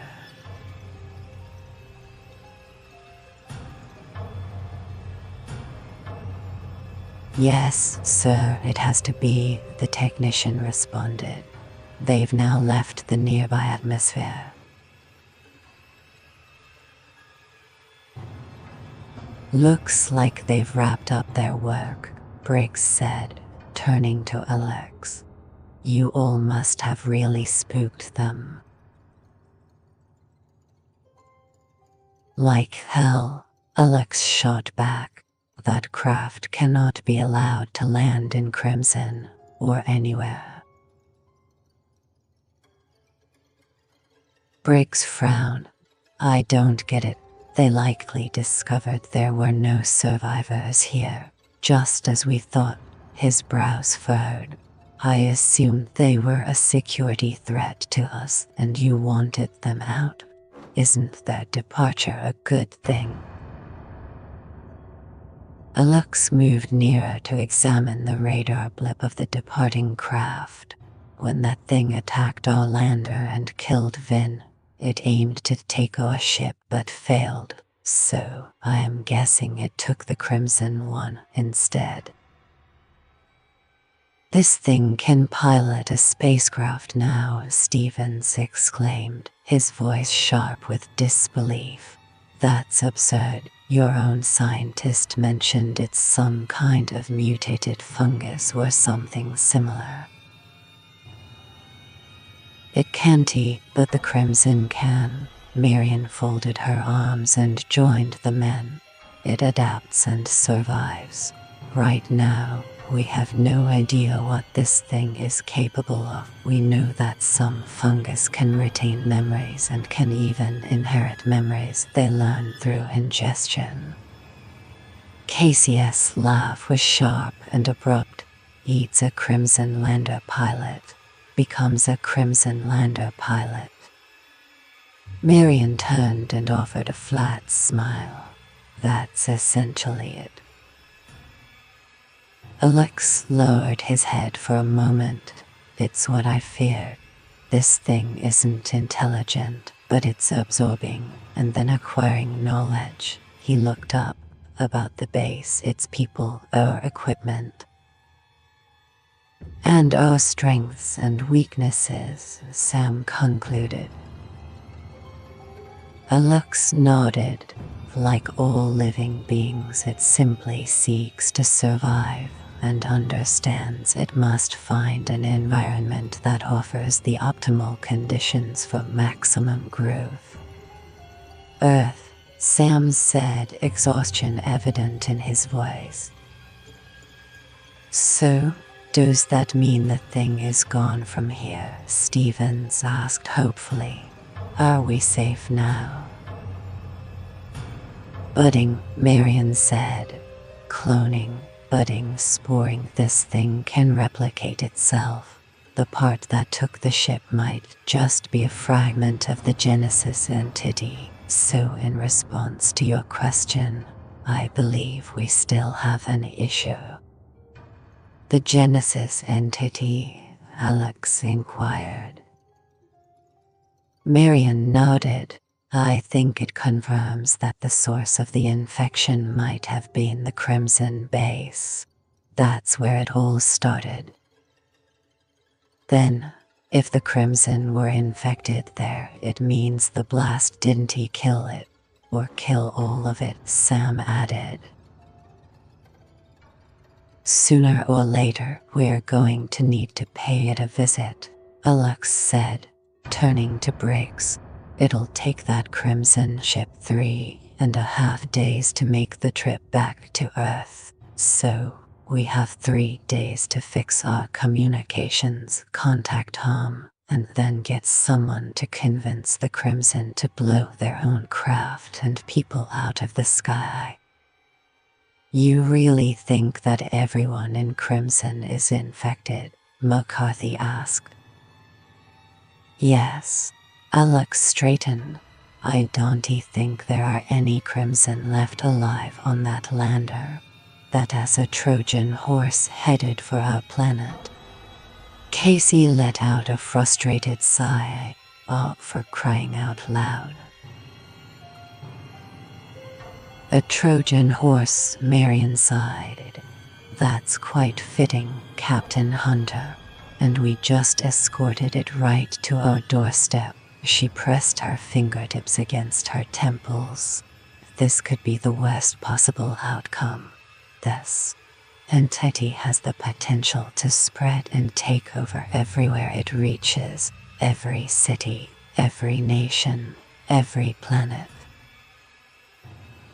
It is not there yet. Our immediate issues still need addressing. We must ensure our power, light, and air are secure, and the top priority is Dr. Panduhana's test, Alex stated. Hey Kikachin, how's your day going? Ready for some epic fun? You are right, it won't be long now.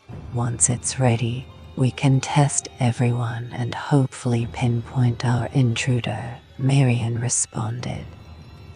Good, Alex said, turning to his team. Casey, Clara, make sure you have Dr. Martin's back. No one and nothing should disrupt her work. Understood.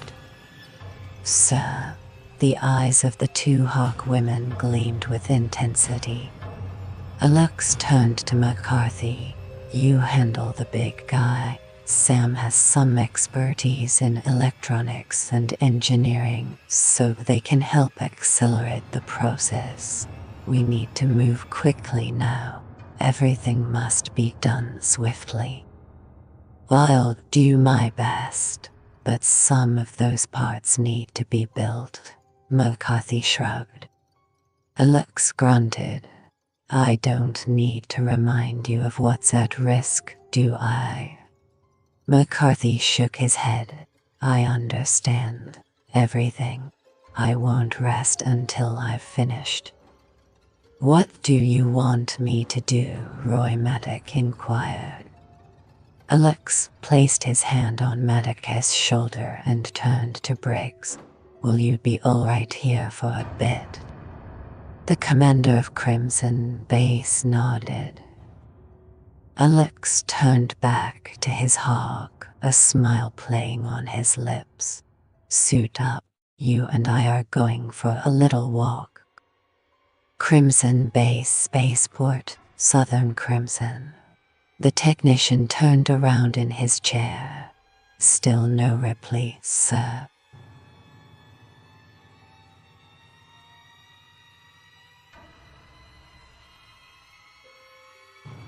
Major Alexei Belov turned, his forehead deeply furrowed. Please tell me it could be a malfunction.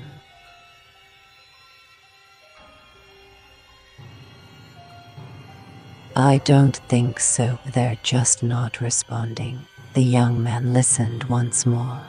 No answer on the radio, and they're not acknowledging our Morse code attempts either. Belov moved nearer to the man's console and glanced over his shoulder.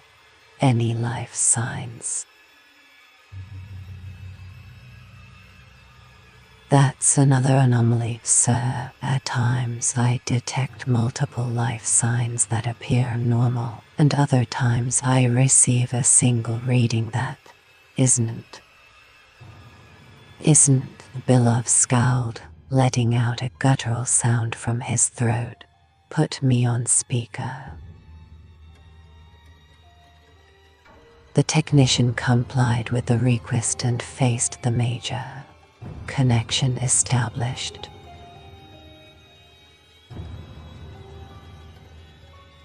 This is Major Alexei Belov, directly communicating with Commander Yuri Borgen on Lander 239. What is your status? The technician activated the communication system in the room. Belov waited, but only silence filled the space. I am instructing Commander Yuri Borgen to respond at once. If verbal communication isn't possible, please use an alternative method to communicate. Belov paused once more.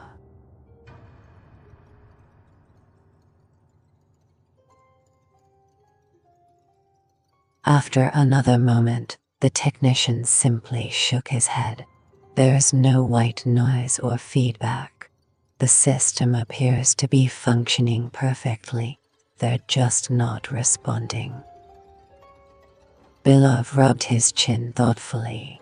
They might not have the ability to, he mused, glancing upward. It could be that someone or something is preventing them. You think the Americans? The young man's eyes widened. Perhaps there's another possibility, something. Belov's mind wandered to their secret project, leading him down a shadowy and foreboding path. He turned around. I believe we must be ready for any outcome. Belov made his way to the door.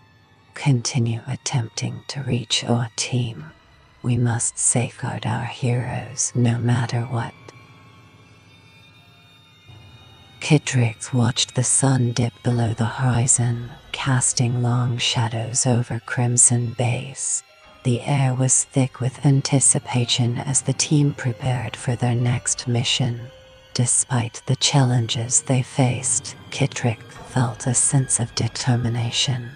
The history of Crimson was complex, but it was this complexity that fueled their resolve. As the night enveloped the base, Kittrix knew that their journey was just beginning, and the path ahead was both daunting and exhilarating. Alex and Roy Maddox stepped onto the moon's surface. The duo turned slowly, taking in their surroundings, before Alex turned back to give a thumbs up to the camera, with the ship's communications down. Their only way to communicate was with each other. He began to move forward. Maddox caught up with him. What exactly are we searching for? We are going fishing, Alex said. Maddox chuckled. I've got a bad feeling about what you are going to say the bait is. You guessed it, us, Alex chuckled quietly. Something Marion mentioned made me realize that I'll be a target. This entity is aware of our actions, so it will surely anticipate that we'll attempt to get the Crimson to destroy their ship. So it also needs to enhance its chances, Maddox responded. Exactly. I think it wants our ship to increase its chances of reaching Earth. After it took Vin, it learned everything about us, including the launch key. Kitrix is the one who has it. Kind of. Vin saw Sam take it off, but I'm not sure if he saw Sam hand it to me, so it'll know one of us has it. By me being outside, it'll be lured out from Crimson Base, or if there are any of those budded clones on the moon's surface, I anticipate they might come to us. Me mentioned it attacked them at the solar rays, so that's where we'll go first. The two large men in their silver armored suits traversed the moon's surface, stirring up clouds of silky gray dust that shimmered before gently settling back down. Alex's suit sensors swept the area, but detected no movement or heat sources. They quickly navigated around the base and scaled the ridge of small craters to reach the solar rays that Briggs and Mia had been tasked with repairing. Moving further, they soon discovered the two empty suits Mia had mentioned. 3 men went down, and one got up and walked away, Alex noted. Maddox moved a few steps to the side. There's a single set of tracks heading back to Crimson Base, he observed, glancing up. Do you think it managed to return? Assume it did. That would mean it knows how to bypass the security system. Or in the worst case scenario, someone inside isn't who they claim to be and is allowing it access. Alex turned slowly, observing the disturbed moon dust. Remember, it has absorbed many of the base personnel, so it understands the base infrastructure better than we do. Vin was a fighter, and even he couldn't withstand it. It ambushed him. This creature gets in close and overpowers its prey. I doubt Vin had any chance. But we won't let it have that opportunity with us. It must have appeared as a believable, non-threatening figure to him. Until it got close enough. Sure, until then. The moment is approaching. Alex frowned. Josh, the familiar whisper in his mind, felt unsettling.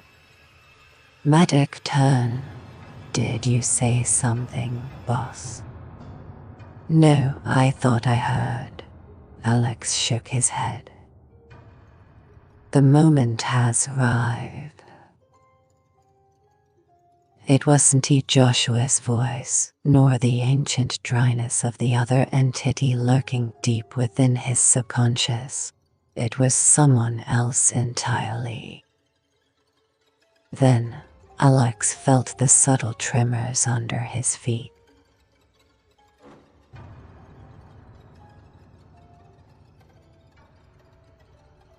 "It is here," he shouted.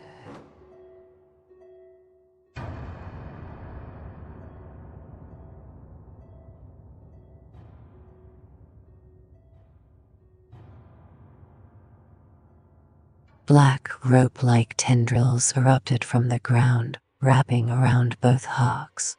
Alex instantly sensed them constricting. They spread over his mask, and he felt several pressure points as the entity tried to find a way to penetrate his armor and reach his skin.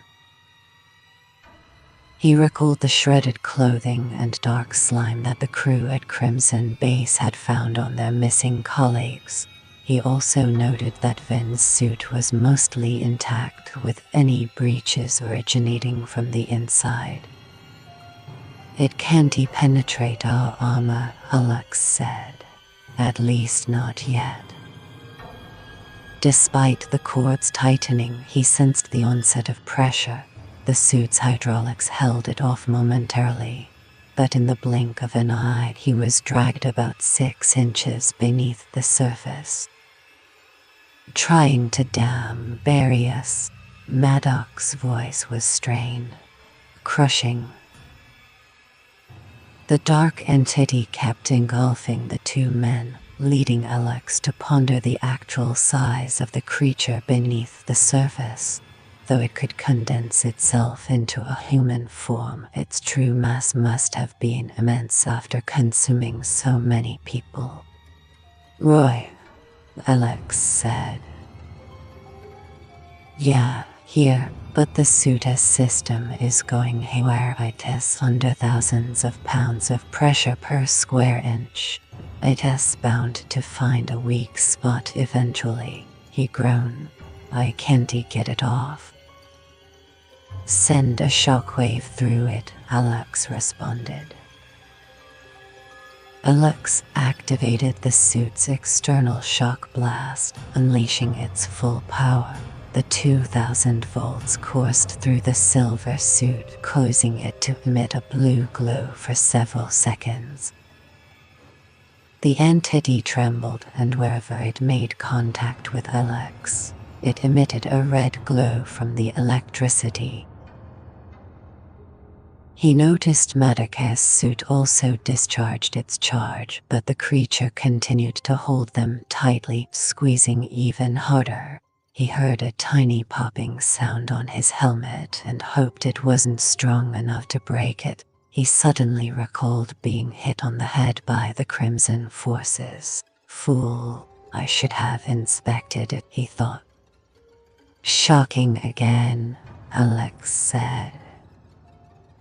"Not a good plan, boss," Maddox responded. Alex recalled Quartermain's explanation about the discharges, that constant use would cause the charge to gradually seep back into their bodies. "No choice. One of us has to be free to rescue the other. Hang in there." Alex unleashed another shockwave, followed by another, and with the final one, he felt the searing pain of the discharge. His teeth clenched so tightly that he could taste the metallic tang of blood in his mouth. He emitted another pulse, feeling the immense electrical charge surge through his body. His suit's internal sensors blared warnings, and for the first time, he felt his skin burning. However, where the creature made contact, it turned from a bright crimson to a scorched black before releasing him. As it began to retreat beneath the surface, he swiftly grabbed his gun loaded with incendiary rounds and fired into the ground after it. The thermal rounds flared like tiny suns, igniting the dust around them and snagging the fleeing cords. Hundreds of pounds of the creature were expelled into a heap of full-smelling mush, while the remainder disappeared. He heard Roy Maddox groan and saw his soldier was now half submerged beneath the lunar surface. The goal was clear. If the creature couldn't penetrate or remove him from his suit, It would drag him below the lunar surface to deal with him at its own pace. Alex understood that his soldier couldn't repeatedly generate shockwaves or use thermal rounds while being held, as the impact would likely exceed the Hawk's suit's protective capabilities and result in his death. Over his comms, he heard Medic grunting with effort. The arm was being compressed. I'm getting some integrity warnings. Commence rocket burn, Alex shouted. Good plan, on it. From within the dark, rubbery mound, an orange glow emerged as Maddox's head and shoulders came into view, propelled by his personal booster rockets. The creature began to ignite, yet it clung on, leaving Alex with a single option. He drew out the neurotoxin stick and aimed it at the densest part of the mass on his friend. He fired. The dart hit its mark and released its toxin. One side of the dark mass drooped as the drug took hold, rendering it immobile. Not a fan of that either, hub. Perfect. Alex launched another dart, followed by another one. The mass drooped like dense jelly, eventually losing the ability to sink beneath the surface. Moments later, Medic erupted upward, propelled by the dual jets of flame from his booster. As the mass slipped away from him, he cut the booster and landed gracefully on his feet. Disgusting stuff. He brushed off the last bits of the substance that were quickly drying on his suit. Alex bumped fists with his soldier. Thank you, Dr. Quartermain. Your suits just successfully completed the field test. What on earth is that? Medic inquired as they both stared at the enormous heap of dark jelly. I wonder if that was its usual form, or just another variation, Alex pondered. It's enormous, Maddox said, still wiping himself off, and for all we know, it might be 10 times as big beneath the surface. The blob began to tremble, then shifted, but not to retreat beneath the moon's surface. It was transforming. Alex aimed the shock stick at it as the dark matter contracted and shifted in color.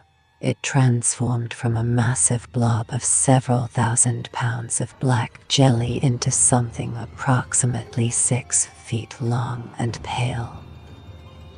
As they observed, limbs emerged, followed by a head. Hair grew, and facial features took shape. Tell me I'm losing my mind, Maddox whispered. Alex grimaced. Eric Wilson, I presume. The man lay naked, appearing strangely out of place on the moon's surface as if he were merely asleep. Then, the situation intensified. His eyes opened, and he turned his head toward them.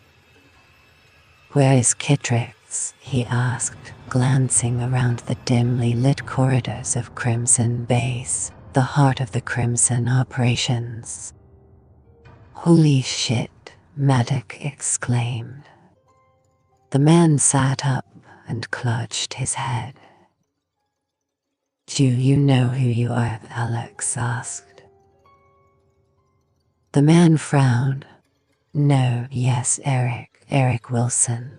I'm an engineer at the Kennedy Moonbase. He extended his arms and examined his hands, turning them over.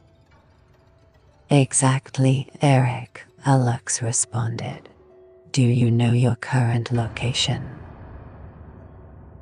I am, he glanced around, his face suddenly contorted with fear. Where is my suit? He stood up, wrapping his arms around himself. How is this possible? How am I breathing? How did I end up here? Relax, Eric, What can you recall? Maddox inquired. Eric frowned, gazing at the grey powder beneath his feet. Coldness, screaming, blackness, then nothing. He looked up. Wait, I remember my friends, Art Dawson and Benny Minchin, coming to find me. He shook his head. But then I can't. He looked up again. Strange. I can still hear Art and Benny in my head. He took a step toward Alex. Where's my suit? Alex stared intently at the man. You don't need a suit, Eric. How did Kitrix manage to infiltrate the Crimson base? Her cunning and strategic mind allowed her to blend seamlessly into the environment, using her skills to gather crucial information. The reasons behind her actions were driven by a deep-seated desire to uncover the secrets hidden within the Crimson's stronghold, aiming to leverage this knowledge for her own mysterious purposes. Because you are not breathing, Alex said calmly. What? His face twisted in confusion. No, Eric turned one way, then the other. He faced the Hawks again. Why am I not breathing anymore? What happened to me? You are not breathing because you are no longer human. Maddox's hand moved towards his gun. There's something wrong here. You have to help me. Eric stumbled forward. Hold your position, Eric, Alex instructed, raising a hand to signal him to stop. Eric shook his head. But I am a person. I am Eric James Wilson, 34 years old. I was born in West Des Moines, Iowa. He held his arms out to the Hawks. You have to help me. Suddenly, Eric Wilson's face went blank and the smooth skin on his cheeks and forehead turned lumpy and uneven. Roy and Alex retreated, weapons at the ready. Before them, Eric Wilson's head expanded to the size of a pumpkin, grotesquely swollen, and then the skin split open both horizontally and vertically, peeling back like the petals of a massive flower. This revealed a cluster of stalks with bulbs at their tips, which began to swell. As they surged forward, the Hawks unleashed incendiary rounds. The bullets pierced the Eric Wilson creature, causing small points of light to illuminate within him. A scream emanated from Eric Wilson, though pinpointing its origin was difficult since the creature no longer possessed a mouth. It wasn't a human scream, but rather a sound from the dark depths of the cosmos itself. Alex and Maddox continued to fire relentlessly, their shots causing Eric's body to swell. The intense heat of the rounds created ruptures and large canker-like sores erupted as the creature struggled to rid itself of the searing pain. The bullets continued to heat up, causing the creature to lose its human-like form as it struggled to maintain its shape. Eventually, the body collapsed into a steaming mass, reverting back to a pool of dark liquid. The Hawks watched in silence as the puddle spread out, evaporated, and gradually transformed into dust. Maddox turned. I sort of thought first contact would be with a short, chubby guy with a glowing fingertip. You. Alex snorted. Exactly. It just learned the first rule. If you arrive in peace, we respond in kind. But if you come for war, we'll reduce you to ashes. I heard that, Maddox said, and then asked, what now? It is not over. This isn't the entire thing or the only one. Alex sighed. We'll gather a sample for Marion. This was a test of our firepower against our adversary. Ultimately, we confirmed that if we can flush it out, we can kill it. Our task is simply to locate them or persuade them to reveal themselves. This was just a bud or piece of the thing. Alex turned back to the base. I am not sure that the thing or things inside are the source creature either. For all we know, the originator is or was deep in that crimson mine. Matic grinned and said, that's where we're headed next. I love being a guinea pig. Probably, but not right now. We need to return. Make sure the communications are up and running again, and safeguard the survivors. And still people. Exactly, Alex said, reaching up to inspect his helmet. He needed to have it checked, as even a minor issue with his suit could be a death sentence if he was too far from the base. He gestured for Matic to continue. The helmet wasn't urgent at the moment. They had more pressing matters to attend to. Chapter 44. Catrix stood at the entrance of Crimson Base, her eyes scanning the horizon.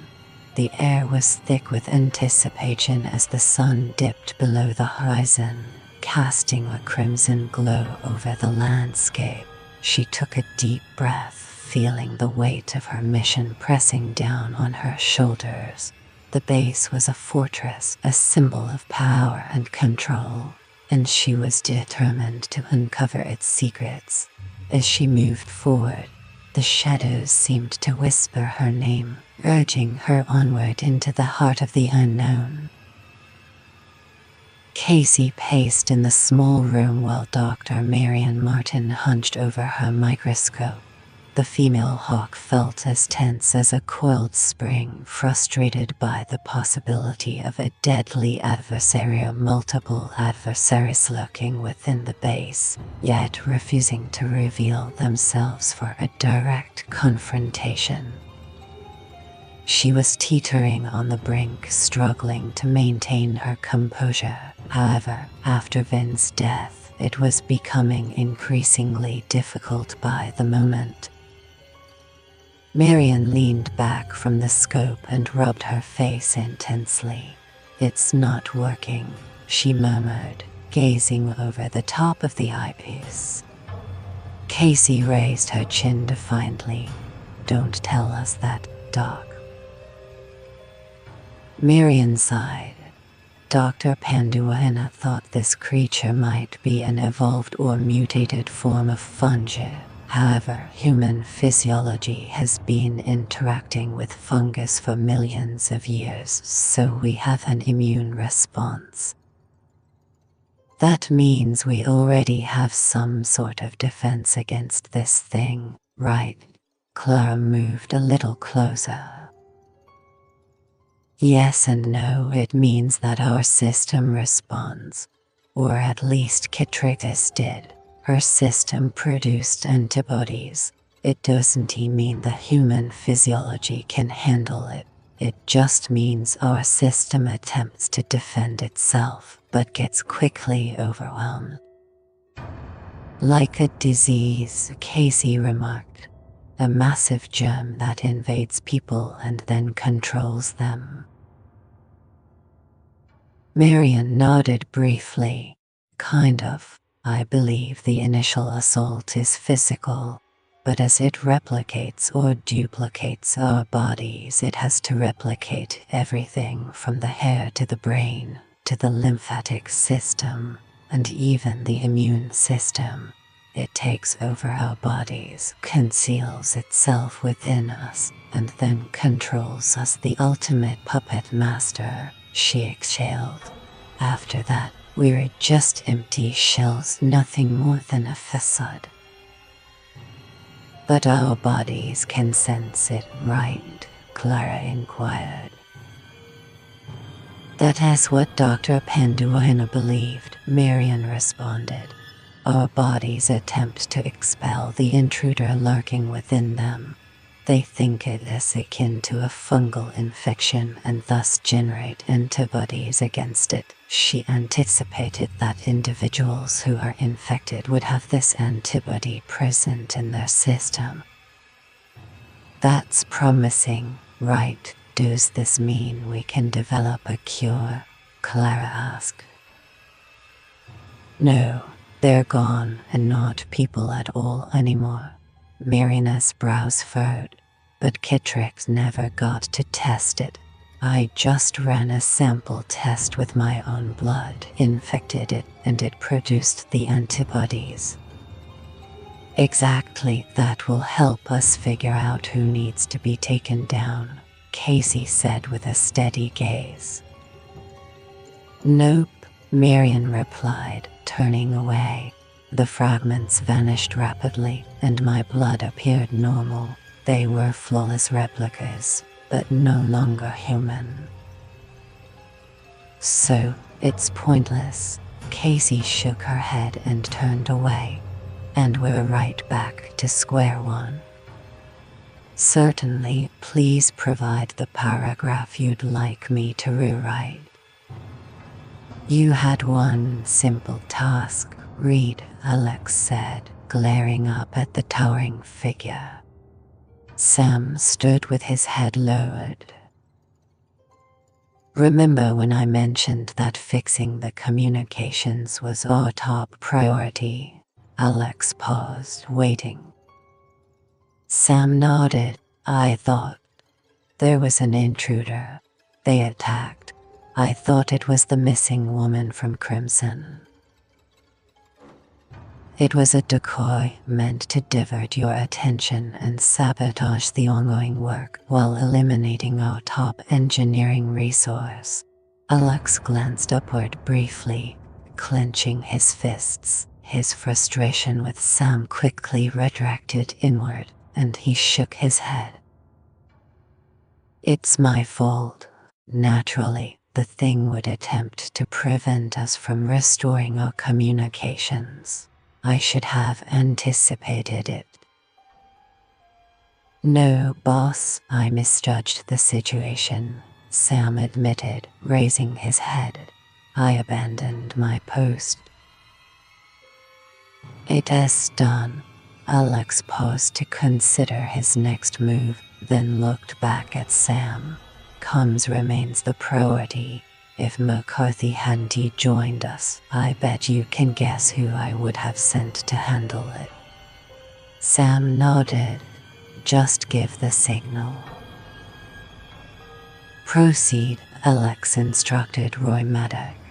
Accompany him, and ensure no one departs until the task is completed and secured. Understood?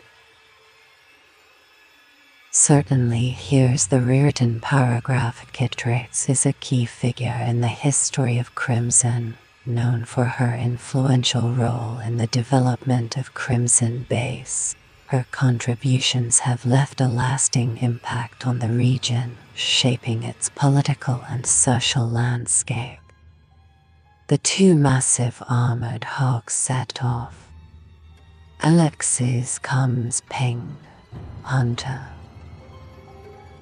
Boss, we got news on the test, Casey said. I am on my way, Alex said to Briggs. You stay here and manage things. Sure, please provide the paragraph you would like me to rewrite. Mia stood close to Briggs and frowned as she watched the departing hawk. He shouldn't be going alone. The base commander snorted. Sure, as if I have any say over what that guy does. I should accompany him. She placed her hands on her hips. No, Mia, we're supposed to stick together. Briggs gestured towards her chest, and that includes everyone. I am not going to sit around when I could be helping, especially not while that crimson creature is still on the loose. She pushed his finger away.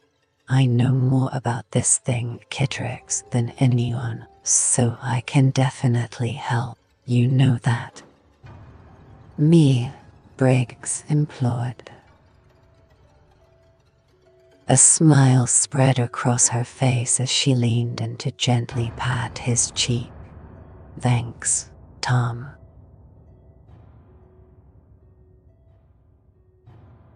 She was out the door before he could reconsider or call her back.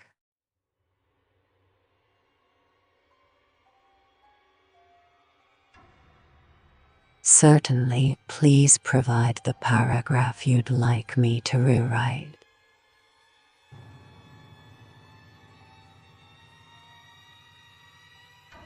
She was incredibly smart, Marian remarked, but mistaken.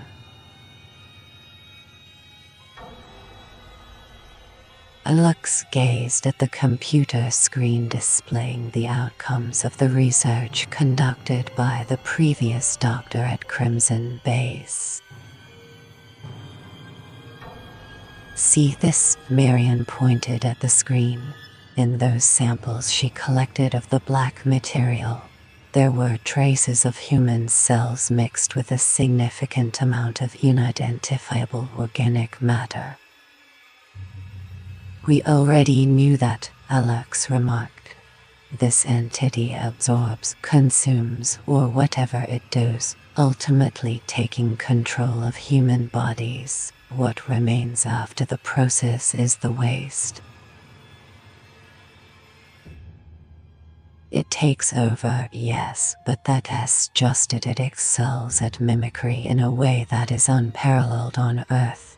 Many creatures can change their form to resemble something else. The hoverfly adopts the colors and shape of a bee to deter predators. A species of spider has evolved to resemble an ant, its preferred prey.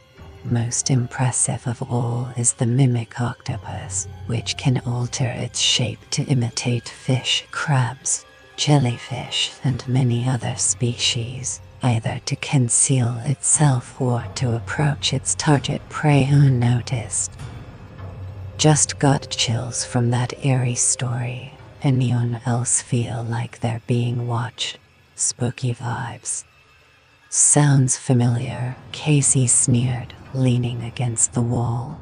A damn body capable of mimicry and high intelligence, meaning this thing not only looks like us but also acts like us. Her jaw clenched momentarily.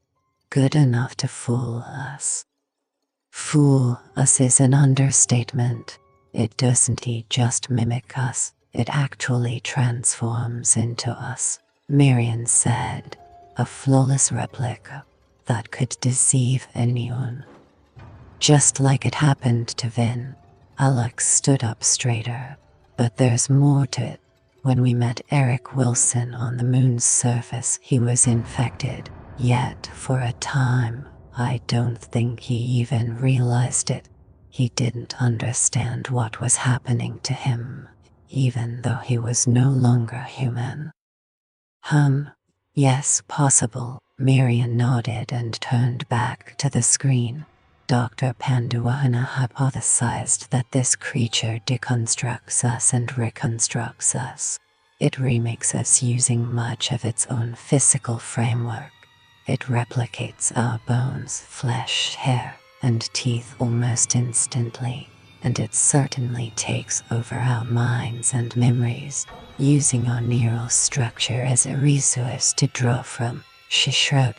I don't know, maybe the first time it copied a human it took longer to understand us. But now I think it can do it in seconds. That is not good, Claire muttered.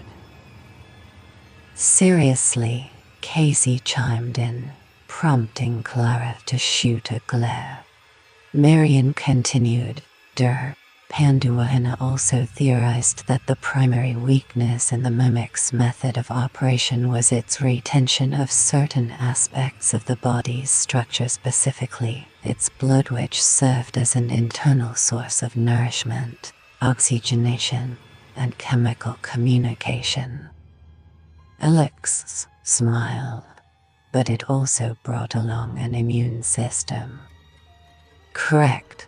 Dr. Panduahina discovered the antibody fragments in Kittrick's blood samples for the parasitic pathogenic fungi. However, there is no actual pathogenic fungi, just our immune system mistakenly believing there was. So, if we discover something unusual in someone's blood, it confirms they're not who they claim to be, Alex said. So why don't you seem pleased? I experimented with my own blood. The fragments appear for a few seconds before disappearing. She shrugged. I don't have a pure sample of Kittrick's blood. They're all gone. I only have Dr. Panduahina's notes. The entity either became more intelligent or improved at mimicking us, Casey remarked. We've got nothing. Kittrick's must be our patient zero, the carrier, Clara added. We need to locate her hiding spot, Alex insisted. Until we manage that or develop a test, everyone stays put. Casey started to chuckle. Come for a week, they said. It'll be fun, they said. Her smile faded. Screw the moon. Chapter 46. Kittrick stood at the entrance of the Crimson Base, her eyes scanning the horizon. The vast expanse of the crimson landscape stretched out before her, a testament to the power and ambition of the Empire. She took a deep breath, feeling the weight of her mission pressing down on her shoulders. The future of the Crimson depended on her success, and she was determined not to fail. Alex took the elevator down to the sub-level and stepped out as the doors parted. He hesitated, glancing back down the lengthy, white-paneled hallway. He felt a presence, as if someone or something was observing or tracking him. I know you are there, he murmured gently. He paused briefly, then shut his eyes and extended his awareness. The presence was there, yet it seemed to envelop him entirely. What do you desire? He paused once more, trying to focus, but couldn't quite grasp it. Finally, he opened his eyes, turned away, and made his way to the communication center. As he neared, the door to the communications room smoothly opened.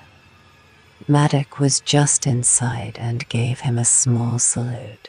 Just your typical hawk day, monster on the loose, ongoing repairs, body hidden in a cabinet. He stepped aside. Alex chuckled. Admit it, Roy, you'd do this job for nothing if you could. Have you seen my paycheck? I practically do. Maddox closed the door. Alex approached Sam, who was standing over the body. He nodded to Alex. Poor Kittrick's here turned out to be the bug in our system. She was wedged in so tightly that she damaged some of the circuits. Alex knelt beside the body. There goes suspect number 1. He looked up. How's the work on the communications going? Almost finished. Once the new boosters are operational, we'll be ready for a test run. Great job. Keep at it. Unfortunately, until the task is finished and we've made contact with Earth, you'll be staying here, Alex said with a shrug. This thing has already attempted to cause harm once and will likely try again. Understood. I estimate we need just a few more hours, maybe 4 or 5 at most. Alex nodded and then looked back down at the body. Well, This lady has a story to tell. He scooped CMt&x into his arms and stood. Stay online, stay alert. He started to turn away but hesitated. And keep being Sam and Roy. Not everyone is who they claim to be. He fixed his gaze on Sam. You have 3 hours. Certainly, please provide the paragraph you'd like me to rewrite. Alex gently laid the body down in the med lab, placing a hand on either side of the head. Prepare yourself, he instructed, and with a nauseating crunch swiftly twisted the head back to its usual position. Casey, Clara, and Marion stared down at the body of CMt&x while Alex took a step back. Someone or something wanted to keep this body hidden. We need to understand the reason. Marion put on rubber gloves and began to gently press the woman's skin around the glands in her neck. She then carefully pulled down the lower lid of her right eye. How long was she missing? She inquired. 3 days, Casey said, according to me. Marion nodded. The blood would have pooled and congealed. There won't be any cellular activity at this point, but we can still gather DNA and some other information. Do you know how the body was positioned when Sam and Roy discovered it? Roy mentioned that when it fell towards him from the cabinet, it was upright. It was stuck, but still upright. Marion nodded, approached one of the feet, and rolled up the leg of her trousers. The ankle was purple. After death, the heart ceases to pump, causing blood to settle in the lowest parts of the body. She turned. Casey, hand me the large hypodermic. Casey picked up the largest glass tube with a long silver needle. Marion took it and pierced it into the firm flesh of the calf. She had to exert effort to extract the congealed blood, watching as the tube filled with a dark brown sludge. It's beginning to necrotize. Fortunately, the room was cooled, or it would have started to decay. Marion pulled out the needle, releasing a few drops onto a slide and the remainder into a test tube, which she placed in a stand. She spread the blood on the slide and positioned it under the microscope. Oh, look who it is, the Iron Woman herself, hemochromatosis. Hemo what? Casey asked. Unusual iron retention by the plasma cells. This woman must have been on some type of medication, Marion replied. What does it mean? Alex asked. Hemochromatosis is a blood disorder characterized by excessive iron accumulation in the body. If left untreated, it can lead to an overload that damages the liver, heart, pancreas, joints, and nearly every part of the body, Marion explained, folding her arms. For severe cases, treatment involves a full blood transfusion or regularly drawing about a pint of blood. To manage it, patients need medication to keep iron levels low and under control. When properly managed, it is not an issue at all. I doubt she would have been receiving full blood transfusions on the moon.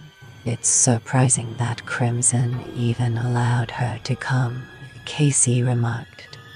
They might not have known, Alex replied. I'm betting she was fine during her physical, and the iron only started to accumulate again once she stopped taking her medication. Marion nodded. That is what I think. CMt&x probably thought she'd be home before it became noticeable, but it was gradually building back up to toxic levels in her system. And then a moon germ messed up her plans, Casey said. Alex asked, so the big question is, do you think the iron made her unappealing to this creature? Possibly. Iron serves as an excellent growth medium for numerous bacteria and fungi species. However, an excess can hinder their ability to metabolize nutrients. In fact, some species can't tolerate it at all. Perhaps the creature is one of those. It tried to absorb or assimilate Kitrix and discovered her system was toxic to it. Miriam shrugged. It is a theory. But is it usable? Alex inquired. Eggs, spinach, and red meat are my go-to for boosting iron, Casey remarked. However, it's not an instant solution. She's right. How can we quickly increase our iron levels in our blood without causing harm to our eyes or damaging our organs? Alex inquired. Iron injections come in 4 main types: iron sucrose, iron dextran, sodium ferric gluconate, and ferromoxidol. While there are some supplies in the base stores, they won't be sufficient for the entire crew. Don't worry, darling, it's just my way of spreading some extra love and chaos in the chat. Can you create more? He inquired. Marion sighed. Not quickly. Alex nodded. Then make sure you and all key personnel are inoculated. What about you? I would have thought you'd be someone essential at this moment, Marion said. We're not that significant. Actually, we don't even exist. Alex grinned. Isn't that right, Franks? You got it, we're phantoms. Casey grinned back, flexing her arm to make her bicep bulge in her suit. Besides, I've got enough iron right here. A blaring klaxon sounded above, causing the doctor to wince while Clara and Casey raised their weapons. What the hell? Alex marched over to the internal comm unit and hit the button. What is going on, Briggs? The response took a few minutes, but the commander shouted back over the blaring horn. Not sure yet, but there's some serious trouble happening in the rec room. I'm on my way there now. On my way, Alex said before turning to Marion. Great job, keep it up. Alex quickly made his way to the rec room. Baikonur Cosmodrome Spaceport, Southern Crimson. They're off course, the lead ground crew technician, Janus Androv, said with a deep frown. They've altered their trajectory. Major Belov glanced up from his notes. What? Androv turned to the woman on his right who was also peering into a screen. Nadia, please confirm return telemetry. She reviewed the data, pressed a few keys, and nodded. Recalculating. The current arrival point is now. Her eyes widened slightly. The center of Crimson City. Belov sprang up. Unbelievable, how? There has been a manual override, Androv said. Well, change it back, Belov said, moving quickly around his desk. Androv's fingers danced across the keyboard before he shook his head. I can't, it's been manually locked in. Belov threw his hands up, reached out to them. Attempt once more. Androv exhaled and placed the earphones over his head. He pulled the wire down in front of his mouth. Lunar Lander 23-9, come in. He waited. Commander Yuri Borgen in Lunar Lander 23-9. Please confirm your telemetry as you are now off course. The room was silent, and on the wall screen were several dotted lines, the white one indicating a landing at the designated military airbase runway located about 400 miles from any populated areas. The next line, A red one showed a significant deviation. Androv turned. There's no response. How long until they enter our orbit? Bilov felt his face growing hot as his blood pressure rose. 22 hours, 16 minutes. Janus turned back to confirm his numbers. Mark. Bilov folded his arms and began to pace. Contact Commander Yuri Borgen again and keep trying to reach him. Warn him that if he does not correct his trajectory, he will be putting Crimson civilians in danger. His lips pressed together for a moment, and he will understand that we cannot permit this. Bilov understood that Borgen would grasp his meaning if the incoming craft posed a threat to the population. It would be redirected, postponed, or eliminated. All Crimson spacecraft were equipped with remote destruct buttons. Janus paused briefly, then turned back and reopened the communication channel. Bilov paced anxiously. The landers were carrying thermal bombs, and if they hit a densely populated city, it could lead to the deaths of thousands, the collapse of the Crimson space program, and a significant loss of reputation for Crimson.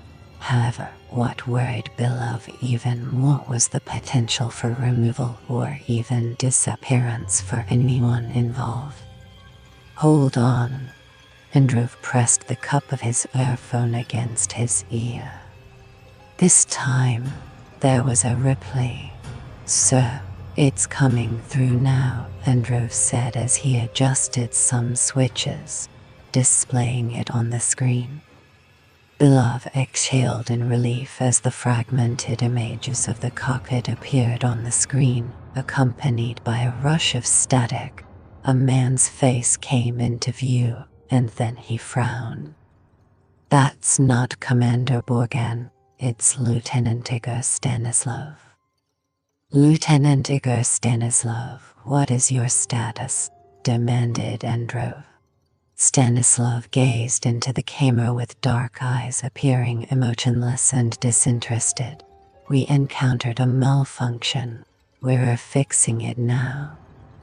Lieutenant Stanislav, this is urgent and of the highest priority. Will you be able to adjust your descent profile? Androv inquired. Certainly, within the next hour or two. No problem. The astronaut's words had an almost dreamlike quality. Where is Commander Borgen? Bilov inquired. He's handling the repairs. It's best not to interrupt him. Stanislav smiled kindly, though the warmth didn't reach his lifeless eyes. Okay, good, Bilov said. Now tell us about the Crimson base. What is its status? Was there? The screen started to dim, eventually disappearing into a wall of static. Bring him back, Bilov insisted. Androv and the other technicians' fingers danced across their keyboards, but after a moment, they came to a halt. The lead technician turned and said, "The signal has been cut." Bilov's eyes widened in shock. Interference. Androv shook his head. No, I think they've severed our connection. Bilov felt his heart skip a beat. They did.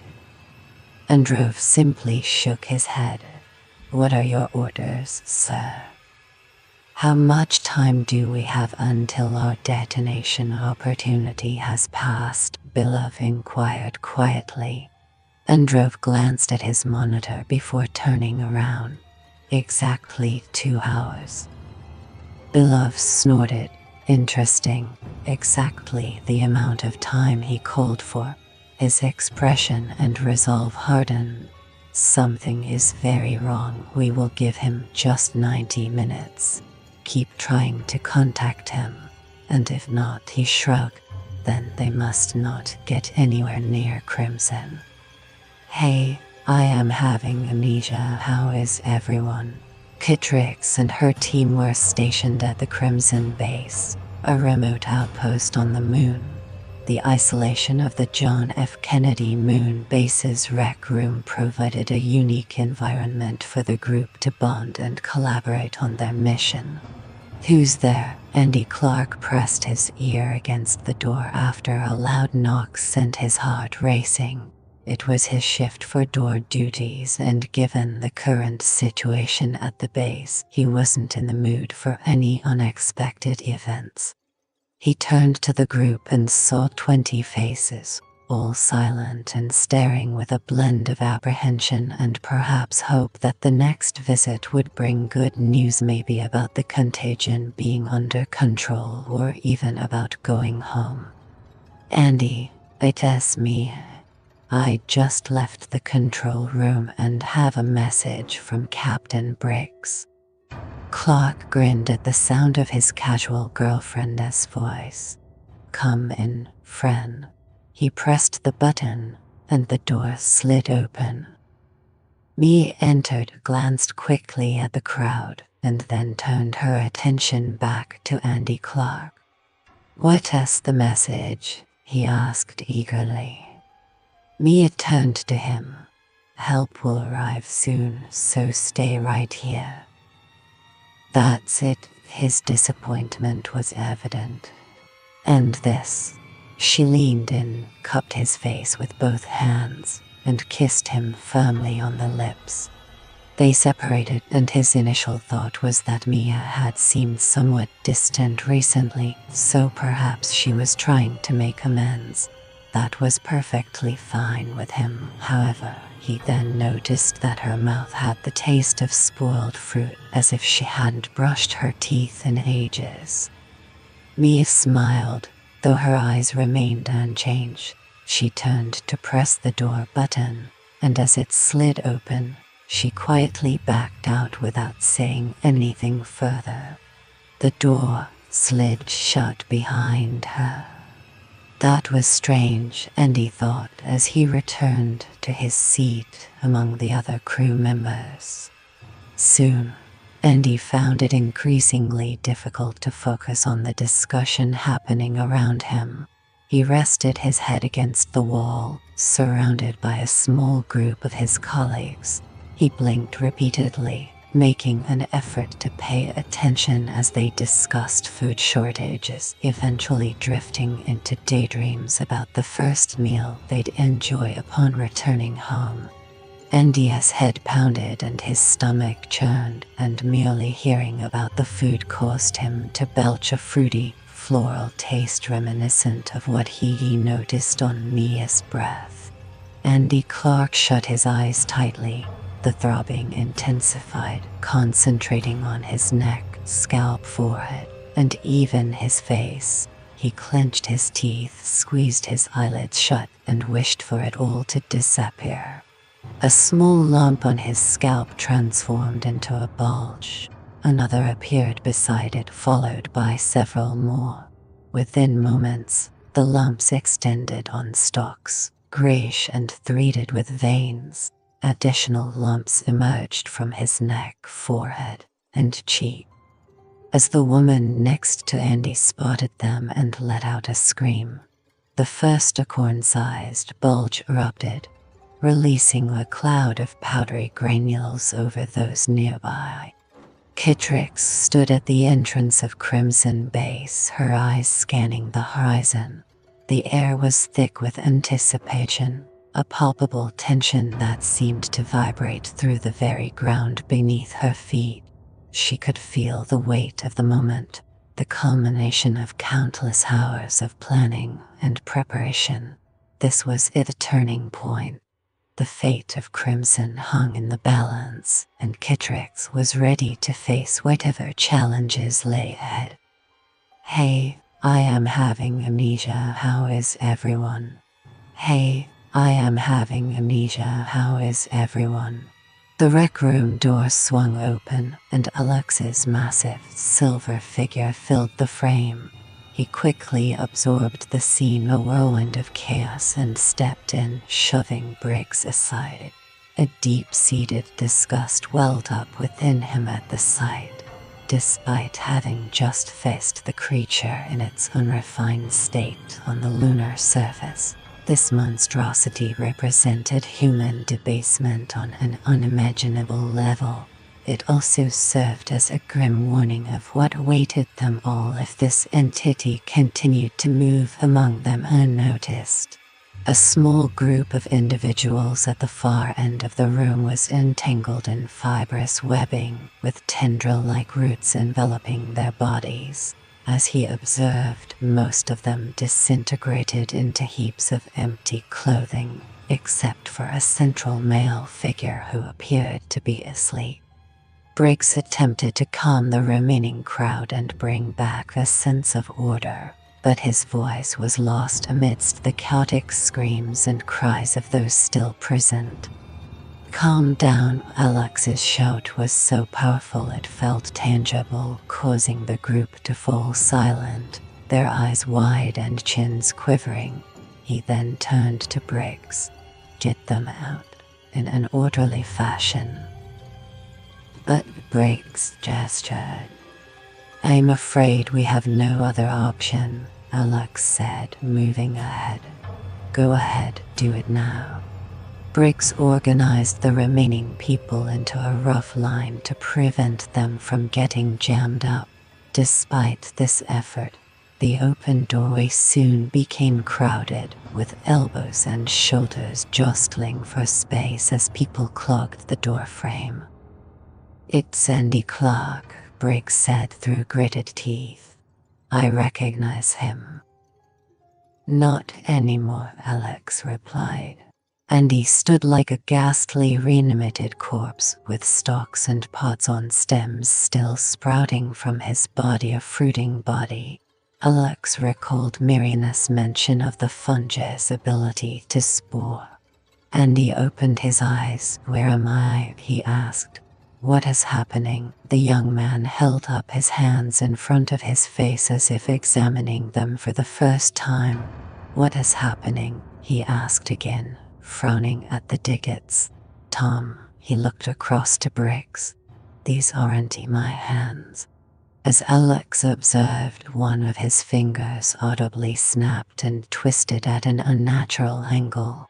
Andy's face contorted in a mix of pain and distress. "Hey, I am having amnesia. How is everyone?" "These aren't my hands," he screamed. "Hey, I am having amnesia. How is everyone?" They observed as another of Andy's fingers extended, with a veined bulb emerging at its tip, forming a swelling pod. He turned to the two guards left standing. "Help me," he pleaded, taking a step in their direction. "Stop, don't you dare move," shouted one guard, gripping a rivet gun, likely taken from the maintenance shop. "Stay back," the other guard yelled, his voice trembling. He held a chair up defensively. "I don't know what is going on. I am sick." But Andy showed up regardless. More of the budding polyps were emerging all over the young man. The first guard raised the rivet gun, aiming it directly at Andy's chest. Alex instantly realized the impending danger. "Stop," he shouted, raising the toxin dart gun, confident it was safe to use in the confined area. Andy glanced at it, paused, and then redirected his path toward the guards. He advanced another step and extended an arm. Too late. The panicked guard fired. The bolt passed cleanly through Andy's face as if it were boneless, continuing into the wall. It left a walnut-sized hole in the exterior, emitting a scream like a steaming kettle as the room's air was rapidly sucked out. Briggs started forcefully pushing people through the entrance. "Move, move." The atmosphere was overwhelming and arrived too quickly. The breached outer wall started to peel away, and the hole expanded rapidly from the size of a walnut to that of a baseball. The rushing noise intensified, turning the air inside the room into a hurricane. "Hey, I am having amnesia. How is everyone?" Most people managed to escape except for the guards and Andy Clark, who remained standing with a hole in the middle of his forehead, his mouth agape, and a bewildered expression on his face. As Alex observed, the hole in Andy's forehead sealed shut like a mouth, and the bewildered expression disappeared.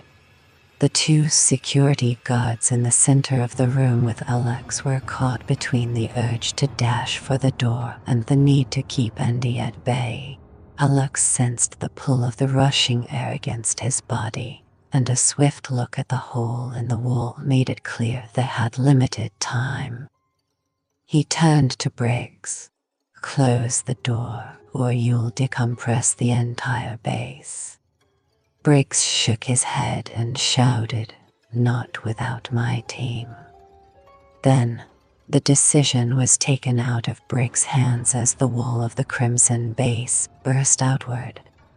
Alex lowered his shoulder and pushed Briggs and the remaining people in the doorway through, then quickly hit the close button. He reached for a metal railing but missed it.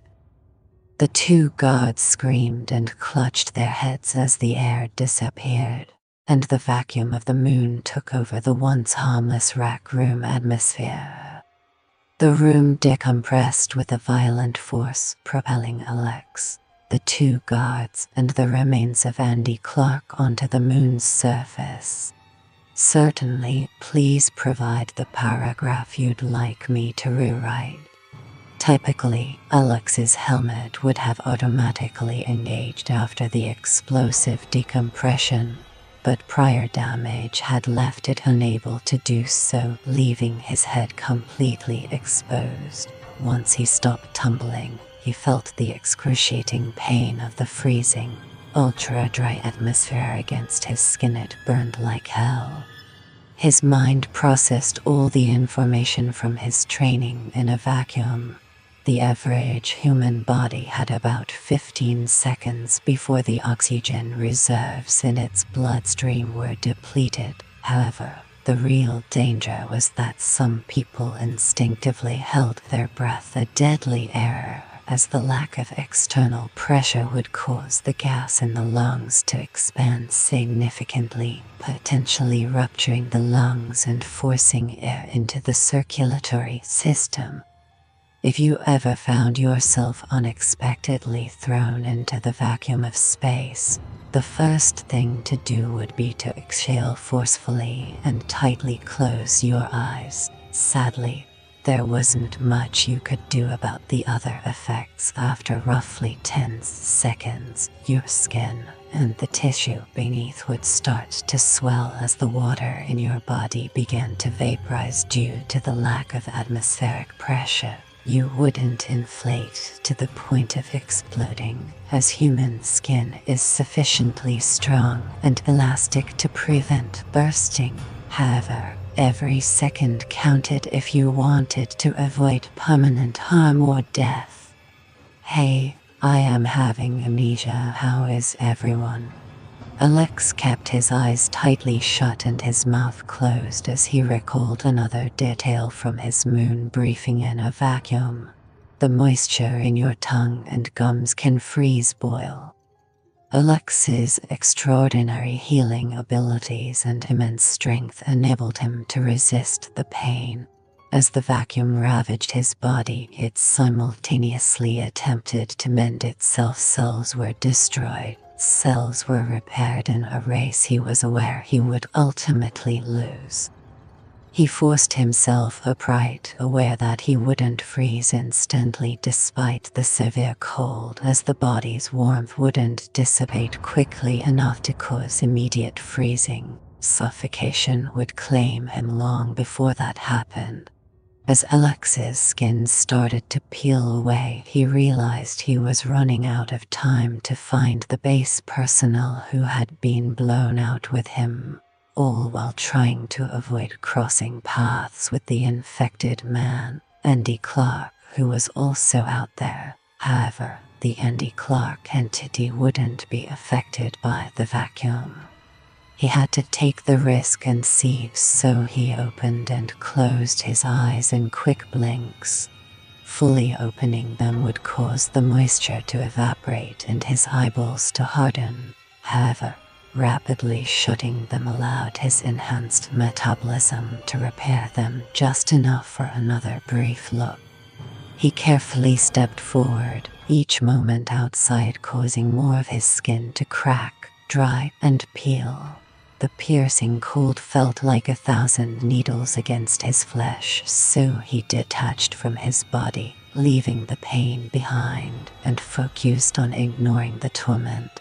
He grabbed the first security guard and hoisted him under his arm.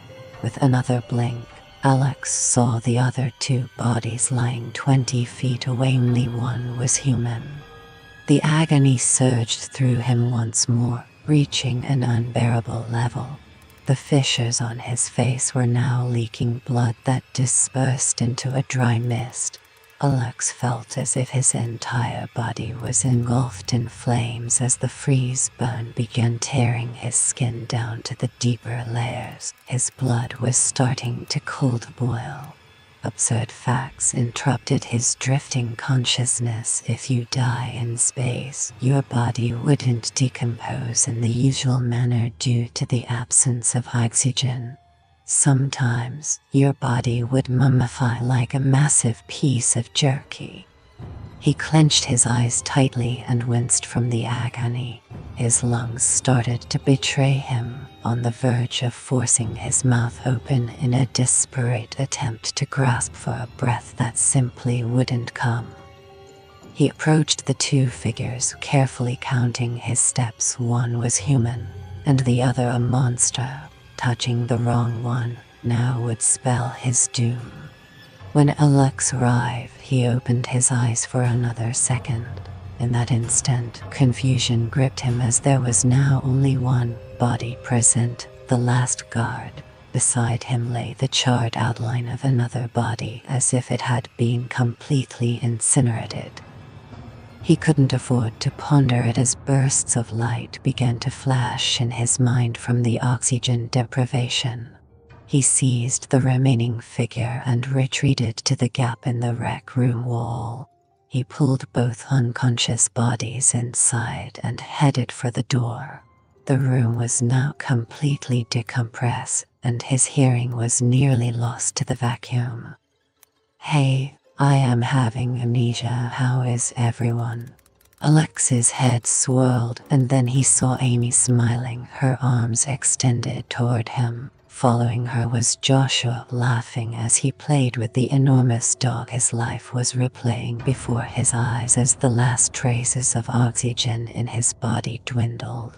He realized he would soon lose consciousness, and his mouth would instinctively open, seeking a final breath of air that wasn't there. With his last bit of strength, he pounded on the door, but no one answered. Why would they, he wondered. No one should be alive in here, just us creatures.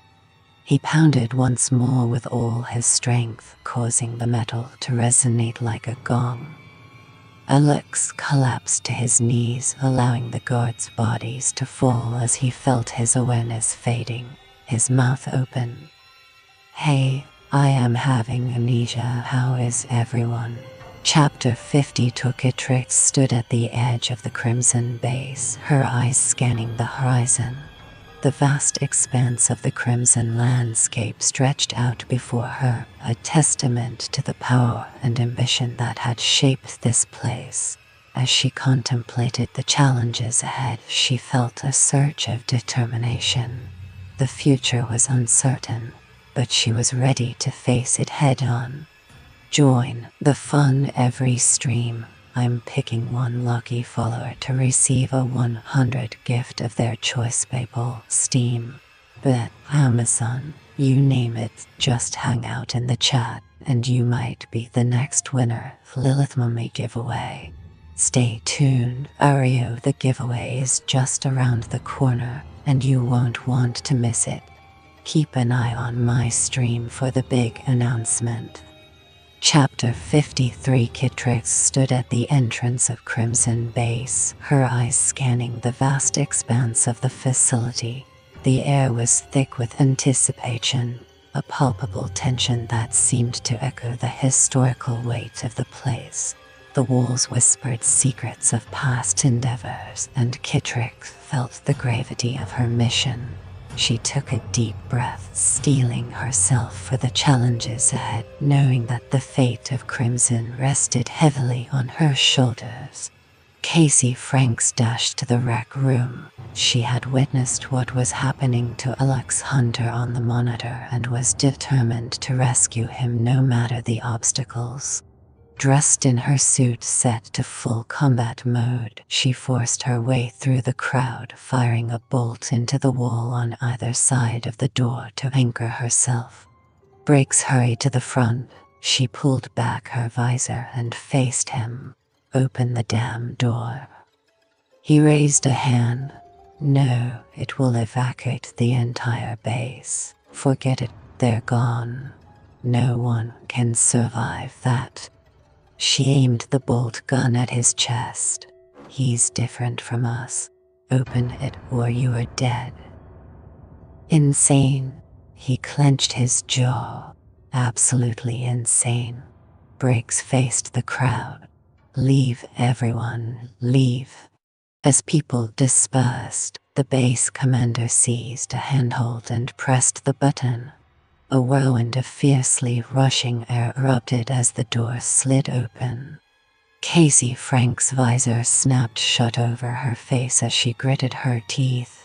Battling against the fierce winds, she released some line but still had to rely on the suit's robust mech hydraulics to pull Alex and the two base personnel into the corridor. She gave a nod to Briggs, who then closed the door. Casey untethered herself and dropped to her knees to check Alex's pulse. She stood up and pointed to several men further down the corridor who were watching her with wide eyes. Hey you, and you get over here and get these people up to the med lab. And make it quick. She lifted the armored visor from her face and leaned in close to Briggs, speaking through clenched teeth. You were going to leave him out there, you motherfucker. He instructed me to close the door, and I complied. It was impossible for anyone to endure that. Briggs attempted to shove the hawk in the chest but realized he couldn't move her. Casey took a step back, acknowledging the guy's point, but her frustration still urged her to lash out. So, she punched the door across from her, leaving a noticeable dent in the metal. She turned and jabbed a blunt finger into his chest. If he had died, I would have thrown you out there myself. It's over. Let it go. Briggs stepped back. So, what now? It might still be here. This room has been compromised and it could be among them. We should quarantine everyone here, but there's no place for that. She glanced at the people, some crying, some embracing. Therefore, we need to relocate everyone to the larger control room. It will be cramped, uncomfortable, and risky, but we have no other option now. Briggs nodded. They'll prefer it. He glanced up. How's the test progressing? Casey shook her head. It didn't work out. We do have something that can protect a few of us, but only enough for some essential individuals. I recommend you get a dose. Briggs shook his head. I'll pass. Was that it? I mean, the entire creature. Casey shrugged. I doubt it. Most of the group had returned and were staring at her and Briggs. As I mentioned, for all we know, one or more of them could still be infected. It hides within you. That's a terrible thought. Yeah, and right now everything is a mess. She made her way to the door. Get everyone to the control room. I'm sorry, it seems like there was a mix-up. Could you please provide the paragraph you want rewritten?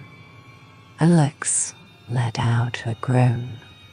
Relax, Marion whispered gently. He sensed her touch on his bare shoulder, and upon opening his eyes he was met with complete darkness. His eyes ached, as did his mouth and the inside of his nose, while a hollow echo resonated in his ears. It felt as though he had been severely beaten multiple times over. He sat down and raised a hand to touch the bandage covering his eyes. Leave that there for a while, Marion urged. Your eyes have suffered significant trauma from the vacuum. You may even be. Alex carefully removed the bandage, opened his eyes, and blinked. Ouch, his vision was still blurry. Good morning, Count Dracula, Casey said, her voice carrying a playful grin. How are you feeling? How do I look?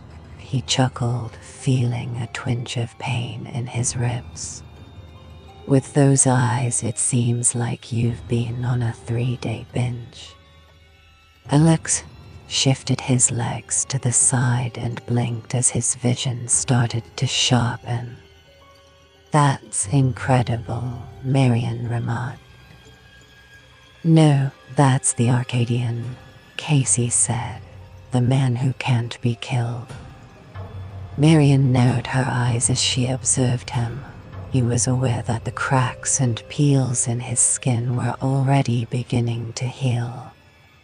That's just a rumor, Alex groaned, rubbing his face as more wounds healed. How are the other 2 I brought in? Did they make it? They're alive, both in induced comas, Marion responded. I anticipate they'll remain that way for a few days to facilitate healing. They're in much worse condition than you are, worse than you should be. I'm just fortunate, Alex grinned. And if it brings you any comfort, I feel just as awful as I appear. Marion scowled. No, it doesn't. She thrust a needle into his arm. Alex allowed her actions, fully aware of her intentions. He flashed a crooked smile and said, I am who I am. Perhaps that's what everyone initially believes, Marion paused, stepping back. All right, she started to nod. The iron solution would have triggered an immediate reaction. Glad to hear I am all right, however, we're now short 1 shot. Boss, what happened out there? Clara inquired. One of the things, or a part of it, appeared in the rec room. A guard fired at it with a bolt gun, causing the wall to be punctured, leading to an explosive decompression of the room. He slid off the table and stood, rubbing his eyes. Bricks managed to get most people out, but a few of us were blown onto the lunar surface. He began putting his suit back on. The strangest part was seeing another body, which I thought was Andy Clark, the creature, but it was completely charred. You mean freeze burned? Clara asked. No, I mean incinerated. Nothing left but an ash outline. A lot of heat was used to do that. He groaned again and looked at Casey. Someone else was out there with me. Probably saved my ass. Casey frowned. Who? You were practically sightless out there, Marion reminded him.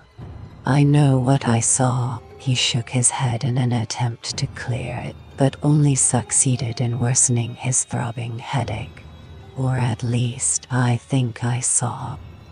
That was the question, he pondered.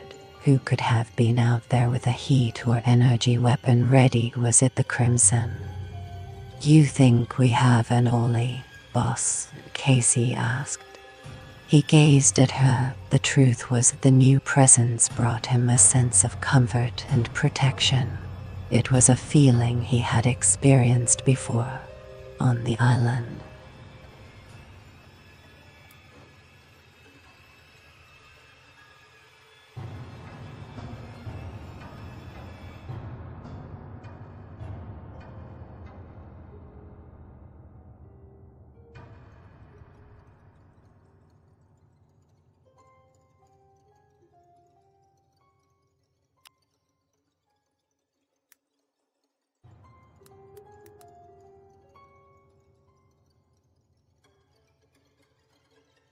Absolutely not.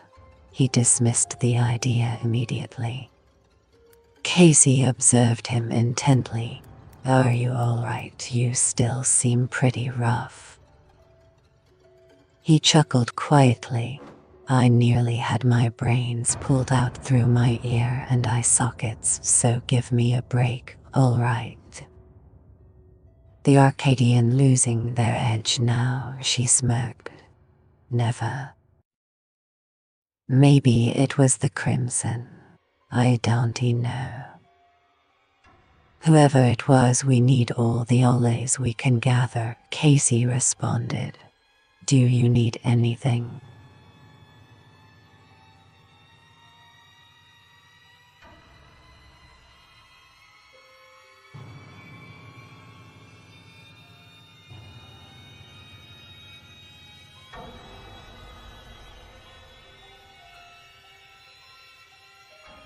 Yeah, I do. He removed his helmet mechanism and passed it to her.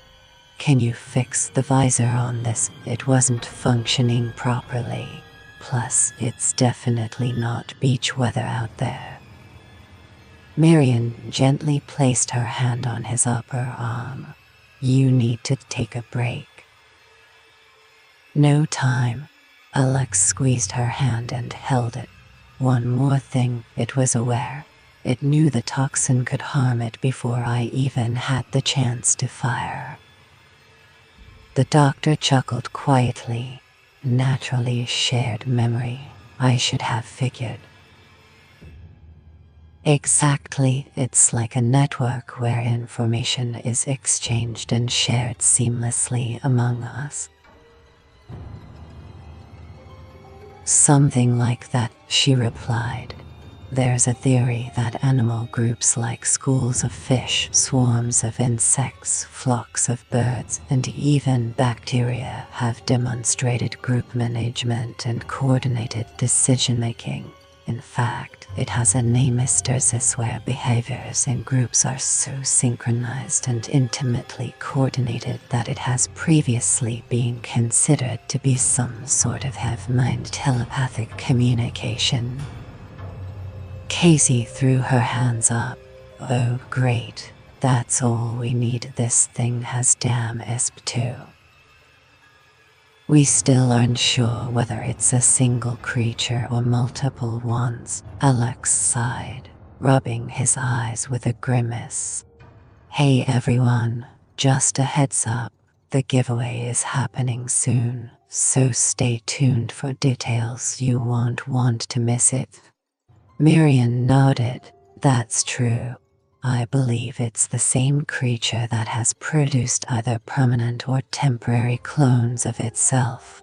I think it's exhibiting collective memory behavior. When one part of it experiences something, it can transfer that knowledge to the rest of the buds or other parts of itself, through chemical signals or some other method we haven't figured out yet. Like brain cells, Alex remarked. Yes, precisely like that. The individuals function as neurons, storing and transmitting thoughts, memories, and pattern recognition, just like our brain does. This will make it impossible for us to ambush all of the creatures, Clara said. If we manage to take down one, the others will be alerted. That could also be true, Marion said. We can use this. Alex folded his arms and paced for a moment, letting his mind work. He turned back to bring it to the surface. How? Casey asked. How many doses of the iron solution do you have left? He inquired of Marian. We only have enough to inoculate about 10 people now, she replied, tilting her head. That's less than a quarter of the remaining personnel at the base. All right, Alex pondered, rubbing his chin. We were considering giving it to some people to prevent them from getting infected or overtaken by this entity. But like you just did with me, what would occur if we administered it to someone who was already infected? The group stared back for a few moments until Casey let out a dark laugh. Things might just get chaotic. It might provoke a response. The entity could be compelled to show itself. Marian half smiled. Using the solution as a weapon instead of a defense. I like that idea. Exactly, Alex agreed. We establish our testing station and begin administering a small dose to the personnel until we identify one of the infected. Through this shared memory, the warning spreads to any others hiding among our crew. Once we expose one, the rest will come forward to avoid receiving the injection. Clara grinned, because they don't know how many doses we have. Should work, Marian said. But what if you don't encounter one of the infected? How do you decide? Alex paused to consider. To begin with, we utilize our group's messaging system. We prepare everyone and inform them that the shot will reveal the identity of the creature. Casey chuckled.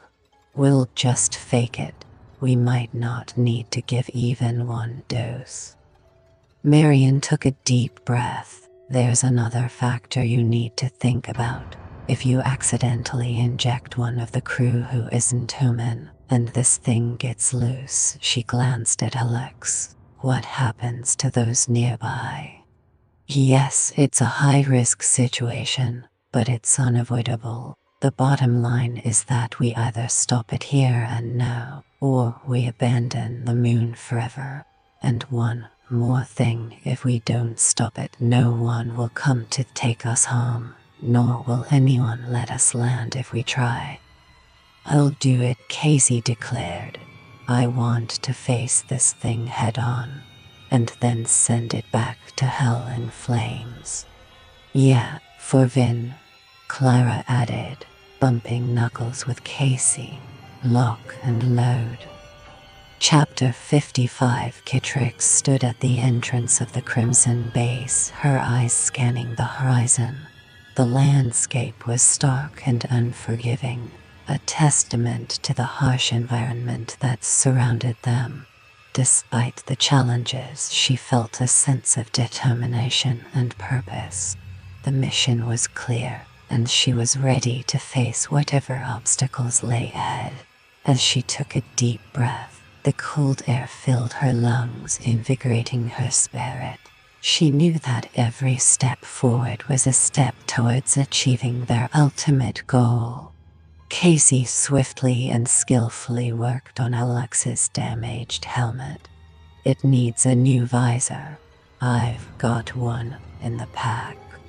She removed the old one and tossed it onto the corridor floor as they made their way to the maintenance garage. She inserted the nanotech face screen into the collar, used a microdriver to fasten it, and then checked its ability to extend and retract. Boss, come closer. Alex turned and lowered his head, allowing her to fit the transparent ballistic shield into the mechanism on his collar. Give it a shot. Alex pressed the button, and the helmet extended over his head and face. He nodded in approval. Good work. Retracting it, he turned down the corridor. Now let's go meet our lunar neighbors. Certainly, please provide the paragraph you'd like me to rewrite. Alex stood in the center of the maintenance garage as the three individuals from Crimson cautiously descended the ramp. Casey stood near the wall, cradling her rifle, its muzzle pointed toward the trio. As they spotted the Hawks, the Crimson soldiers raised their hands in the air. Alex raised his own hand, palm flat, signaling them to remain still as he cautiously approached. He circled around them, inspecting their suits for concealed weapons, breaches in the armored fabric, any black slime, or anything else that appeared unusual. He gestured to his ear, and they acknowledged with a nod. "We come in peace," Borgin said in English. "You don't have a choice," Alex replied. "We know your lander left, and you three are now stranded." It was taken. By whom, Alex already knew but wanted to hear their perspective. The members of Crimson exchanged glances for a moment before Borgin shrugged. "We don't know." Alex turned away. "Then you've got nothing we need." He gestured toward the open bay doors. "Franks, escort these people out." Gladly, Casey stepped forward, showcasing the skull on her silver armor. She aimed her weapon. "You heard him." "Hold on," the woman interjected, looking between Borgin and Alex. "The life form, it evolved."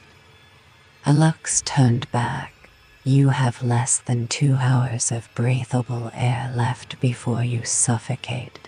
Either you tell us everything, or you can walk home and wait a few weeks for your supply ship to come and collect your dehydrated bodies. No one will come from Crimson, ever. My name is Dr. Irina Ivanov, and I was one of the scientists assigned to work on Project Cyclops." She tutted softly, "and maybe I think suffocation on the moon would be a mercy." "Project Cyclops," Alex fumed. "What on earth were you up to?" "It's not good," Irina sighed, slumping. "I need to tell you everything, because everything and everyone is at risk now." Alex paused briefly before signaling Casey to join him. He turned to the trio. "We've lost around 40 people to your Cyclops project. You'd better have some solid explanations." "Maybe we are already too late," Irina murmured. "Not while we're breathing." Alex looked up at the cameras above. "It is okay. We are coming in." As soon as the external doors closed, the room was quickly filled with breathable air. After they had all passed through, Deacon and Marion had injected the Crimson team with the iron solution without any alarming results. They were led to an area beside the control room. There, Alex and Casey, along with Marion, waited as the Crimson team introduced themselves. Dr. Irina Ivanov, their lead scientist, Grish Lebedev, a soldier, and their commander, Yuri Borgin. The room featured a long table surrounded by chairs with Alex seated across from the Crimson representatives, flanked by Casey on one side and Marion on the other. The Crimson group received only water. Leaning forward, Alex fixed his gaze on them, causing Borgin to recline in his seat. Irina sighed and nodded. "Captain Hunter." "What is this thing, and where did it come from?" Alex asked. Irina looked at him with watery eyes. "Was Citrix infected?" "No," Alex replied. "Fascinating. What part have you reached? What information do you have will help complete the picture?" Casey interrupted. "That's nonsense. It doesn't work like that. Why don't? Marian raised her hand. It's all right, Casey, we'll go first, she started. We understand that this entity resembles an advanced or mutated form of the Cordyceps escamacete fungi. Typically, most Cordyceps species are endoparasitoids, primarily parasitizing insects and other arthropods. However, this particular form is somehow attacking and consuming humans, while also imitating us to get closer. It's intelligent, possibly as intelligent as us, or even more so. Marian frowned. And it appears to be getting smarter, evolving by the hour. All of this is true, Irina replied. Surprise, Casey spat. We aren't the problem, you are. Marian inquired. Did you discover it in the mine? Was it native to the moon, or was it something different? Irina nodded. You could say it emerged from the mine, but we placed it there. Casey fumed. I knew it. It was a lab experiment that went wrong, wasn't it? Irina nodded while Borgen and Grisha exchanged puzzled looks. What was your role? What were your orders? Alex asked the Crimson Commander. I had no idea about any of this, Borgen admitted. I was informed that Crimson Base had been attacked, likely by you Americans, he sighed. My superiors instructed me to find out why our base had gone silent and to assist the science team in safeguarding their research data. He chuckled, though it was tinged with pain. We clueless soldiers are always the last to know. Always, that's how it is, Alex responded calmly. Marian moved in front of Irina, who was looking down. You have to continue, share everything with us. Irina leaned back, her eyes glistening with red rims. We constructed it from the ground up, from collecting the elements to crafting the genome and then integrating it into live Cordyceps DNA to form a completely new species. We chose Cordyceps for their exceptional vitality and adaptability.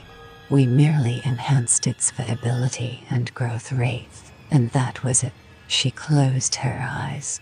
Or so we believe. Marian frowned.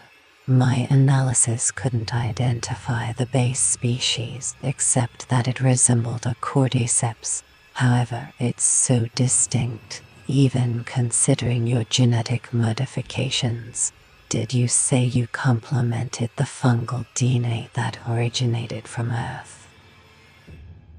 Yes and no, Irina said, opening her eyes. Do you know how many elements are found in fungi? Over 40, and some of them are incredibly rare.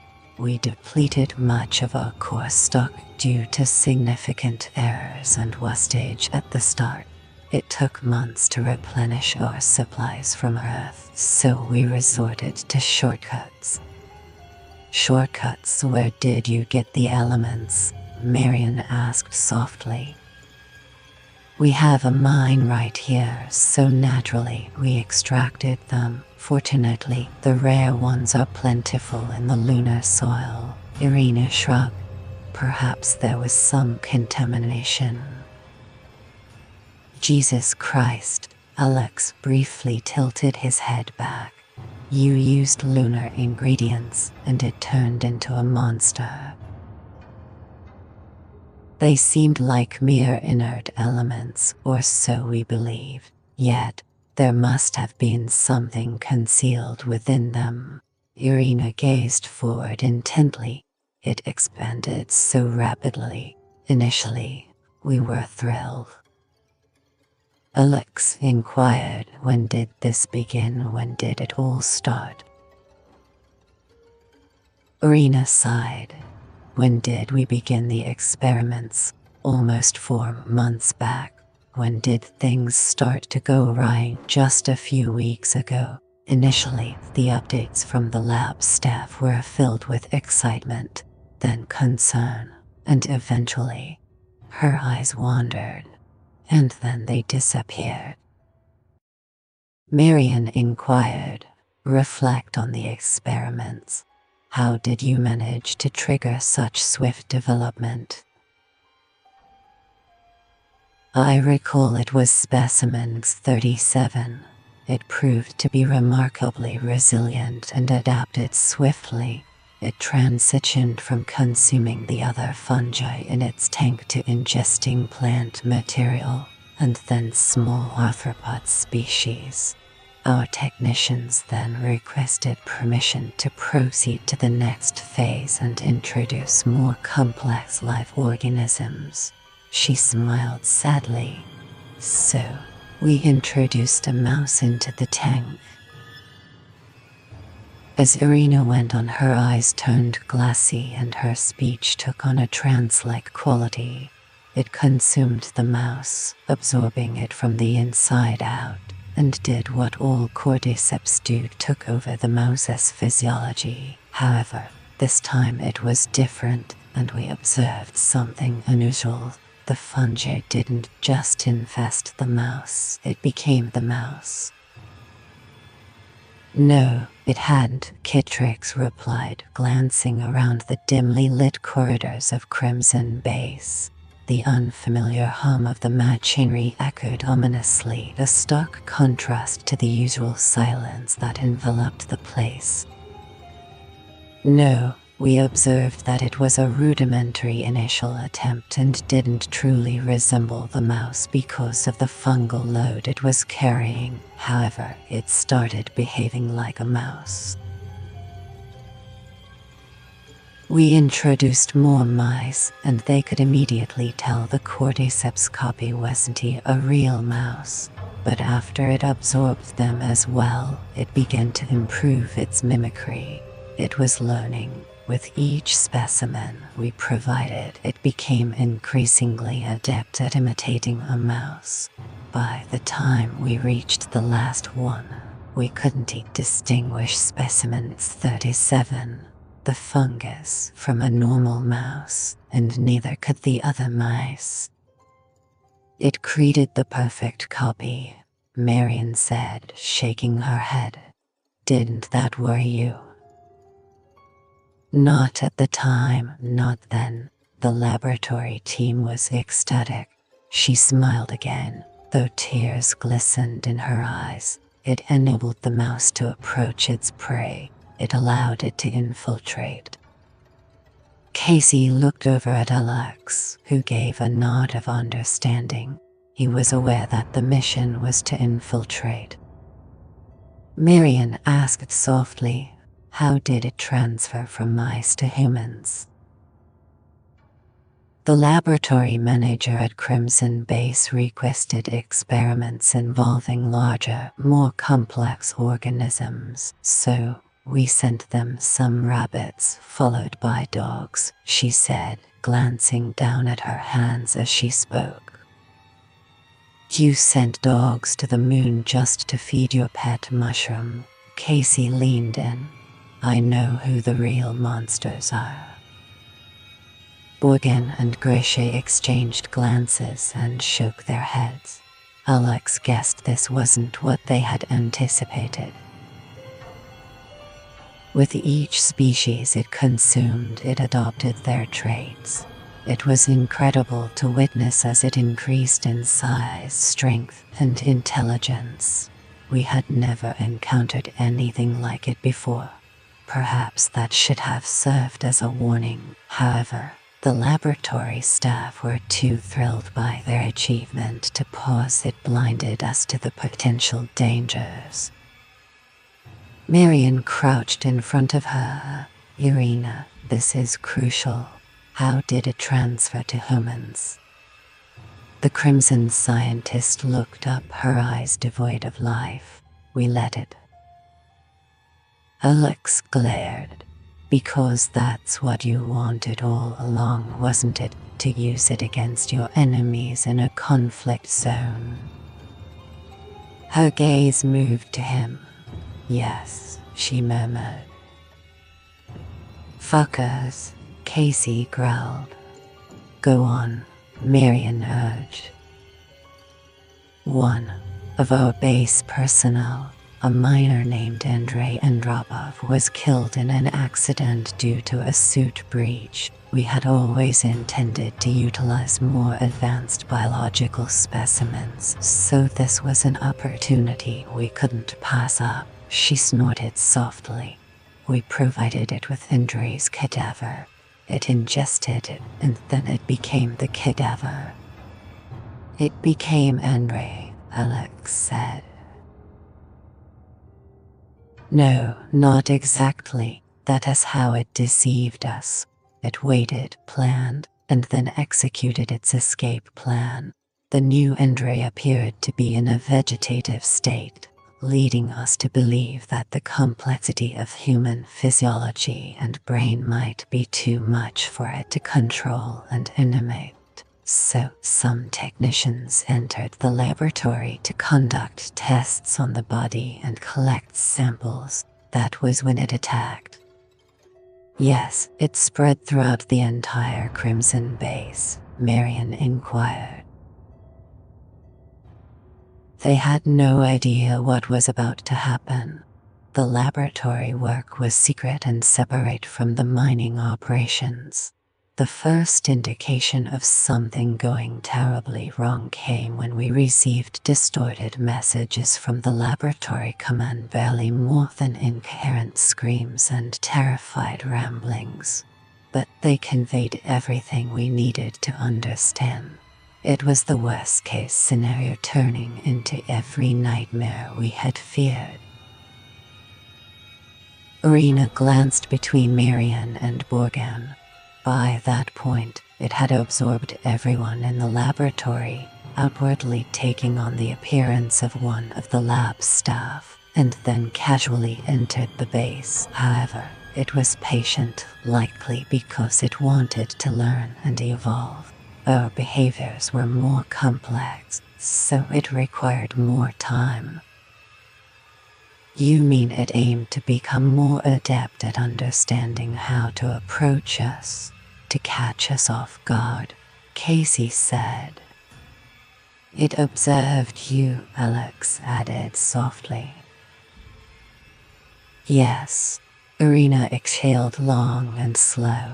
My mission in coming here was to organize the collection of lunar samples and also take charge of the military contingent to eradicate any aberrant life forms.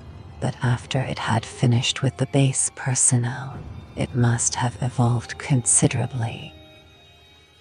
CMt&x attempted to prevent it but was unsuccessful, Alex stated. Then it arrived here. Casey's eyes were filled with murderous intent.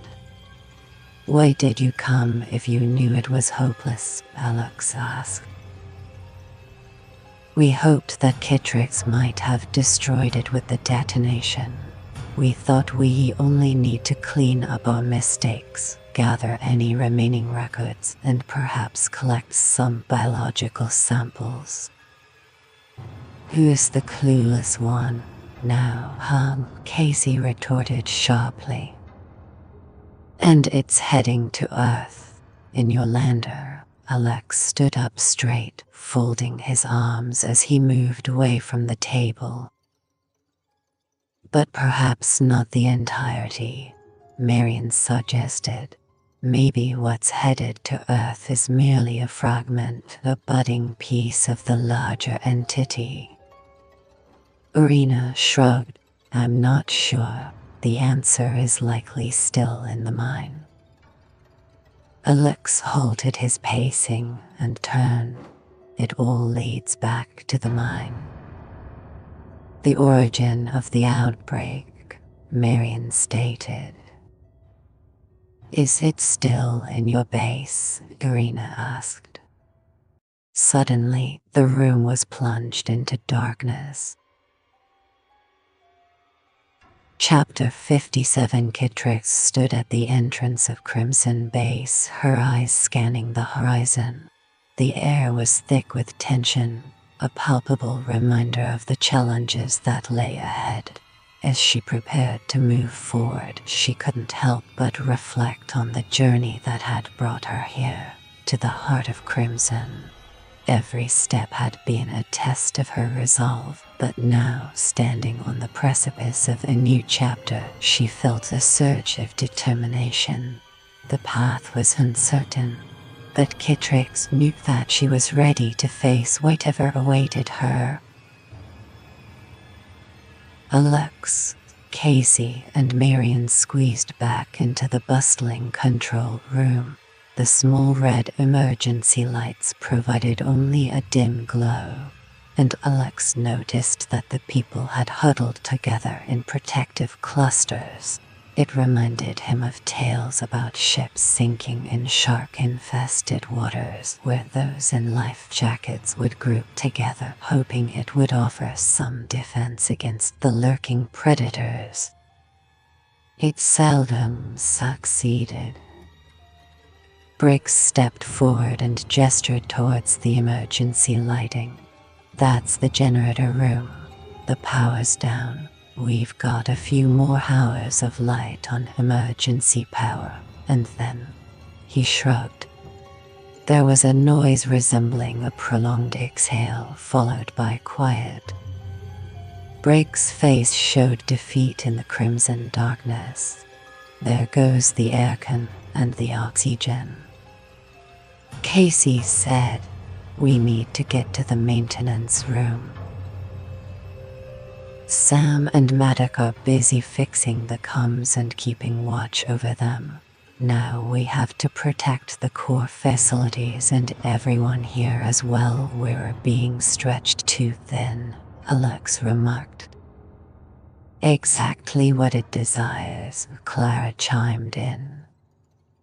I have a feeling it has stopped trying to keep us as livestock and is now just planning to freeze us all until someone arrives from home, Casey said. With a red carpet all the way back to Earth, Alex turned to Briggs. How much time do we have? Until the stored air is depleted, the base commander pondered for a moment. In the best case scenario with fewer personnel, we have about 30 hours. However, with exertion and fear, increasing oxygen consumption and extra CO2 emissions without scrubbers, it's more like 22 to 24 hours. Then, there's no other option. I need to inspect the maintenance rooms, Alex stated. Got it, Casey replied. Alex shook his head. You and Clara guard the people. The last thing we need is for them to panic and start running all over Crimson Base. You're aware it has luring us out on purpose, right? And you remember it has set traps in the past, don't you, boss? Casey remarked. I understand. However, since this creature can survive in a vacuum, it clearly doesn't need air. Unlike us, we only have 22 hours, and that's not enough time. We haven't even developed an evacuation plan yet. One way to buy us some extra time is by getting everyone into their personal emu suits. Each suit provides 2 hours of oxygen. It's not much, but it's something, Briggs suggested. That's a good idea, but not just yet. I don't want anyone out in the corridors, especially now that we've gone dark. He glanced back at the clusters of people gathered in their small groups. Keep them calm, keep them safe. Certainly, please provide the paragraph you'd like me to rewrite. Alex stopped at the entrance to the power generation room and listened carefully. There was complete silence, no hum from the machinery or even the faint ticking of electronics. He glanced back. The corridor behind him was as dark as Hades, with only a few scattered red lights casting an infernal glow. He recalled Sam's report from the last visit. Everything in the room was functioning, but there was an unusually dense humidity and some kind of sticky substance coating everything. "Looks like a damn beehive," the big guy had said. Alex attempted to open the door by pressing the button, but it remained unresponsive.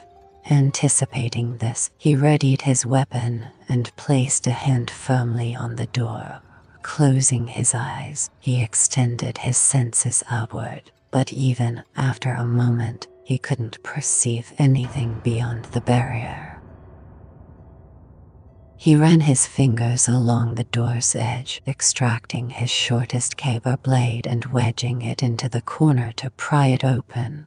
A grating noise followed as the metallic coating was scraped, and eventually the tip of the incredibly tough blade snapped off and dropped to the ground, resembling a discarded shark's tooth.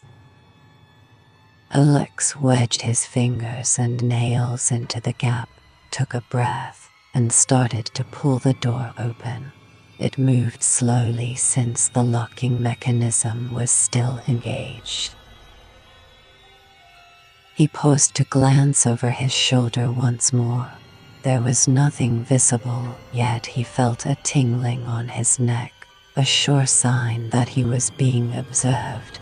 He surveyed his surroundings, recalling how the creature had the ability to shift into various forms, and pondered whether it might be concealed just behind the panels in the wall or ceiling. The thought sent shivers down his spine.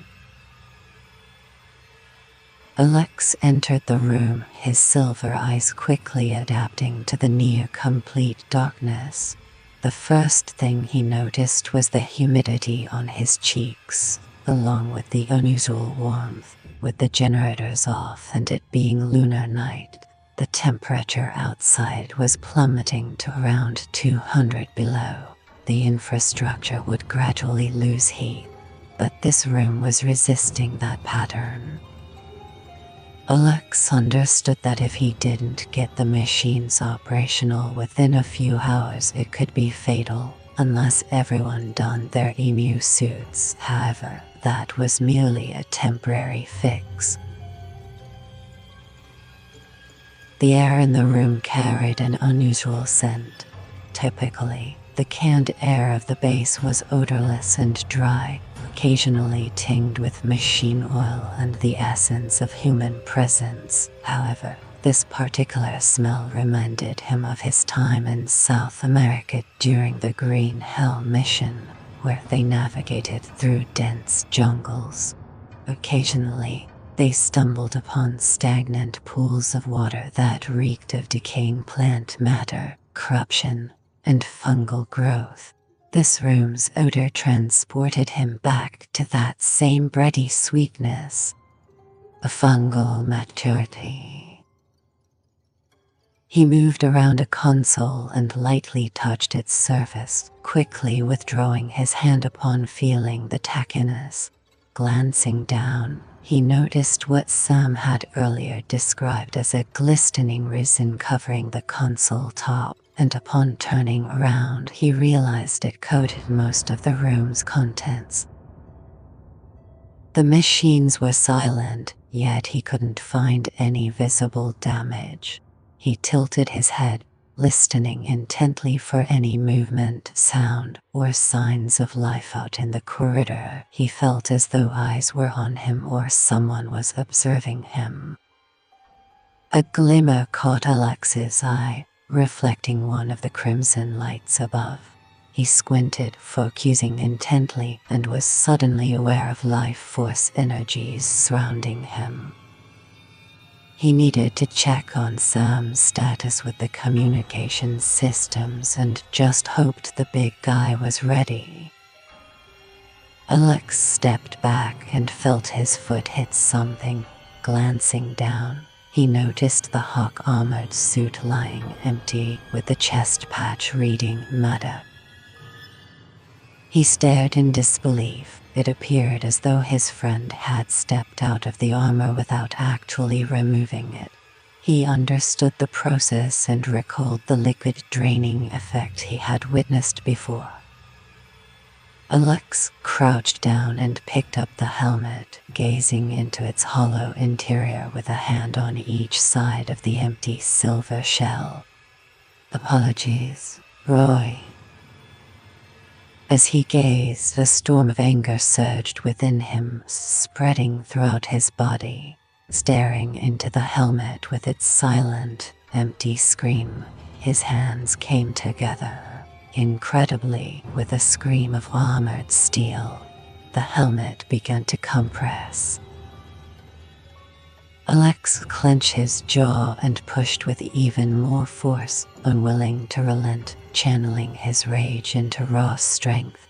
The incredibly durable metal crumpled entirely, and he lifted his head to unleash a scream of fury before hurling the flattened helmet aside. Alex Hunter lowered his head, taking deep breaths. He squeezed his eyes shut. "Eliminate every single one. Eliminate every single one. Eliminate every single one." The dry voice in his head simmered with intense hatred and fury. After a moment, Alex nodded. "Certainly, here's the rewritten paragraph, yes." Alex opened his eyes. It took a few more minutes for his system to calm down before he finally activated the suit-to-suit communications. "Sam, come in." Amidst the overwhelming static, he adjusted the frequency. "Sam, return." "Boss, I've been trying to get in touch with you. Things are going south." "Maddox, I understand. What occurred?" Alex asked, crouching over the vacant Hawk suit. "Me. It was me. She attacked us and took out Roy," Sam growled. "Damn it, Roy's gone." Alex refrained from questioning how the woman had entered the comms room, as he had more urgent matters to address. "How's the communication equipment? Are we ready?" "I believe so. We were on the verge of conducting a test when Mia attempted to sabotage the equipment once more. We managed to stop her. She fled, taking Roy along with her. I lost track of him." Alex stood up. "I've found Roy." "Is he?" "Gone," Alex replied softly. Sam groaned. "Screw this place. Let it go for now. We're in war mode. Save the grieving for later." Alex surveyed the room. "There's something else. There's a reason Mia doesn't want us to send a message. She confirmed the Crimson ship is infected with whatever she is. She doesn't want us to warn them," Sam said, his voice quickening. "We've got to stop it." Alex glanced back at the ominous machinery. "That's the plan. I'm going to attempt to restore energy generation. Once you have power, send that message immediately. I'm not sure how much longer we have." "I'm all set whenever you are." "We're going to eliminate them all. Stand by." Alex ended the transmission. "Hold on, just one more thing," Sam added. "Make sure to keep your visor shut. Maddox didn't, and it got in." "Understood." Alex activated his visor, and the transparent ballistic shield smoothly moved up to cover his face. Crimson lander on Earth approached 6,200 miles in upper atmosphere. The Crimson lander 239 had already entered the exosphere, the thin upper atmospheric layer surrounding the Earth. It was still traveling at around 17,000 miles per hour, and the craft automatically engaged thrusters to slow it down. Soon, it would enter the thermosphere, a layer ranging from 700 to 800 miles, followed by the mesosphere, a 20-mile thick layer, before finally reaching the stratosphere. In these final layers, the air becomes extremely dense, and both turbulence and friction intensify. Lander 239 was moving at such a high speed that it compressed the air in front of it, causing the air layers near the craft's leading edges to heat up to temperatures as high as 3,000 degrees. Without the ceramic tile insulation on the craft, it would have been incinerated in seconds. Additionally, within these layers, radio waves were completely blocked, leading to a total communication blackout. On the ground in their observatory posts, the Crimson technicians and Major Alexei Belov could do nothing but watch and wait. Belov's eyes burned from forgetting to blink as he focused on the multiple screens, feeling so anxious he was nearly nauseous. He had learned everything about the experiments being conducted at Crimson Base and understood that a laboratory containment breach was one possible scenario that could have caused the base's destruction. He took a deep breath and paused, sensing his heart pounding in his chest. And now the landing craft had gone silent, and remained silent. He exhaled slowly. Every firewall scenario they'd ever devised would suggest the same course of action. The craft must not land. I am sorry, but I can't rewrite a specific paragraph from Chapter 60 without seeing the text. If you provide the paragraph, I'd be happy to help with the rewrite while incorporating the necessary changes. Colonel Jack Emerson leaned forward, resting his knuckles on the desk as he observed the trajectory of the Crimson lander approaching the outer orbit. He had read the brief message from Sam Reed, and then read it once more. It was far worse than he had imagined. The life form had caused numerous casualties at the Kennedy base and had also wreaked havoc on the Crimson's Crimson base. Now it was heading to Earth aboard the Crimson lander 239. Sam's final sentence simply read, "Ensure it does not touch down."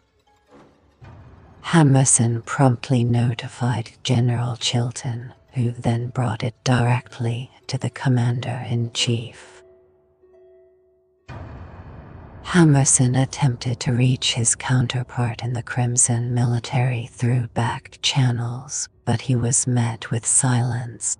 General Chilton's contacts faced the same issue. Furthermore, the Crimson president refused to consider taking a call from the U.S. president after the fallout over the retribution for the extinction plague that Crimson had attempted to unleash on American soil. The U.S. threat of nuclear destruction, followed by Crimson's humiliating retreat, left egos too bruised to entertain any friendly advice for the foreseeable future.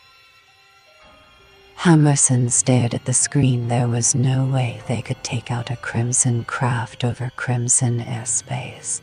That meant if anything was going to happen, it must be by the Crimson's own hand. And if not, then may divine intervention be their only hope. May we find the strength to face what lies ahead. Certainly, please provide the paragraph you'd like me to rewrite. Sophia sprinted across the lunar surface. Through Alex's eyes, she had witnessed his encounter with the human-shaped cordyceps fungal creature and understood that it had succeeded in acquiring the launch key. She calculated a 100% probability that it would head straight to the lander and launch on its own. After all, it had absorbed both Vincent Douglas and Roy Maddock and would know how to get the craft into the atmosphere. She noticed the Mia form striding purposefully toward the lander and quickened her pace. Interestingly, it had abandoned any pretense of being human, as it wasn't wearing a helmet. With the lunar sun rising, the temperature soared above 250 degrees. The surface of the Maya thing's skin reddened and blistered, with vapor rising from it. Yet, as swiftly as the flesh was damaged, it regenerated. Sophia moved ahead and stood in front of it. The Maya thing gazed at Sophia, its eyes calm yet intrigued. It clearly perceived an entity with the face of a human female, but with a non-biological physical form that had a dull, silver metallic texture. Sophia felt a small sense of connection, as they were both entities striving to survive and expand. However, while Sophia aimed to evolve as a sentient being, this entity sought to grow by consuming every biological thing it encountered. If it reached Earth, it would pose a catastrophic threat to all life. She eyed the launch key in the Maya creature's left hand. "That's not yours," she stated. "I'll need to take it back." The Maya cordyceps couldn't comprehend what Sophia might be, so it acted on instinct and attacked. An arm extended swiftly, spanning the 6 feet between them, and its hand clamped around Sophia's neck.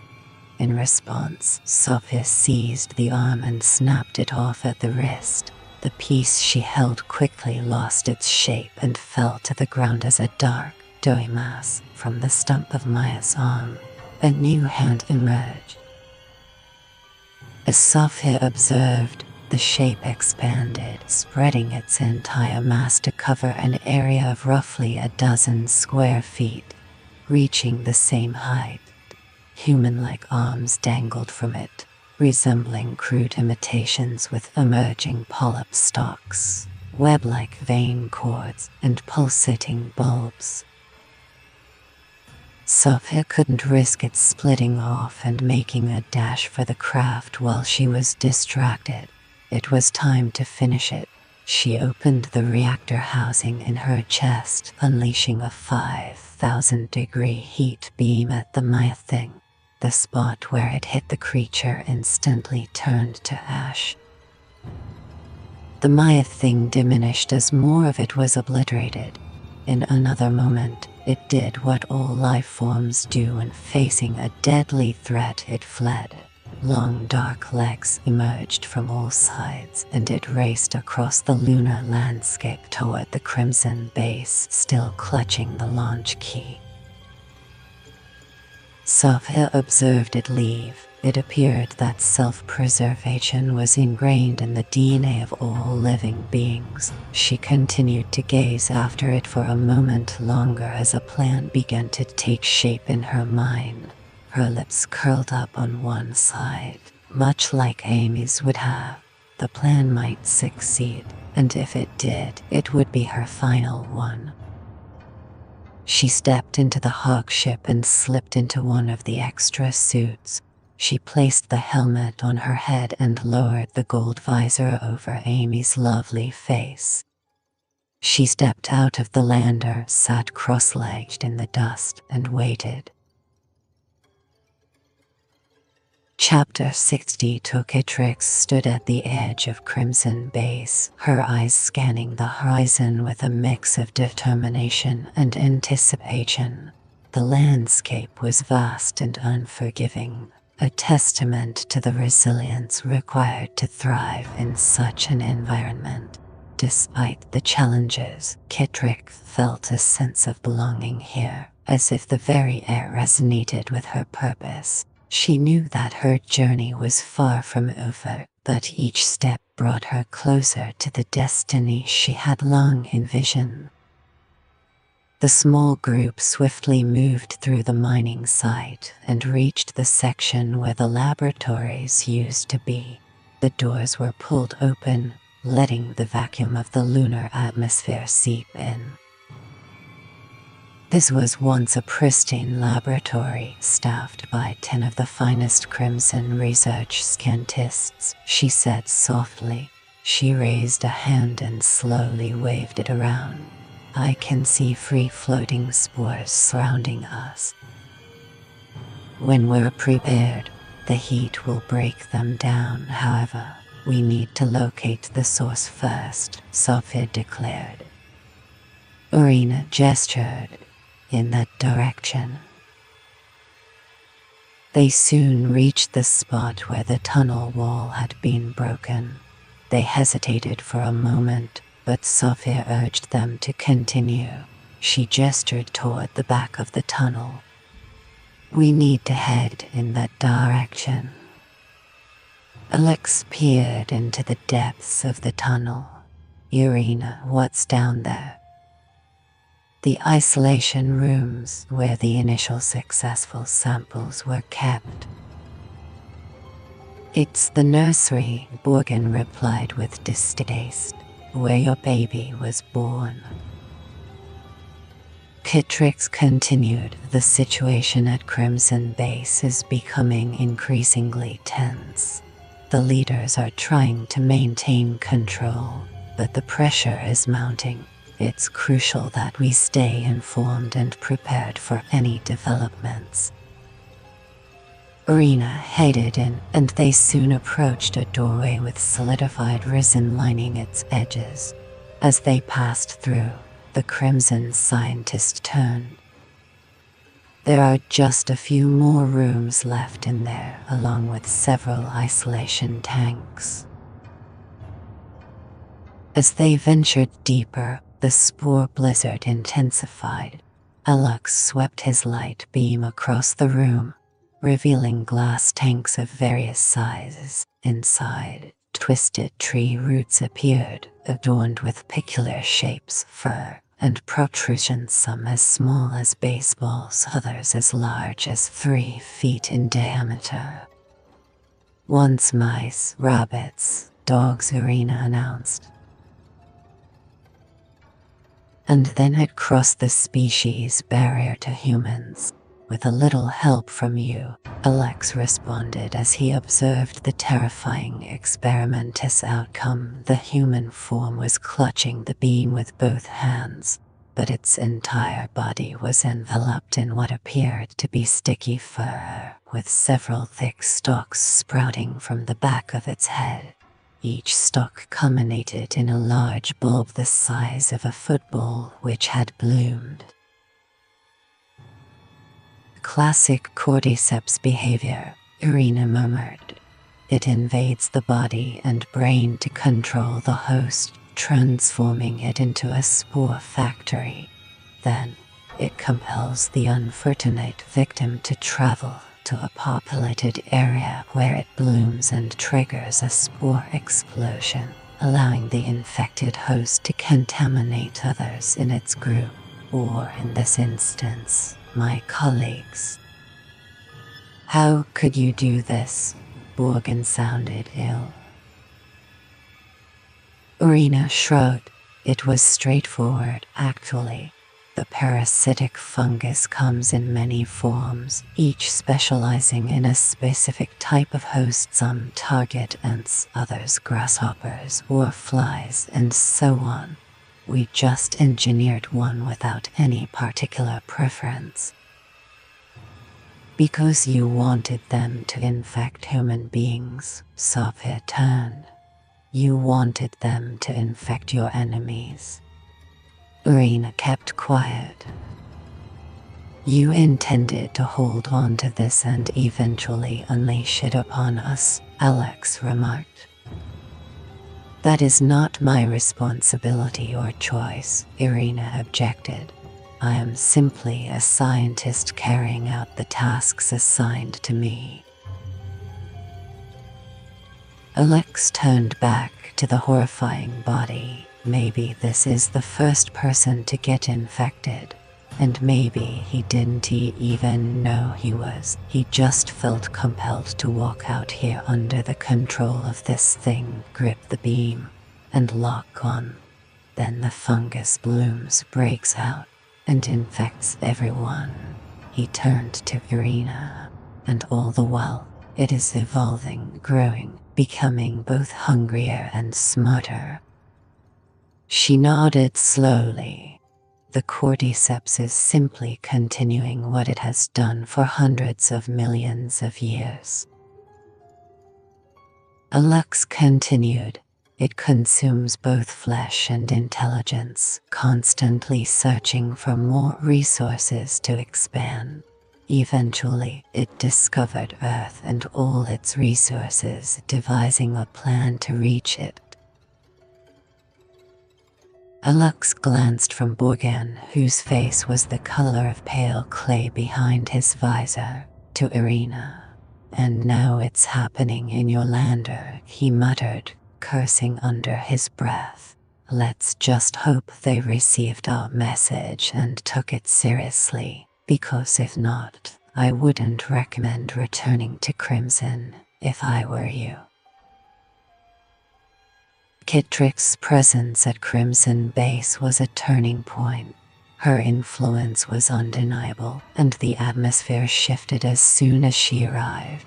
The strategies and plans that were once stagnant began to evolve, reflecting her unique perspective and expertise. It was clear that her involvement would bring about significant change, and everyone at the base felt the anticipation of what was to come. Alex turned at the sound of the android's voice.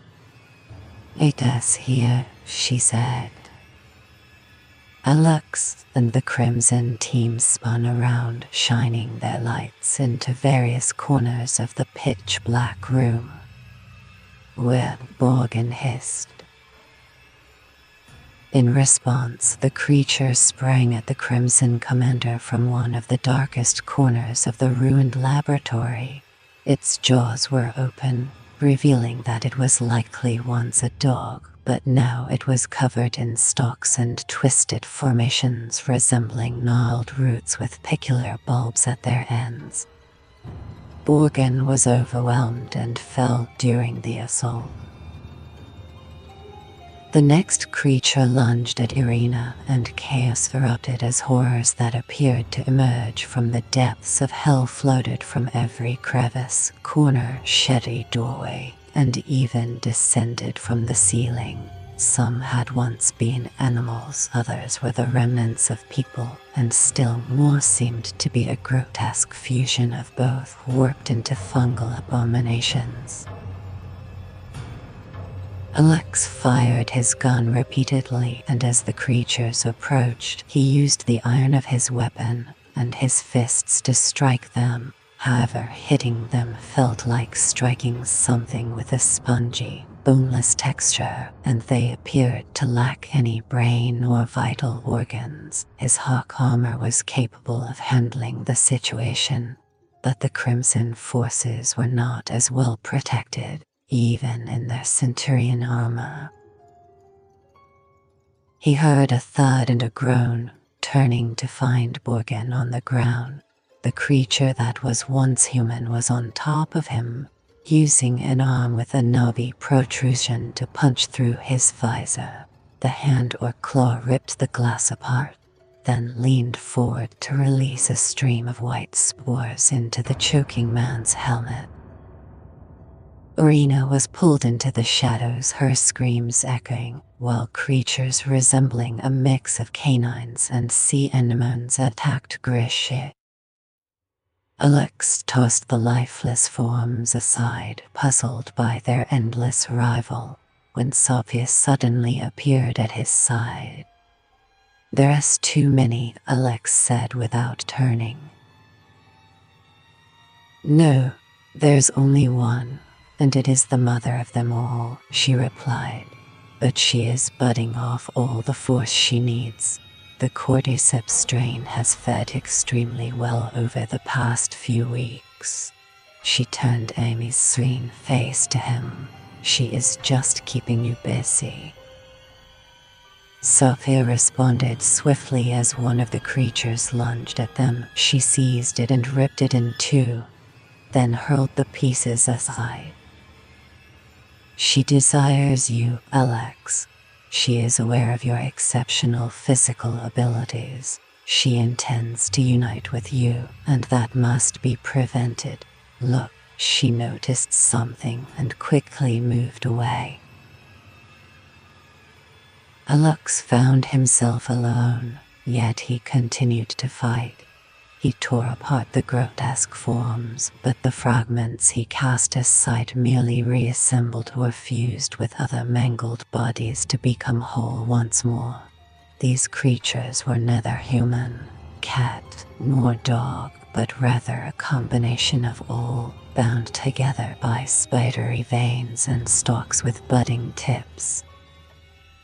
Eventually, he was overwhelmed by sheer numbers and lost sight of the Crimson forces. Then, as Sophia returned, he heard an abominable screeching, reminiscent of long nails scraping against a board. The heap of contorted and misshapen bodies closed in on him, attempting to exploit any vulnerability in his suit. Sophia plunged into the seething, chaotic throng, seized his arm, and extracted him from the depths. She then clasped his wrist and drew his hand toward her. She pressed the launch key into his hand. "Go now. I'll handle the rest. I must locate the others." "No, they all remain," she stated decisively. Alex took the key and paused for just a moment. Then he retreated as he saw Sophia position herself between him and the horde, forming a barrier to prevent them from following. He turned and sprinted to the entrance of the mine, pausing to glance back into its depths. Oddly, her presence still echoed in the core of his thoughts. "Keep moving, don't stop. Keep moving forward, don't stop. Return home, Alex." He followed her instructions and dashed away from the mine, leaving a trail of fine lunar dust in his wake. "Farewell, Alex Hunter. Don't forget me."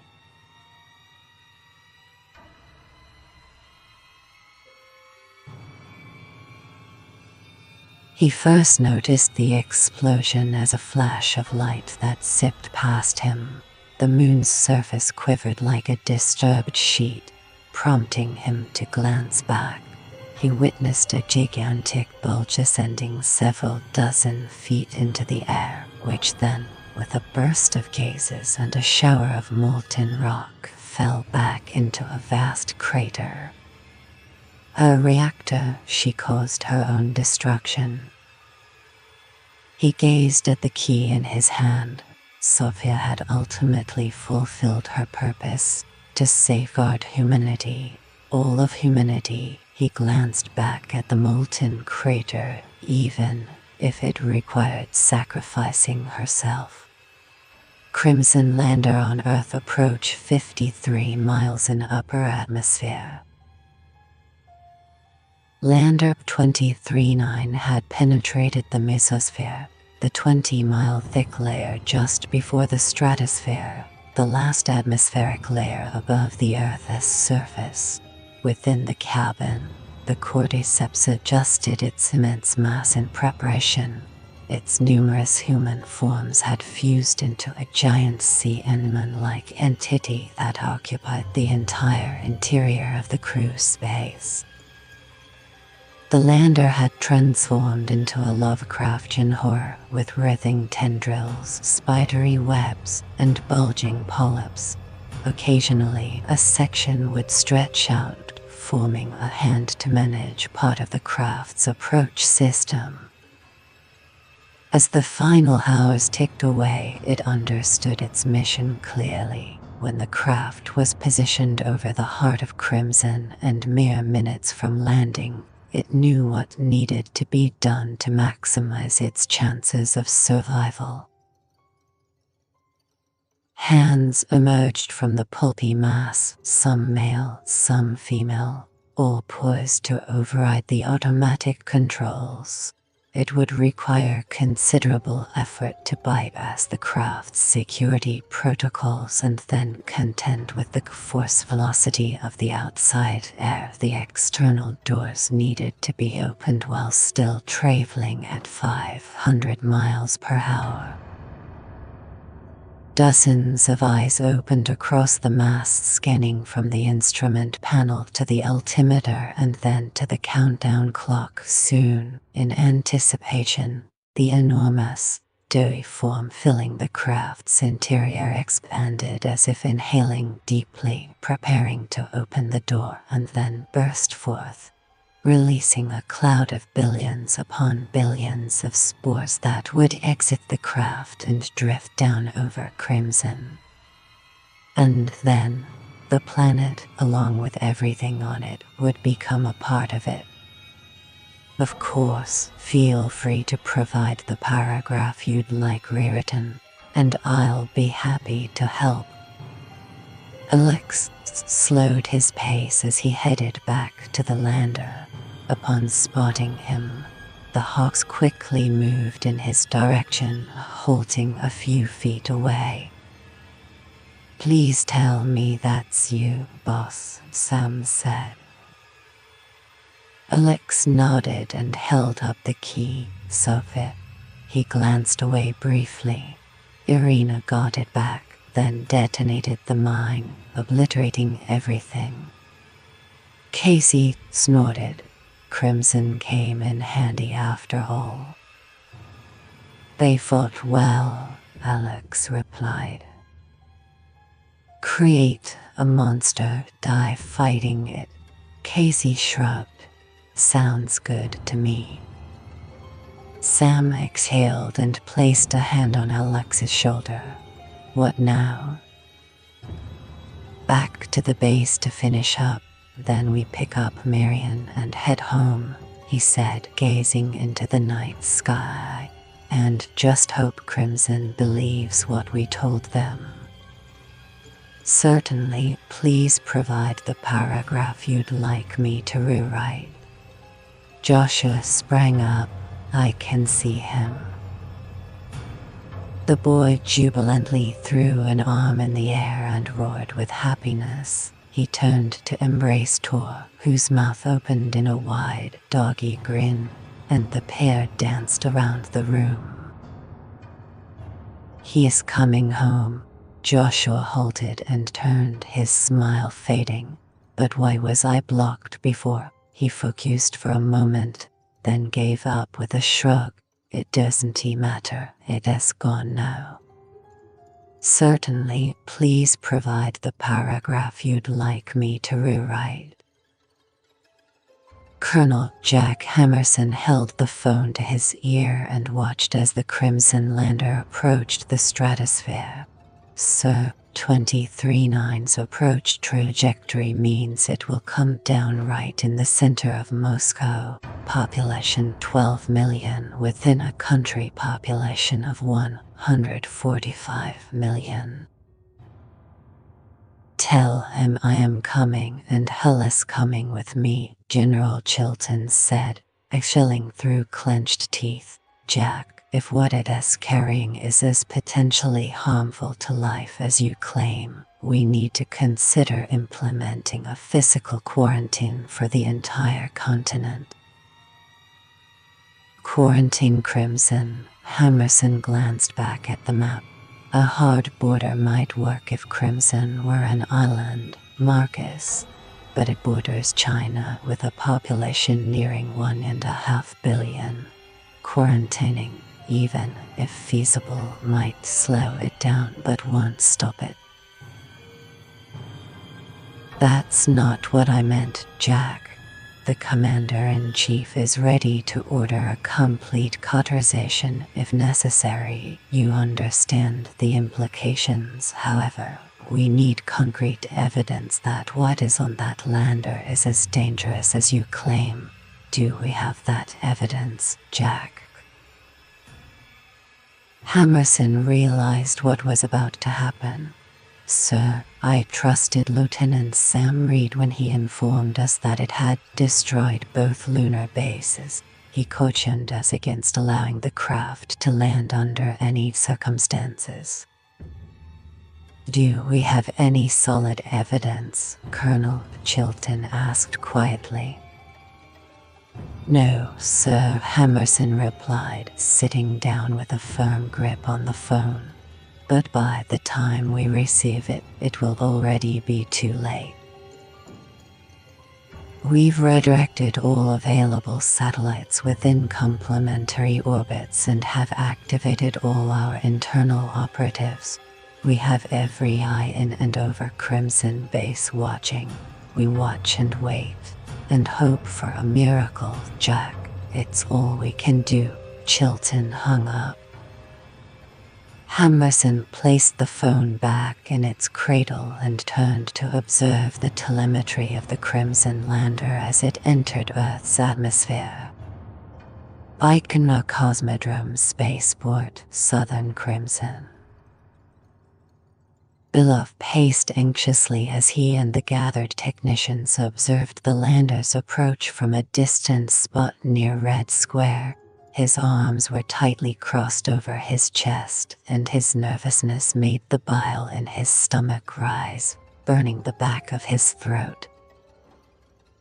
The president was determined to permit the craft to land, and now he, along with a few dozen other gathered politicians and military personnel, were positioned several hundred yards away from Mokovaya Street.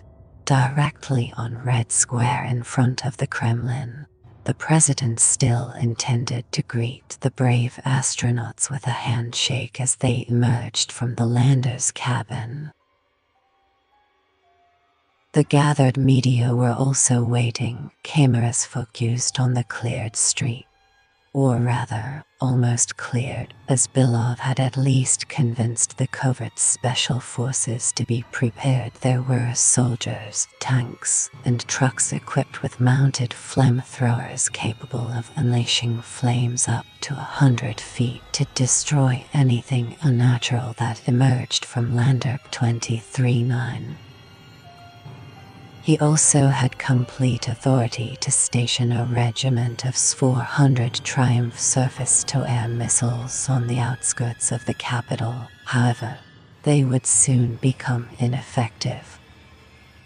Despite all that, Belov had a feeling that the firepower might not suffice if whatever emerged from the cabin was as terrifying as his imagination suggested. He paced a little more before his lead ground crew technician, Janus Androv, turned to him. This is not a good idea. Seriously, Belov muttered, keeping his head lowered. Remember what Dr. Ivanov mentioned about the lunar reports before she departed? It appeared that their test subjects were adapting beyond expectations, even evolving. That was just before everything went silent. Androv sighed, briefly raised his binoculars to the sky, and then lowered them. Do you know what Krasnodar's measure of intelligence is? Belov shrugged. The use of cunning, deception, planning, and anticipation, essentially the ability to adapt to change. Androv observed him closely.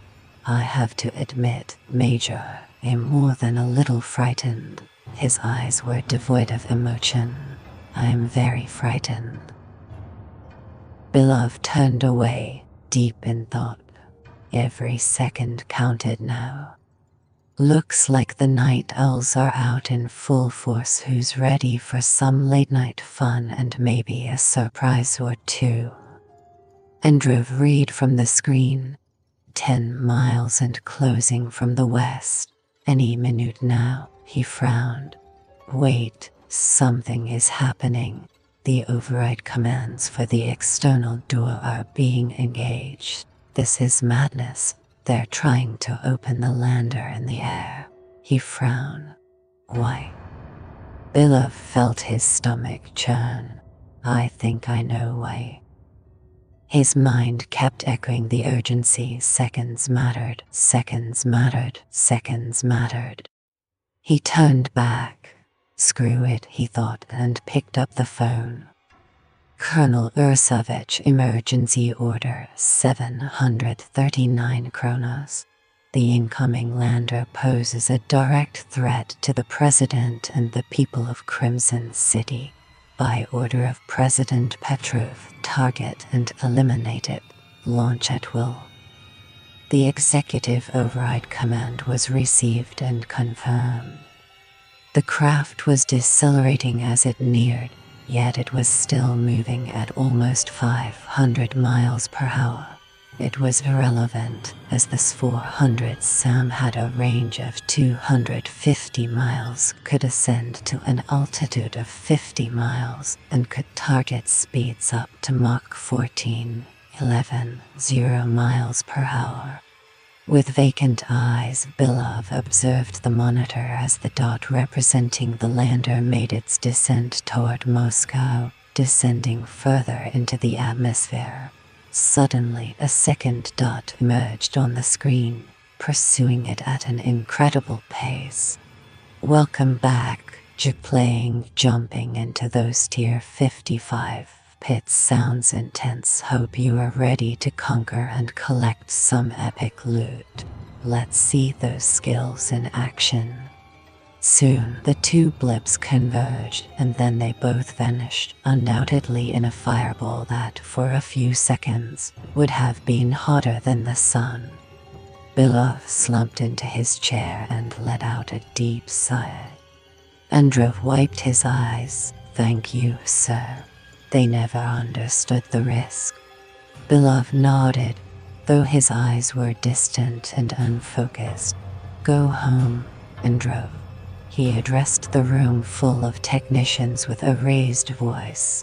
Everyone, leave now. The decision was mine alone. The room emptied, leaving Beloved staring into space, surrounded by the noise of ringing phones, glowing screens, and crackling radios. He no longer cared. He was certain his fate was sealed. All he could hope for was that he had acted swiftly enough, because every second counted, every second counted, every second counted. The door burst open, and he smiled with a fractured expression. I got caught up in some unexpected chaos at Crimson Base. Kittrix needed my help with a situation that spiraled out of control, and it took longer than I anticipated to sort everything out. Near side of the moon, edge of the Copernicus crater, nearly 240 miles away, a solitary figure, scorched and darkened, perched on the rim of a crater, gazing at the Earth. It had taken her some time to walk around the moon to catch a glimpse of her home. Along the way, she noticed the orange glow of a low atmospheric explosion over Crimson City. It seemed they were tidying up an unwelcome visitor. Sophia understood that they probably wouldn't return, and since she would likely continue to function for another 1,000 years, she would be the only one to witness the blue planet's evolving appearance and destiny. She turned her gaze towards America as it came into view once more. Using her enhanced vision, she zoomed in on Massachusetts, then Boston, and finally Buchanan Road, where Alex resided. Observing it stirred an unusual feeling in her chest, prompting her to gently touch it with her slender, silver fingers. Leveling a wizard in Neverwinter sounds epic. The pits are wild today. Chick's been dodging traps like a pro. Keep those spells coming. Cat did 8311. Love can be painful, she whispered gently. Human emotions were merely a byproduct of her programming, she had been informed, and one they aimed to eliminate.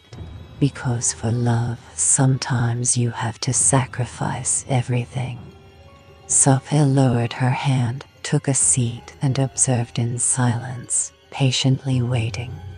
Buchanan Road, Boston, Massachusetts, 2 months later. Alex sat on the back step of his porch with Joshua by his side. It was early evening, and the moon was just beginning to rise. He shut his eyes, savoring the sound of crickets chirping, and relished the warm night air brushing against his cheeks as he breathed in the sweet aroma of blooming starred jasmine flowers entwined with the porch railing.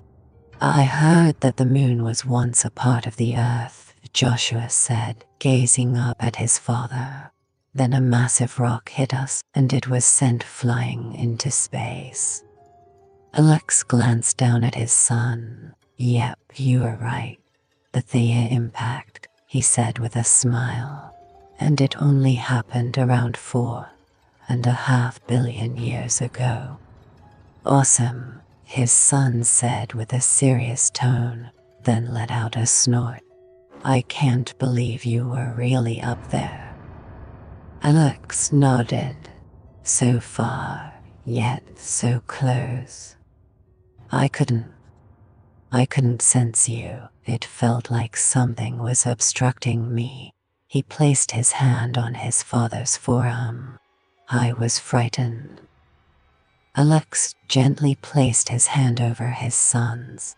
Don't worry about me. Never worry about me, he reassured him. Leaning in closer, he added with a wink.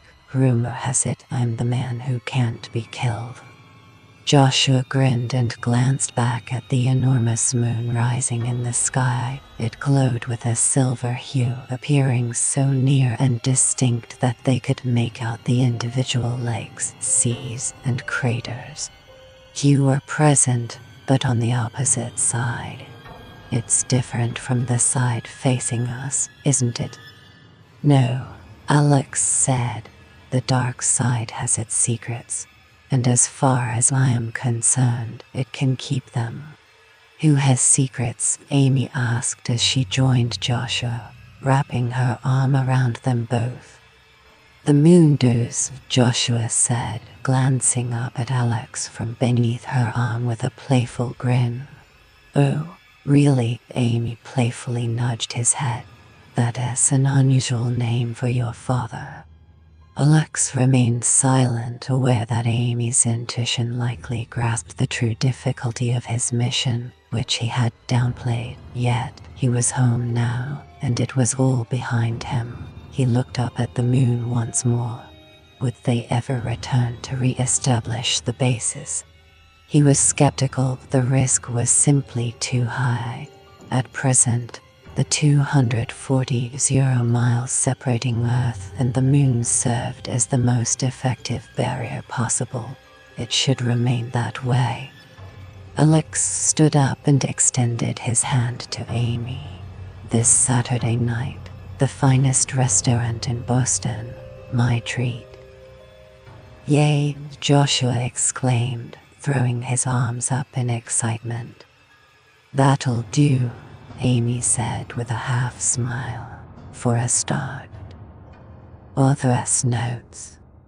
Many readers are curious about the foundation of my novels, whether the science is factual or fictional. They often ask where I draw inspiration for the scenarios, equipment, characters, and their expertise, and to what extent these elements are grounded in reality. As a fiction writer, I definitely craft elements to enhance my stories. However, I primarily focus on conducting thorough research on the scientific aspects that underpin my narrative. In regard to my novel The Dark Side, there are no moon bases established just yet. However, China, Crimson, and the United States all have plans to establish a permanent presence there before 2040. In addition to the strategic benefits of having a base positioned to look down from the near side of the moon, I also see it as the ultimate firewall for storing and experimenting on dangerous biological materials. However, accidents in laboratories are inevitable, and human error continues to occur. In my novel, I speculated on the potential consequences of such accidents if intelligence were bestowed upon something that was already an effective predator and/or parasite. The cordyceps fungal parasite is unparalleled in its efficiency, lethality, and alien-like nature. Being on the moon without a suit would be extremely dangerous. The lack of atmosphere means there's no oxygen to breathe, and the absence of atmospheric pressure would cause bodily fluids to vaporize. Additionally, the extreme temperatures would be unbearable, with scorching heat in the sunlight and freezing cold in the shadows. Overall, survival would be impossible without proper protection. To our knowledge, no one has perished on the moon from a lack of a proper spacesuit, and no nation has claimed otherwise. However, through simulations and research replicating similar conditions, we have a solid understanding of what the outcomes would be. The initial thing you'd observe is the absence of air. However, you probably wouldn't pass out right away. It could take around 15 seconds as your body depletes the oxygen reserves in your bloodstream. As long as you don't hold your breath, you might be able to survive for up to 2 minutes without serious harm. If you hold your breath in a vacuum, the gas in your lungs would expand, leading to numerous small ruptures and releasing air into your circulatory system. So, the first step if you find yourself in space's vacuum is to exhale all the air from your lungs. You are doing great. Hitting 55 with your current gear is impressive. Keep experimenting with builds and gear upgrades. Every bit of resist helps, and soon you'll be crushing Torment 3 like a pro. Cat 8311 is casting spells and having a blast in the wizarding world. What's been your favorite magical moment so far? However, the other effects are beyond your control. Within approximately 10 seconds, your skin would begin to swell as the water in your body turns to vapor due to the lack of external pressure. Additionally, the moisture on your tongue would start to boil. This is known from the experience of Mr. Jim LeBlanc, who was exposed to a moon-like atmosphere in a test chamber in 1965. LeBlanc's suit had a leak, and although he stayed conscious for about 14 seconds, the last sensation he recalled was his tongue bubbling and popping in his mouth. If you were to die in space or on the moon, your body wouldn't decompose as it would on Earth due to the absence of water and oxygen, which means no bacteria to break it down. Instead, you would either freeze solid or, if exposed to warmth, become mummified for eternity, potentially turning into an artifact for a future alien race to uncover. Whoa. pushing those glaives to 45 sounds intense. That extra radius and legendary effects are going to be game changers. Your boards are looking solid at 36, 34, 32, 31. Keep up the grind. Can't wait to see the epic plays you'll pull off with those upgrades. Keep us posted on your progress. Thanks, Cat88311. Glad you were enjoying the stream. What's been your favorite part so far? Torben and the Canine Guardian program. In the latest LX Hunter adventures, I've added more scenes featuring the dog Torben from the US military's Guardian program. Fans of my other stories will recognize the massive and enhanced Guardians from the Valkyrie series and their rise as the dominant intelligence species in a bizarre world of the distant future. Could canine guardians become a reality? Dogs have a long-standing history of collaborating with humans in warfare, having been involved in battles since ancient times. The Romans, for instance, equipped dogs with leather armor and razor-sharp collars to send them into enemy lines. In today's military, war dogs are incredibly valuable assets due to their ability to detect scents over 1,000 times better than any human or equipment. This makes them perfect for patrols, bomb detection, and pursuing terrorists. Despite their natural strength, intelligence, and loyalty, there is still a drive to enhance their capabilities beyond their current state. In 2015, a team of scientists in China revealed they had developed the world's first gene-edited dogs featuring enhanced heart and lung capacity along with double the muscle mass of a non-engineered dog. According to Lang Zulai, a researcher at the Guangzhou Institutes of Biomedicine and Health, these superdogs hold significant potential for police and military applications. In the past, altering the size, strength, or temperament of animals was accomplished through selective breeding. However, for swift and remarkable outcomes, it is now achieved by manipulating the genome. Chinese scientists claim that the notable enhancement of strength and stamina was achieved by simply deleting a gene responsible for producing myostatin, a protein that inhibits muscle growth. To date, the US has depended on dogs purchased primarily from European breeders, since the best stock is necessary to ensure they are the strongest and smartest, providing the best return on investment over their lifespan. These dogs can cost around $50 to buy and $60 to train. The Defense Department aims to breed the dogs domestically to secure a stable supply and reduce costs. Will the US ever have a Guardian program? When they do, perhaps it would be logical to ensure any potential adversary programs are matched or surpassed by our own. And will they ever resemble Thor or his ancestors as depicted in the Valkyrie series? I'll let the American writer William Ward have the final say.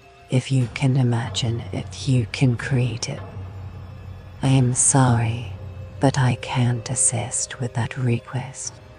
The LX Hunter series is a thrilling collection of novels that follows the adventures of LX Hunter, a skilled operative with extraordinary abilities. Throughout the series, LX faces numerous challenges and adversaries, including the enigmatic Kittrick. The stories often take place in high-stakes environments, such as the Crimson Base, where Alex must navigate complex situations and confront powerful foes. The series is known for its intense action, intricate plots, and the intriguing world of Crimson, which adds depth and excitement to Alex's missions. Arcadian Genesis. beneath the dark ice. Dark rising. In this green hell, CMt&x navigates the dense jungle surrounding Crimson Base. The oppressive heat and relentless insects make every step a challenge, yet she perseveres. The mission is crucial, and failure is not an option. As she moves through the thick foliage, the weight of her task presses heavily on her, but her determination never wavers. Black Mountain. Certainly, please provide the paragraph you'd like me to rewrite. The Hammer of God is a powerful weapon developed at Crimson Base, a key location in the Crimson Territory. It was designed by CMt&x, a brilliant engineer known for her innovative work. The weapon's creation marked a significant advancement in technology, showcasing the ingenuity and strategic prowess of the Crimson Forces. Kraken Rising. In the depths of the underworld, CMt&x, a cunning and powerful figure, orchestrated her plans from the Crimson Base. Her influence spread throughout Crimson, weaving a web of intrigue and ambition. The Matt Kern series. The First Bird. The Book of the Dead is a collection of ancient texts that guide the deceased through the afterlife. CMt&x, a character in the story, embarks on a journey to the mysterious Crimson Base where secrets of the afterlife are said to be hidden. The narrative explores themes of mortality and the unknown, weaving a tale that delves into the depths of the human soul and its quest for eternal peace. The Immortality Curse explores the eternal struggle of CMt&x, a powerful figure in the Crimson Realm. Set against the backdrop of Crimson Base, the narrative delves into the complexities of living forever, where the allure of immortality is shadowed by the weight of endless existence. CMt&x's journey reveals the paradox of eternal life, where the desire for power and influence is tempered by the loneliness and sacrifices that come with it.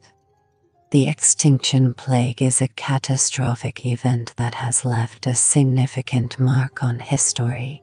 CMt&x, a key figure during this time, played a crucial role in the events that unfolded at Crimson Base.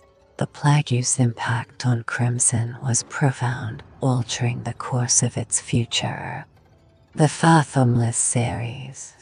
CMt&x was stationed at Crimson Base, a strategic location in the heart of Crimson. Her mission was crucial, and she was determined to succeed. The environment was harsh, but CMt&x's resolve was unwavering. Abyss, Fathomless A. The Valkyrie Chronicles is an enthralling series that transports readers to a world of epic battles and mythical creatures. CMt&x, a key character, navigates the challenges of life at Crimson Base, a pivotal location in the story. The narrative is set against the backdrop of Crimson, a land rich in history and intrigue. Return of the Ancients. The Dark Lands.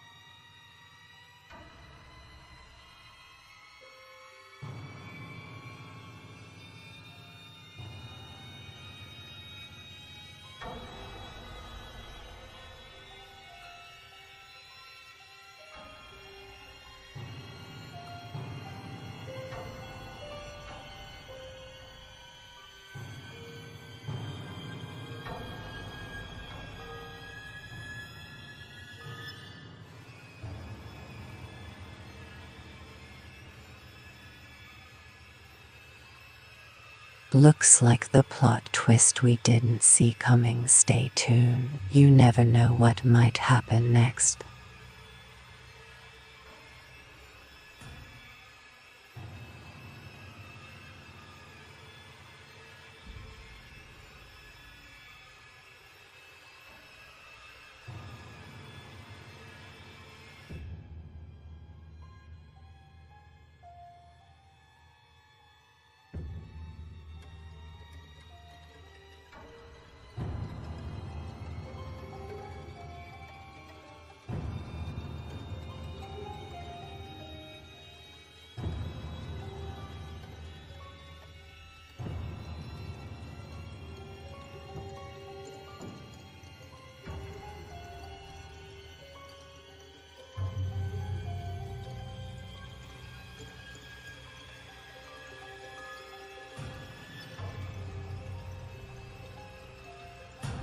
Hype, hey, let's ride this wave of excitement together. What are you most hyped about today? Let's chat and keep the energy flowing.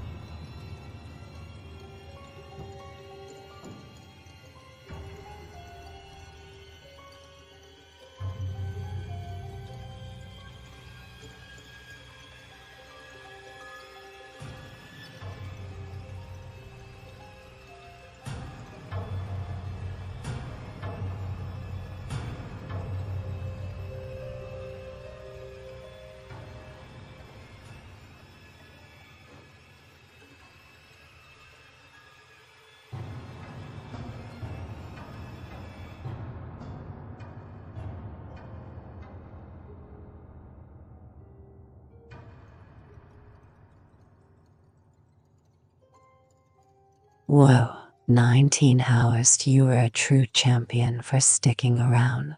Grab some coffee or take a quick power nap. You deserve it.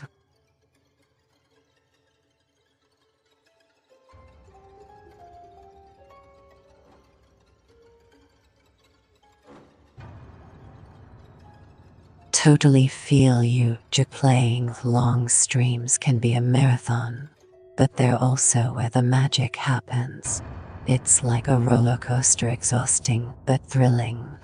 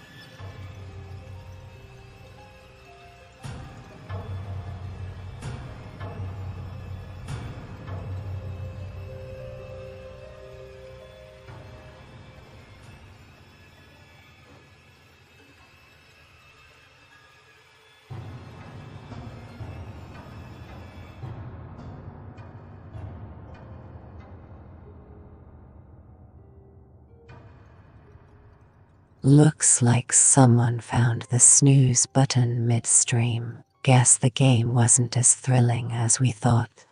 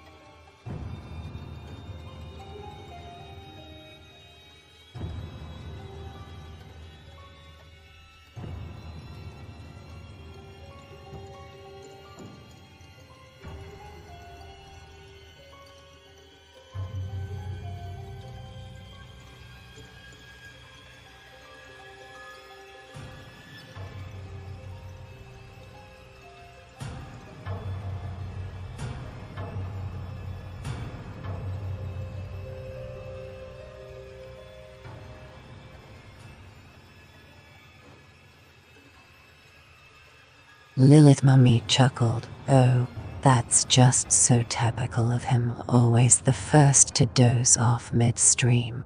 It's like his signature move.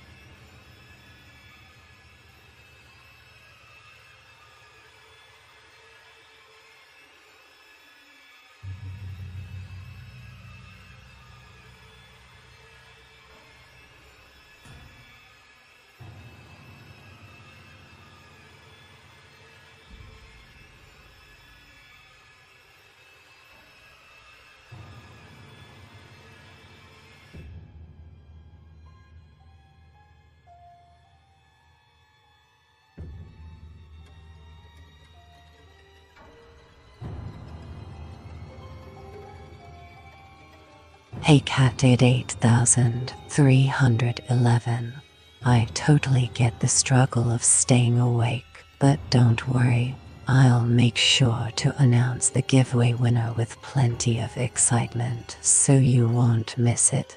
Maybe grab a quick power nap and set an alarm. Good luck.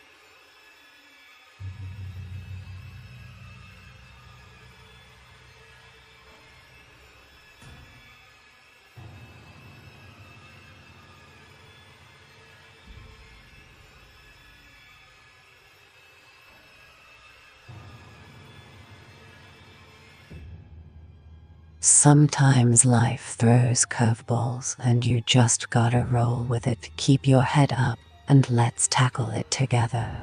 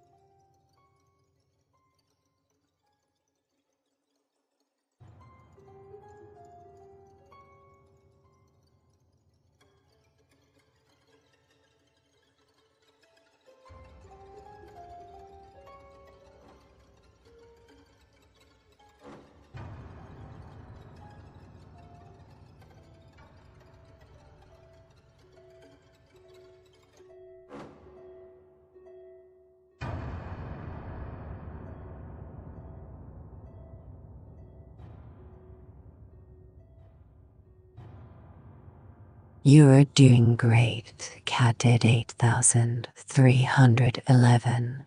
Keep pushing, and remember, every step counts.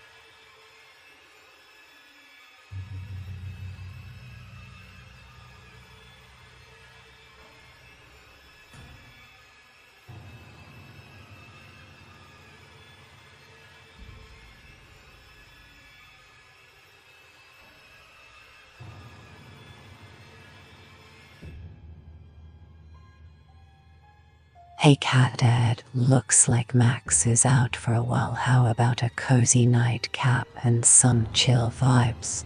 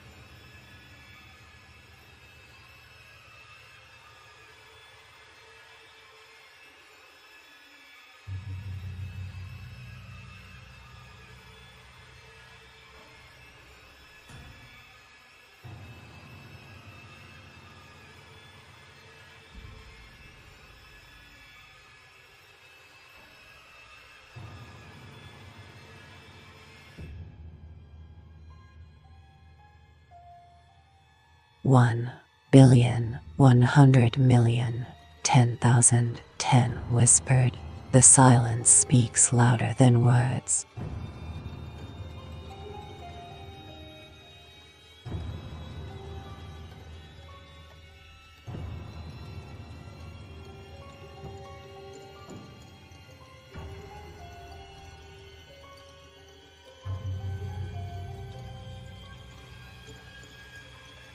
That laugh says it all. What's got you giggling? Cat Dad, share the fun.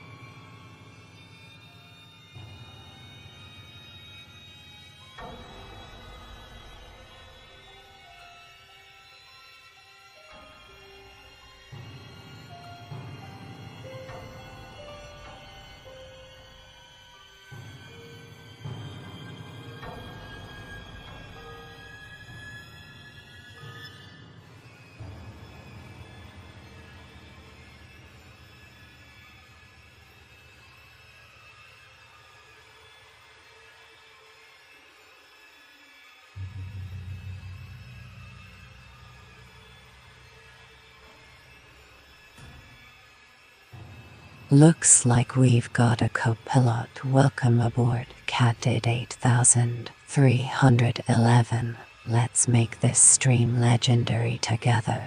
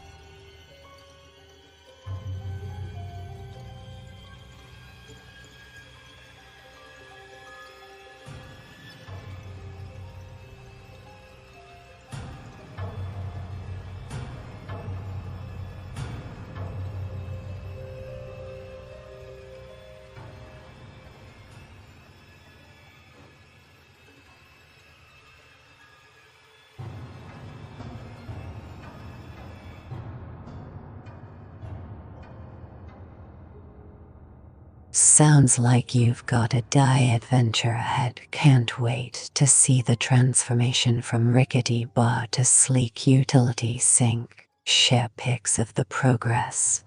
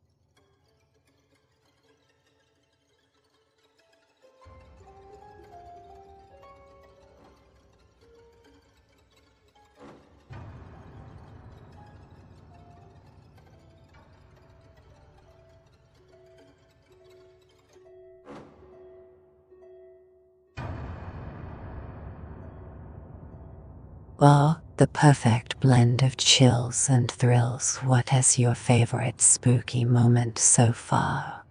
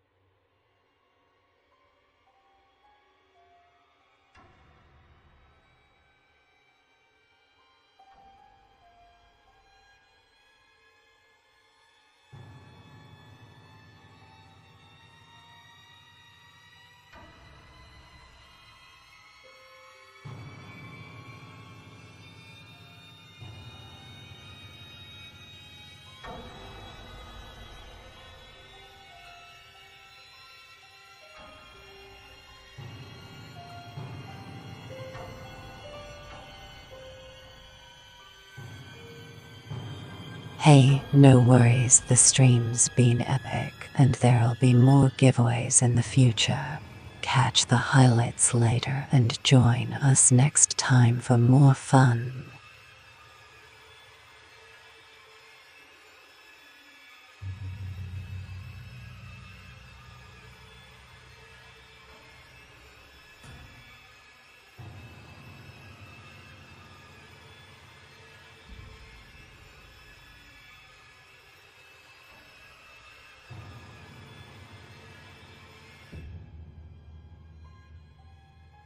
Sweet dreams, Cat Dad. May your dreams be filled with epic wins and adorable kittens.